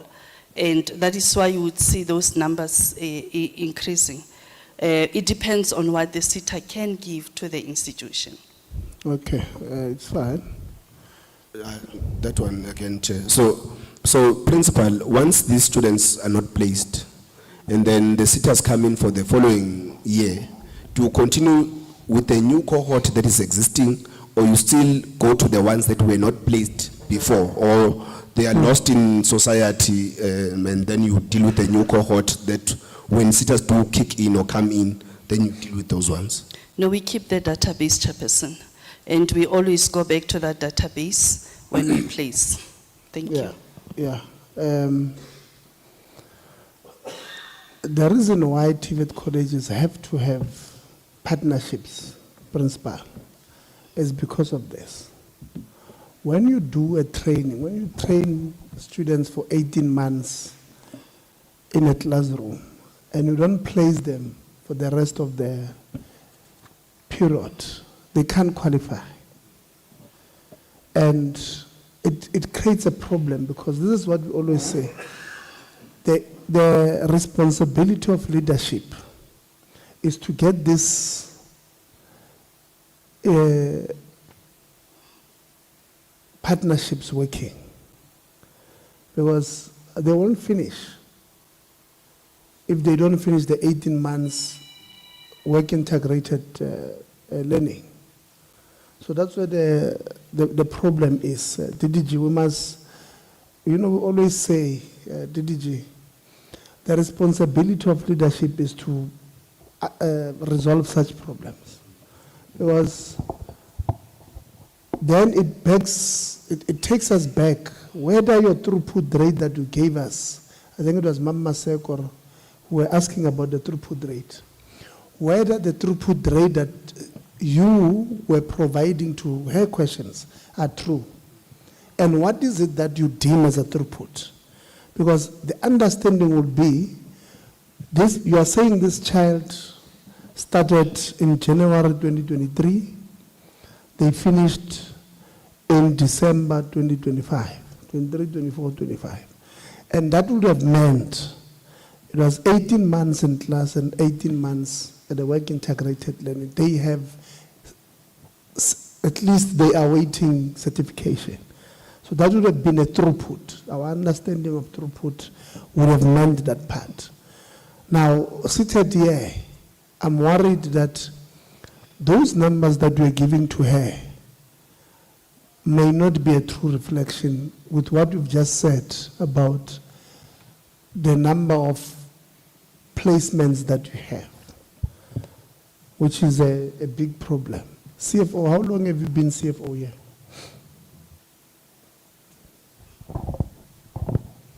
The mic is behind you. Yes, I've been approximately 2 months and a few weeks. 2 months? Yeah, over 2 months. Principal, who is the previous CFO? Okay, he got transferred to, he requested to be transferred to Flavius Mareka. He requested to be transferred? Yes, because he said his family is going to stay in Gauteng, so Flavius Mareka would be close to his family. DDG, how does that work? These are two different employers. How do you transfer people? DDG? Honorable Chair, there's only one employer, which is the Department of Education and Training. And if, for instance, the former CFO was employed by the College Council, and then it's a different story, but he's employed by the department, so he can request transfer to any of the entities of the department, particularly in the TVET colleges. So the policy allows for such. Okay. Yes. Principal, because the CFO is new, in one of your slides, you are saying on the capital projects, you have 93 million that you have spent, and you have a shortfall of 41 million rands. Okay.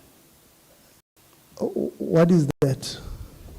Okay, it's the one chairperson from the Capital Infrastructure Efficiency Grant. That is why we said the funds were withdrawn, so that left us with that shortfall. Yeah, so you have, if the money was not withdrawn, the shortfall would have still been 41 million, or if you had not lost the 41 million or the whatever, the grant, you not have a shortfall. Yes, Chairperson, because we had submitted our infrastructure plan to the department, the projects were approved, and we embarked on a procurement process of employing contractors for refurbishment and renovations of buildings. But when the funding is no more forthcoming, you are left with contractors that are there that you need to pay. That is why some of them took us, to the lawyers for us to pay for the penalties and all that. No, so you are saying all the projects were on time? Yes, it's not big projects, Chairperson. It was just renovations of buildings. So there was a delay with Bloemfontein campus project because of the payments. Then the contractor concerned took us to the lawyers for us to pay for penalties. But had we had funds, I don't think there would be delays because they are not as big as building a campus of this magnitude, Chair. Yeah, 41 million is not, 93 million spent, 41 million shortfall is not small change. So I'm asking, so you are saying from the TVET side, if the money was there, we were not going to go out of this money. We have not now projected more money than we had initially projected. Yes, Chair. Had we known on time that we would not receive money in the near future, we would not, in fact, as I said to you, the infrastructure plan was approved with all the projects. So then this sudden, budget cuts left us in the lurch. So all the grants that you had received, you were spending them on time? Yes, Chair. You did not return any of the grants back to the department? No, we didn't return any money, Chair. Okay. Ms. Williams, please give Ms. Williams from NSF quickly.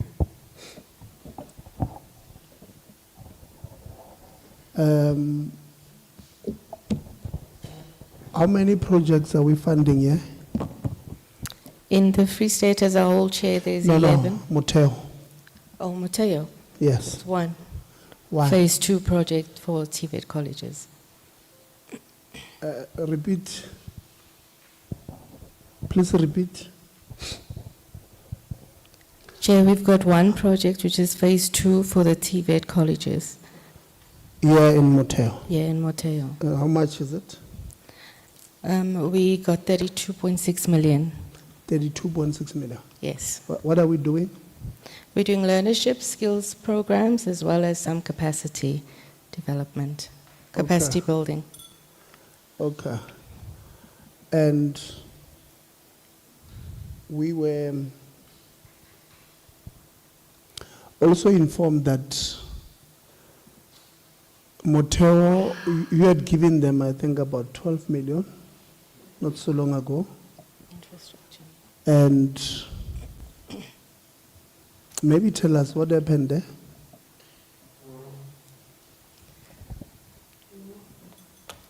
Chair, we gave infrastructure development money, which is, I think the principal spoke about this morning, the 12 million that was used for the plot 32, I think it's called. But in terms of that work has been done. There has been some discussions with the college with respect to some reporting that needed to be done. And that now is something that we are dealing with the college to have the reporting done so that the rest of the monies can be paid to the college. But at this point, Chair, we have not paid anything further to Motheo College. You are saying if I've received an email claiming that Motheo had used that money of yours for something else, let's say paying off salaries for an example, that will be a lie, as far as NSF is concerned. We are not aware of that, Chair. Okay. So you are saying you don't know that NSF, Motheo paid you guys 8 million back that they owed you?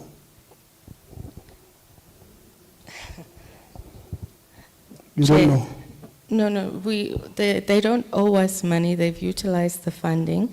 I think it's the reporting element that has resulted in it looking like they owe us money, but they have utilized the funding for what they expected to utilize. I think the principal may be able to explain that further, Chair, but as far as we are concerned, it's the reports associated with the 8 million that we need to receive. Give the principal a mic. Principal. Thank you, Chairperson. What is outstanding with NSF is the reporting.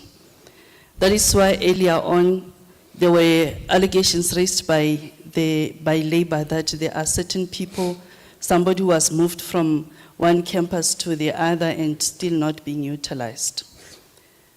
We have a project accountant that we appointed when NSF gave us funding. And the duty of the project accountant is to report on the financial matters of the NSF to NSF as required. And we have discovered that he has not been reporting to NSF. He has been presenting reports to us, but not to NSF for the whole of 2024.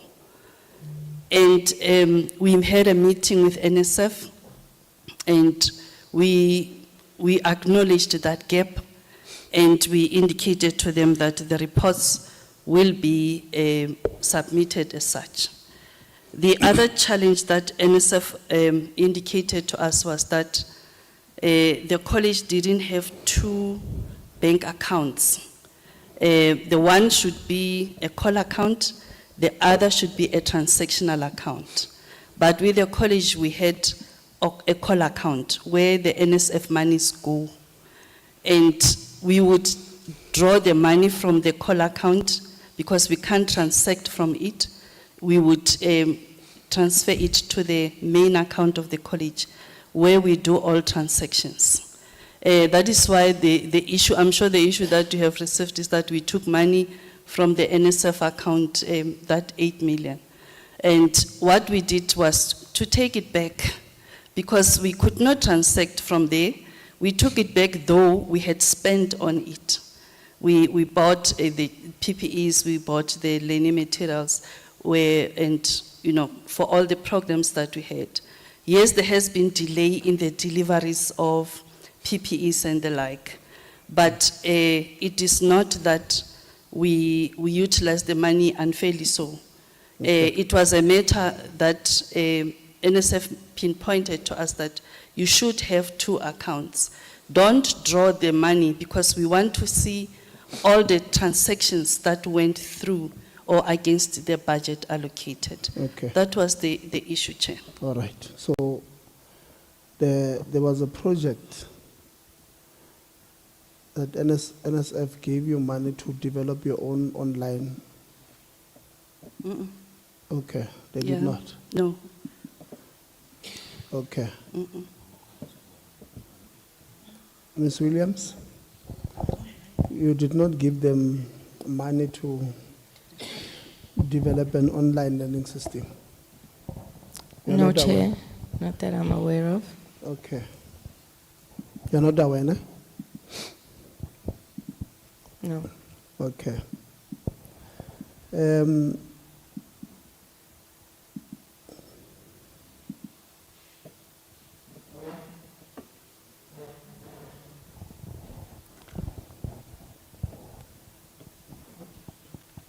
You have, Principal,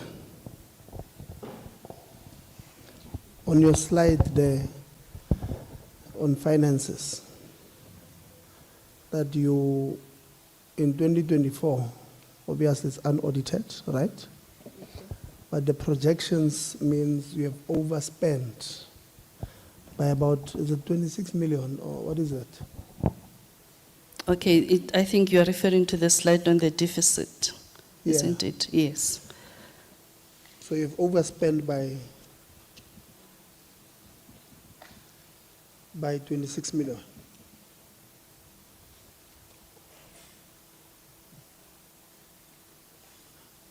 You have on the revenue from non-exchange transactions.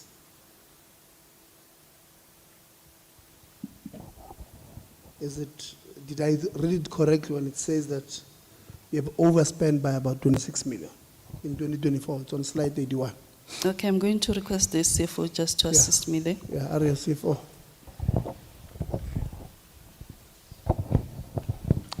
Yes, that would be correct, looking at your revenue versus your total expenditure.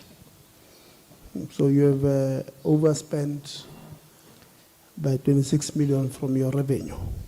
Yes.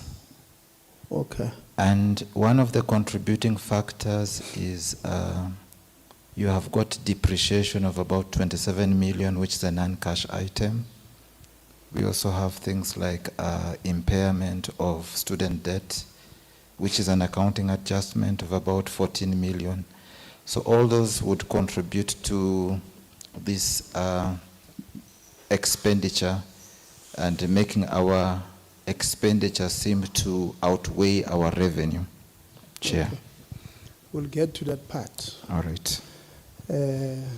Let's not be in a hurry a bit. Okay. Principal, how many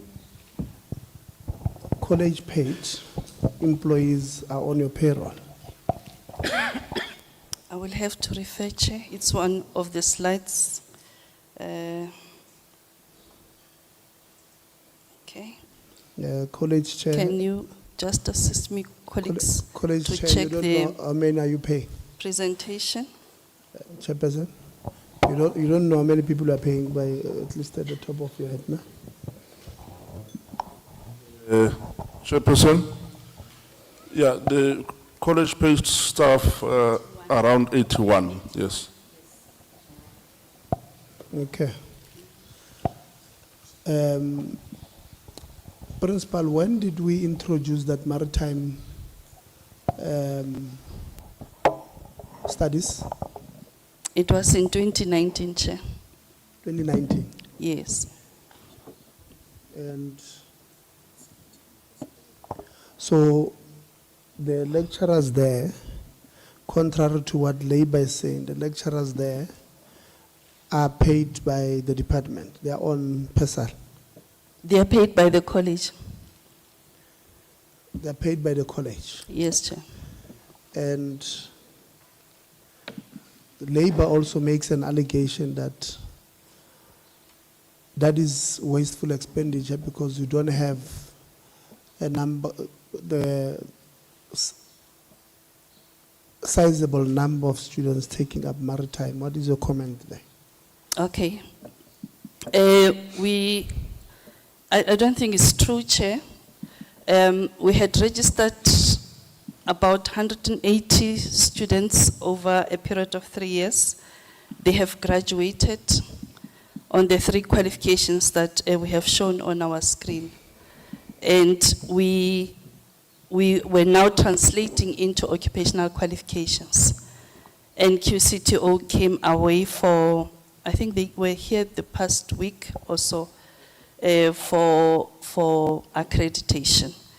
And we cannot proceed from where we were to offer this qualification until QCTO has given us accreditation. So because this was not a ministerial program, it was a program that we did. In fact, when colleagues say it is not contributing to the economy of the country, it is really quite shocking because the ocean's economy, it's one of the strategies of government. And what we did, it's just that I did not embark on the explanation of what was in the slide, where we engaged on a research as an institution to check how relevant this qualification is to the Free State in particular, and how do we correlate with the Oceans Economy Strategy. And we looked at the current programs mix that we have as a college, that we are offering electrical engineering, we are offering welding, we are offering upholstery, and why can't we venture into boat building as an institution? Free State has got dams where we have seen as we are going around that the skill of building boats is with the white people who are aging, and there is nobody who is learning the skill from the respective individuals. And as a college, it is just to think out of the box and be responsive.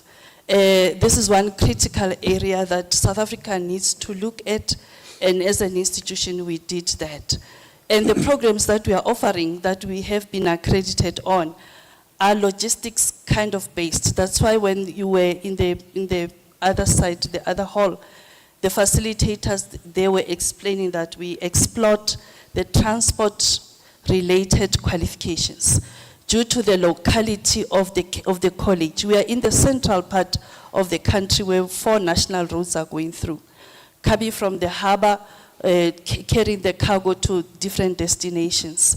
And our students also, we have hair care and beauty technology students who went on cruise ships and got jobs there. And they indicated to us the gap that is in the qualification mix of the institution, that we need to add the maritime theme or element into their qualification. So it will be disappointing, Chair, to indicate to a college of this nature that you cannot be responsive, it's wasteful.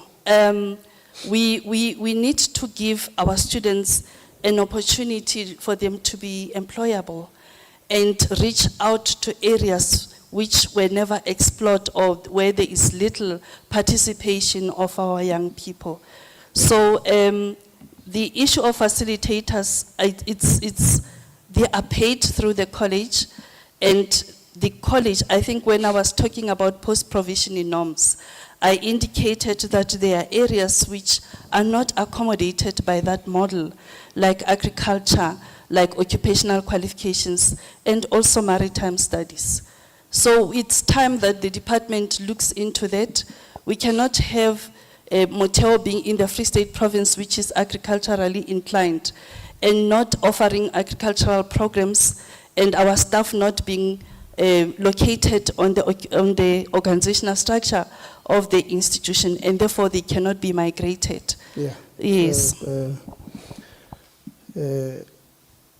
Let's leave agriculture. We'll get to it. So in 3 years, we have enrolled 180 students. Yes, Chair. So what was the targeted number? We had targeted 120 because we had funding for that, but we could get additional funding from the seaters.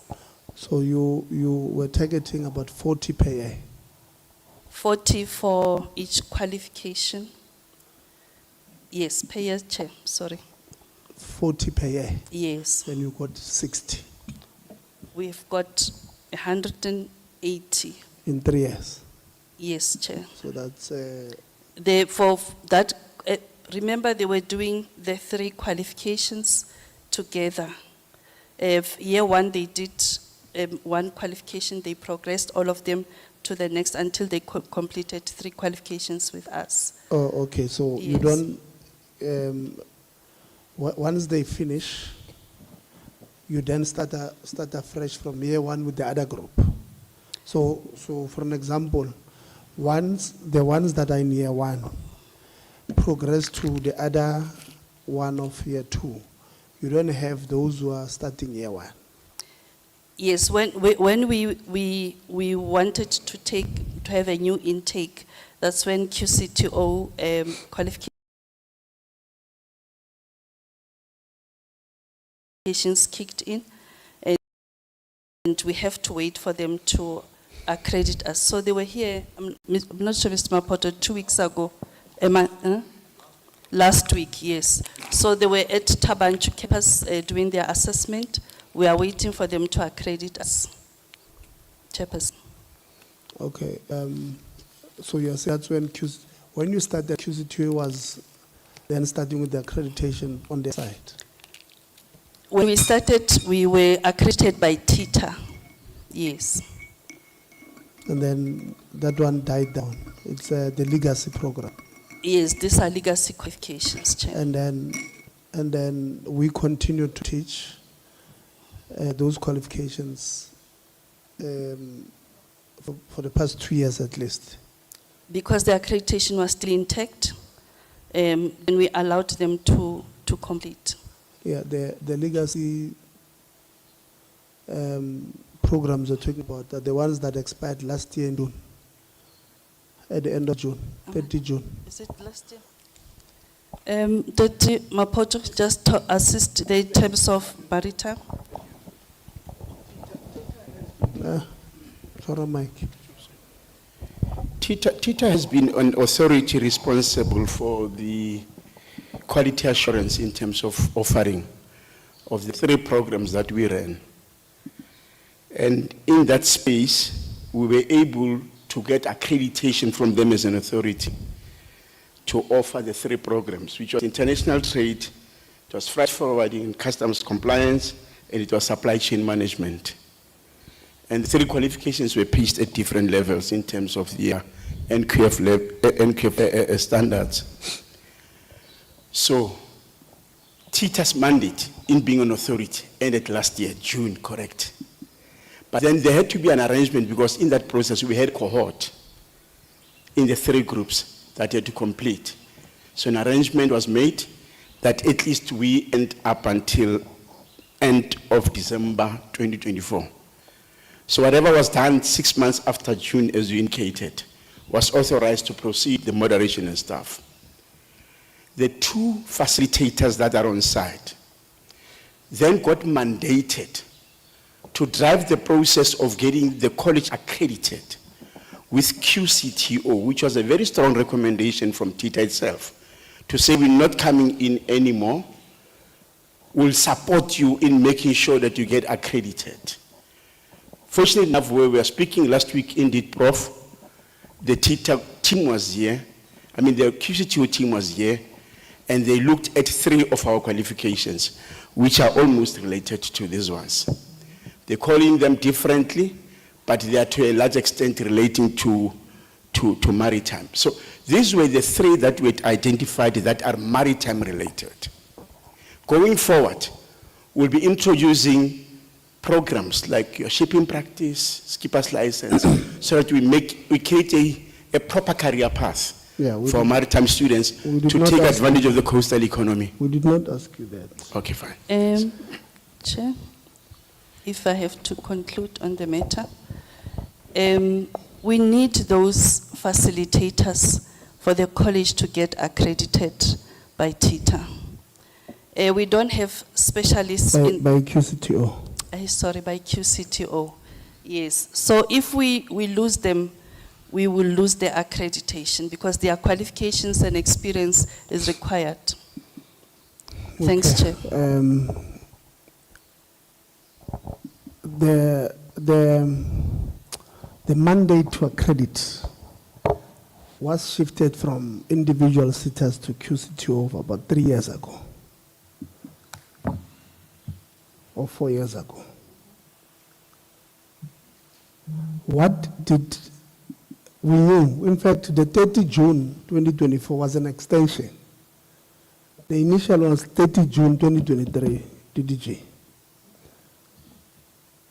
What did the college do for the past 4 years, knowing that the qualification that you are teaching or lecturing is being phased out? It's now called the legacy program. What did we do all these years? That's the point we're trying to drive. What did we do, Principal? Yes, we did a bulk application to QC2O. Colleagues can come in, Mr. Swart can explain. It took them very long for them to accredit us, including occupational qualifications that are offered here. Mr. Swart can come in, Chair, if you allow us, for us to provide the additional information. No, we were talking about this one of maritime. This maritime studies. Yes. When did you apply? Okay, let me request Mr. Mapoto or Mr. Swart. Yeah. Okay. Uganda for Mr. Swart the mic in the meantime, because Mr. Mapoto gibono tlongkaraba. The application was done last year, Yes. Honorable. Hold on. What did we do when the minister signed, Dr. Nzimande, when he signed and said, the accreditation will move from individual sitters to QCTO? What did we do? Because you're saying it only started now last year. When we knew that we have other courses that were going to expire by the 30th of June 2023, then it was extended to 30 June 2024. What did we do as a college to get, because if QCTO then comes back, principal, and say, we don't agree with how you are pitching this, the NQF level, we don't agree with the material that you are teaching these kids, and we can't accredit it, then you would have wasted 3 years of these kids when you had an opportunity to accredit it earlier or start the process of accrediting it earlier. So that's the point what driving. Mr. Swart, you are answering. I can try to answer. I can't answer for maritime, but for other things, we have started in 2019 already to get our house in order for occupational programs. No, it's okay. And then nothing have happened, and we reapply with intervention of a principal to get everybody accredited. No problem. We don't ask for other things. Yeah, we're very specific. Because there's an allegation being made by labor here in front of us that this is wasteful expenditure. So that's where we are, Principal. Yes, Chair, I hear that, but it is also unfortunate that it is perceived as wasteful. For the college to be able to be responsive to the needs of the labor market, we need to offer responsive curriculum and qualifications. Yeah. And maritime is one of them. But if So they are for not us, accredited, oh, sorry, Principal, Chair. if they are not accredited, then they are not going to respond to the needs of the economic needs. So that's the point we are sitting on. We're not saying, well, I'm not sitting here saying maritime is not important. But if in 1 year, in 3 months, QCT say, I can't accredit this, then we have a problem. Because it will not be accredited. So it can't be a qualified or a qualification that is recognized. Chairperson, we have kept those lecturers or facilitators for the college to be able to be accredited. Without them, we can't. And if, say, QC2O doesn't accredit us, we will definitely stop offering the qualification, and we will have to deal with labor matters in relation to the appointment of the facilitators, because they also deserve to be notified on time and also get employment. But if things go well, which we are positive that they will go well, from the verbal feedback we received from QC2O, the college will be accredited. But as I said, if it doesn't go well, we will definitely stop offering. And if it doesn't go well, you'll agree that it was wasteful expenditure. It isn't wasteful expenditure, Chair, because we need that kind of support and service from these lecturers for the college to be accredited. Okay. Sorry, Chair. So if you have put in 100 million Okay.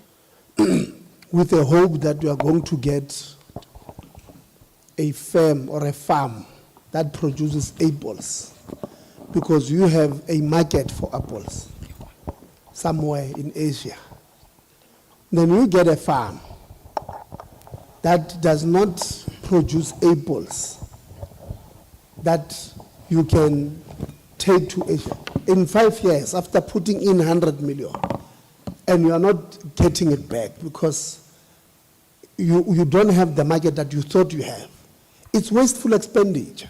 You can't say, look, I have a farm that costs 15 million, so we can look at the 85 million that we've lost here differently. It can't be. Because if that's how we want to reason, then we have a problem. We have put in resources. You have accepted that you moved from around 24 people that we are paying on the college payroll to 81. The college is paying these people. If this, including these two, you are saying there are two, including these two, if this qualification is not accredited, how do we then account for that money? Because it's down the drain, it's wasteful expenditure. This is where it comes from. And I hear where you say you come from, that you are comfortable. I told the department the other day that when you do an APP, and then you put something that is outside of your control as a target, you are setting yourself up for failure. And principally, you are sitting here saying, I'm comfortable, I'm confident that you are going to get it. It's not in your control. It's not you who decide what to accredit or not. It's QCT, it's somebody else. So you can't sit here and say, I'm comfortable, it's outside of your control. You can't sit, and there's a possibility. We're hoping it does not come to that. But there's a possibility that it gets to that, where you then say 3 years you have wasted the time one of these kids, or these students, and the resources of the college that you have paid these people, all this time for. So there's that possibility. And if we don't want to acknowledge that, then we'll have a problem. The labor made Barrel favorite principal. They are going to write to us and give us the names, labor, of all the people that you are saying. You'll say victim number 1, Tebo Kholitsie, charged with stealing a pen. Management fired Tebo Kholitsie. Number 2, Karabo Kakao, charged with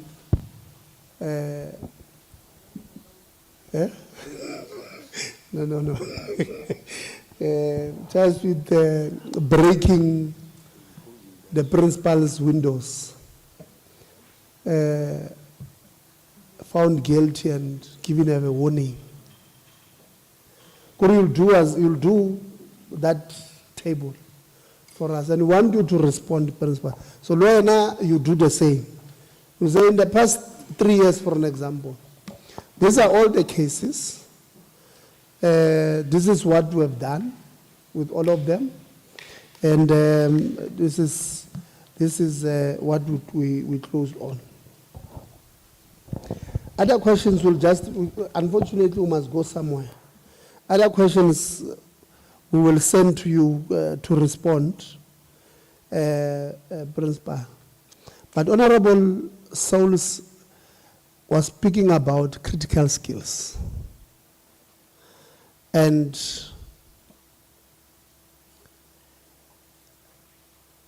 the CFO, what is your Qualification?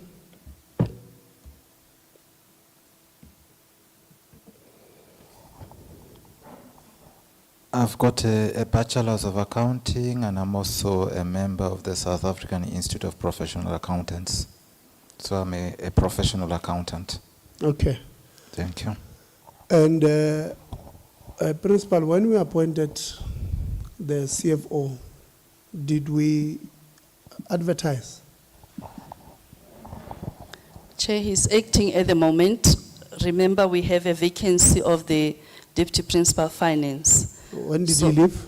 Sorry? When did that one leave? Well, I think it's 2-3 years ago. Yes. And we had people acting. There were staff members that were acting. There was a lady, Ms. Motheo, who acted and left because the husband was relocating to Western Cape.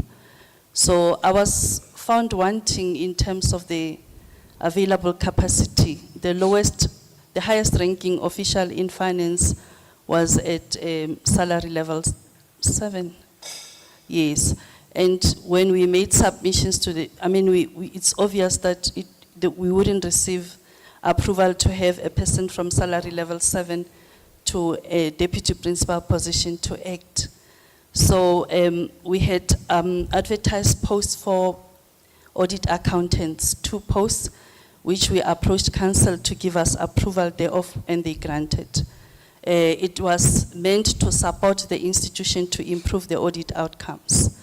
And when we were confronted with the issue of the vacancy and Ms. Motheo leaving, we had to see what we could do. And we had Mr. Mbele from internal audit. He is also a level 8. And that wasn't working well for us. Then with the 2 audit accountants that we had appointed, then we looked at the person that has Auditor General, experience for them to assist us with the CFO. It's not a permanent appointment, Chair. That's why it wasn't advertised. We are still waiting for the department to advertise. So you are saying the acting CFO is new in the institution? Yes, he is new in the institution. When did he arrive here? When was it? January, yes. January this year? Yes, Chair. As an audit what? Audit accountant. As an audit accountant? Yes. And he's been acting CFO for how many weeks? 6, you said 6? Says 2 months. Yes, 3 months. Okay. So you have not worked as an audit accountant in the institution. You was hired as an audit accountant in January, and then in January started as a CFO. Yes, Chair, because of the urgent need, we were really desperate to have somebody acting. I know where this is coming from, Chair. We have this person that was a project accountant employed for NSF, whom we requested to assist in finance. And he is not a permanent employee of the institution.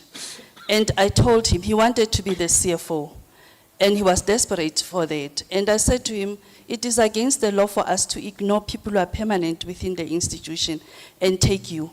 That is where the complaint comes from. They are sending these messages for your attention, for him to promote his own personal interests. And yet he failed with NSF a project to report. So without the audit accountants, we don't have anybody above salary level 7 who can be an assistant director or who can be a deputy principal finance. Yeah. So the audits were coming. AG was going to be with us in February, and I needed somebody to assist me to perform the duties. Yeah. Yes. On this one, I don't have a complaint from anybody. This is just me asking questions. I've not received anything on this one. Now I'm worried that I was supposed to receive a complaint and I did not receive it. Honorable Souls, you have a follow-up on this matter quickly and then we will close. Yeah. Can I have a mic here? Yeah, this one. I would, yeah. Thank you, Chair. No, I just want to state for the record that there was not a complaint given that motivated the questions that I asked earlier. I just wanted to state for the record. Yeah, no, even myself. Honorable Masako, you also want to state it on the record. I'm joking.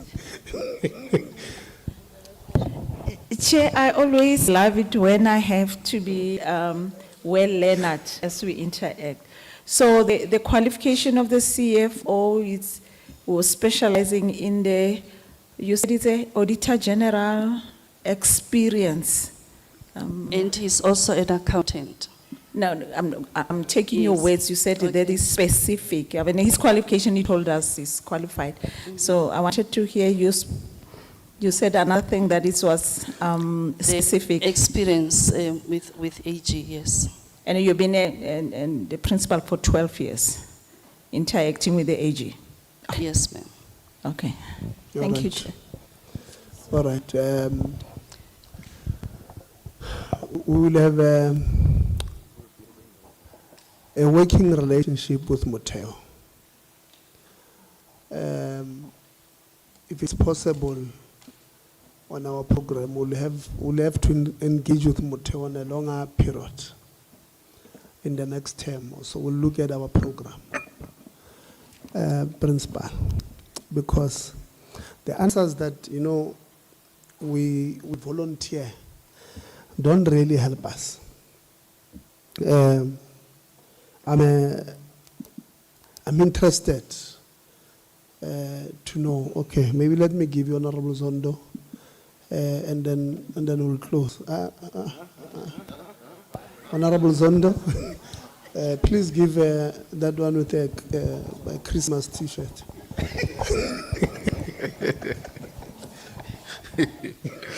No, thanks, Chairperson. Greetings to members, DDG and principal and everyone. Chair, I just wanted to, because I've read many questions here, but I won't ask them because we have closed. But I wanted just to add that from the report of 2022, I think there are red flags there which are still there. And the question that were asked by members from my side were not answered the way they're supposed to be answered. We are not satisfied. So I will ask you, or Chairperson, to say that can we get a written response on the matters that we've raised, and again on those red flags that were flagged in 2022 that are still appearing even in 2025, so that the journey that you are talking about, Chair, we will go with the records, because once someone pens something down, we are able to hold him or her accountable of that. Yeah, I think I wanted to end there, Chair, because I think you are correct to say that we need to have a journey with this college. Thank you very much. Yeah, no, thank you very much. We are indeed going to have working relations. We are stakeholders, Principal. We're not enemies of the institution, we're stakeholders. We want to work together and making sure that the core business of why we're here finds expression everywhere it should. I mean, this department, this government has spent almost 500 million on this campus, building this campus. And that's excluding since it has been open, excluding the number of tranches that NSFAS would have paid, which is an entity of the state. That excludes the CETAS, that gives funding to a number of programs here. So government has spent almost R1 billion here, plus minus, and that's excluding probably even the salaries that are on a PESAL. So it is in our best interest as public servants to understand this investment that government does on behalf of the people of South Africa, that we ask these questions. I know sometimes there are others who are very uncomfortable, but unfortunately they must be asked and they must be answered. So I was very happy earlier on when we were doing even the walkabouts. I was even dancing with your choir there. The meeting, in my view, did not end the way I personally anticipated, that at least, you know, there's some movement towards the correct direction. But you can tell that the relationships that we have here, almost, they are very close to being toxic. We're not where we want to be, Chairperson of Council. We should be way far than where we are as we speak. Department, you're also not assisting us with a number of issues that is on. So we'll ask you to release, as part of the way forward and recommendations, a new circular, DDG, because accepting that maybe there's miscommunication is not helping us. Workers, they know that there's a moratorium. Leadership of the institution, they know that there's moratorium. The council, which is new, they also know there's a moratorium. It's only yourselves who are saying there's no moratorium. We have a problem. So let's release a circular again to everybody, say to them, all TVET colleges, this is where we are in terms of filling in of. Last year, at the end of the financial year, we returned for the past 2 financial years 580 million on compensation of employees.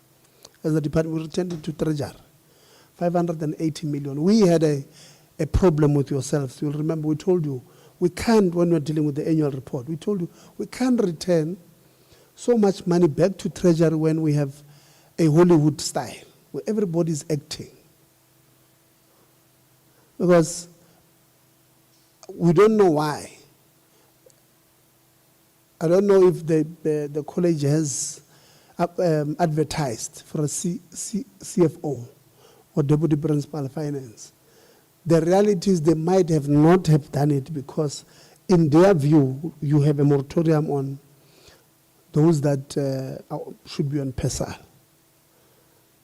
So we must release that thing as soon as possible. Principal, when you send us these things, you must indicate if, as management, you are aware or you are not aware about what Honorable Khakhao was asking about the lecturers who don't go to class or who go there late. And if you are aware, what consequence management you would have started against those ones? Because we can't have people that were paying to train our young people and they don't go to class. Right? We must also say, Principal, that the numbers that we're supposed to be having here on this campus, we don't have them. I mean, there's a lot of investment that went into your workshops, for an example, and they were empty. And this will probably explain why your revenue has been going down. Since 2022, your non-exchange transactions or revenue received from that would have moved from around 586 million in 2022 to 280 million. It's about half of the revenue that we're making, you're not making it. And when you walk around here, you see why. That is why when we saw this slide, we're not surprised that we're expecting this, because the number of big investments there. I mean, the electrical workshop that I saw, big investment. The boards that you have, they're very nice, modern, and all of that. Mara, we can't see people. And I know I asked you, where are the people here? You said they're in class, and I showed you a class. We're passing some class. They were empty, those ones down there. And you said, no, it was maybe it's before 9. I walked out when you were presenting. I went again there to walk again there. I wanted to see those people. It was before 10, and they were still not there. So there must be a deliberate effort, Principal, from yourselves to market this place, to popularize it in this area. We can't have, I mean, we have even very beautiful student accommodation, I must say. Way bigger than what some of these universities are charging our students, 9,000 and 11,000 for. Very beautiful. But they are going to be useless if they can't find people and put them in it. We have too many people who are not in education, employment, or training, DDG. And we have TVET colleges with so much space, so much space, so much potential that should be able to address those few things. We must improve on applying for occupational qualifications. The excuse. Because what you are trying to tell us is just excuses. Just excuses. The reason why NSFAS says to you that they sometimes struggle to pay students who are on occupational programs, it's because they're not accredited. Now you are creating a headache for students. You are creating a serious problem in the system. The person who's supposed to be dealing with these things, Principal, the accreditation of occupational programs, must be taken to task. Because when NSFAS were explaining that, yes, sometimes we don't know because we don't know whether this person has progressed or not. The TVET doesn't know.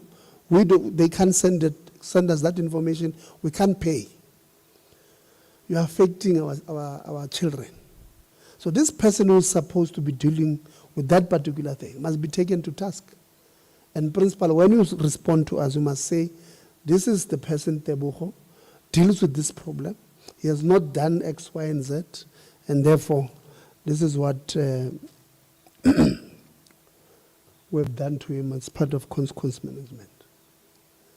DHEAD, let's finalize this. You know, NSFAS says there's a meeting or workshop in PE today to try and deal with these things because it's a sector-wide problem. But DHEAD, assist us. Assembly, the college can have a policy, colleagues, that is not in line with the policy of the department on progression. Principal. Yes, there's nothing that says you can't have your own policy, but it can't contradict the policy of the department. If your policy says you must pass 8 out of 8, and NSFAS policy says, and DHEAD says you must pass 6 out of 8, you are creating a problem for the system. Because NSFAS must get information from yourself about this student. They have publicized police. So maybe we must understand that there is small power and big power now. That's what somebody, when he was president, when he was still okay, as the president of the country, before he went to open some sponsorship, he used to have a example about small power and big power. So the department, when it comes to policy, is big power. College, your policy can't be against or contradict the policy of big power. So we can't. Kurumona, because now, how are we supposed to know which progress it or how progress? NSFAS needs a list from you to pay allowances. They sometimes don't pay them. But you are giving them an example, an escape route for them not to do their job. Sometimes they don't do their job, they know. Because they also, through these people of theirs, that they sometimes appoint there. They don't pay, they don't release allowances to students. But now you are giving them get out of jail free card. Because you have created a problem internally. So DDG, we can also have colleges having policies that contradicts the policy of the department. We can't, let's close that part. Very worried about your transformation problem. I mean, in this whole college of so many people, we don't have one Indian working here. And it's just that the problem was time today. But I'm sure members would have probed why you don't have even one Indian. We're creating a problem where people will think you guys don't like certain races in our spaces. You, Principal, you said, based on, what do you call it, Honorable Souls, the laws there from labor department, that you only hire people from the diaspora outside of South Africa on specialized or scarce skills. I don't know how many people I know, maybe they did not apply, who comes from, who have an audit background, who could have been audit accountants. And it's not me having anything against your acting CFO. This is me addressing what the labor department would have said. This is what you must follow when you hire people. So I'm very worried about it, but obviously when you write to us, you'll say to us, we advertise this thing on Motheo FM, on radio, what. These are the people who applied. And these are the people we advertised, or we shortlisted, interviewed, and ultimately arrived at this point. I'm not sure if after members have asked you such soft questions, you still have lunch for us. I hope you do. So we are going to end here with yourselves. Like I said, we will continue working with you. For an example, I had 19 questions that I would have wanted to ask. I only asked the theme of 2, but because of time, I had 19 themed questions, which we are going to have conversations with yourselves, including members. They did not ask any. I know them. They ask themed questions. But because of time, we had to stop them. So we're going to end here. I want to thank you, students, workers. Deputy Principal, what discipline? We have a problem with yourselves. When we live here, you guys target our people. Don't target workers, don't target students, because you don't like what they've said. This is our meeting. They will say what they want to say in our meetings. You guys must just go and read what Parliament says about the powers, privileges, and immunities. What is it that they can, please don't force us to come back to you and tell you, don't use council money to get rid of our people, because you hire a lawyer, the senior counsel, and they can't have that money. Please don't force us to fight. We don't want to be fighting. Ralekopa, Deputy Principal of Discipline, Deputy Principals who are here, DDG, thank you very much.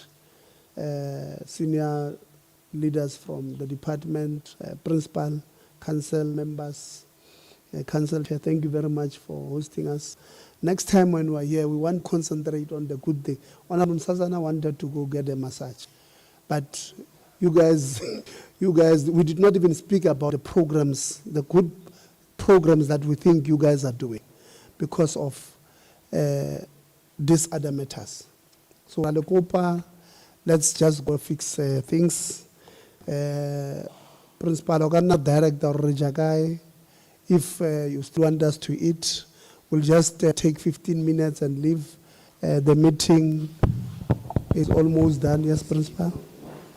Okay, thank you, Chair. Let me also thank you and... No, don't thank us, Principal. Oh, okay, I shouldn't thank you. Yeah. All right. Yes. The lunch is next door where we were earlier for tea. Okay, thank you very much.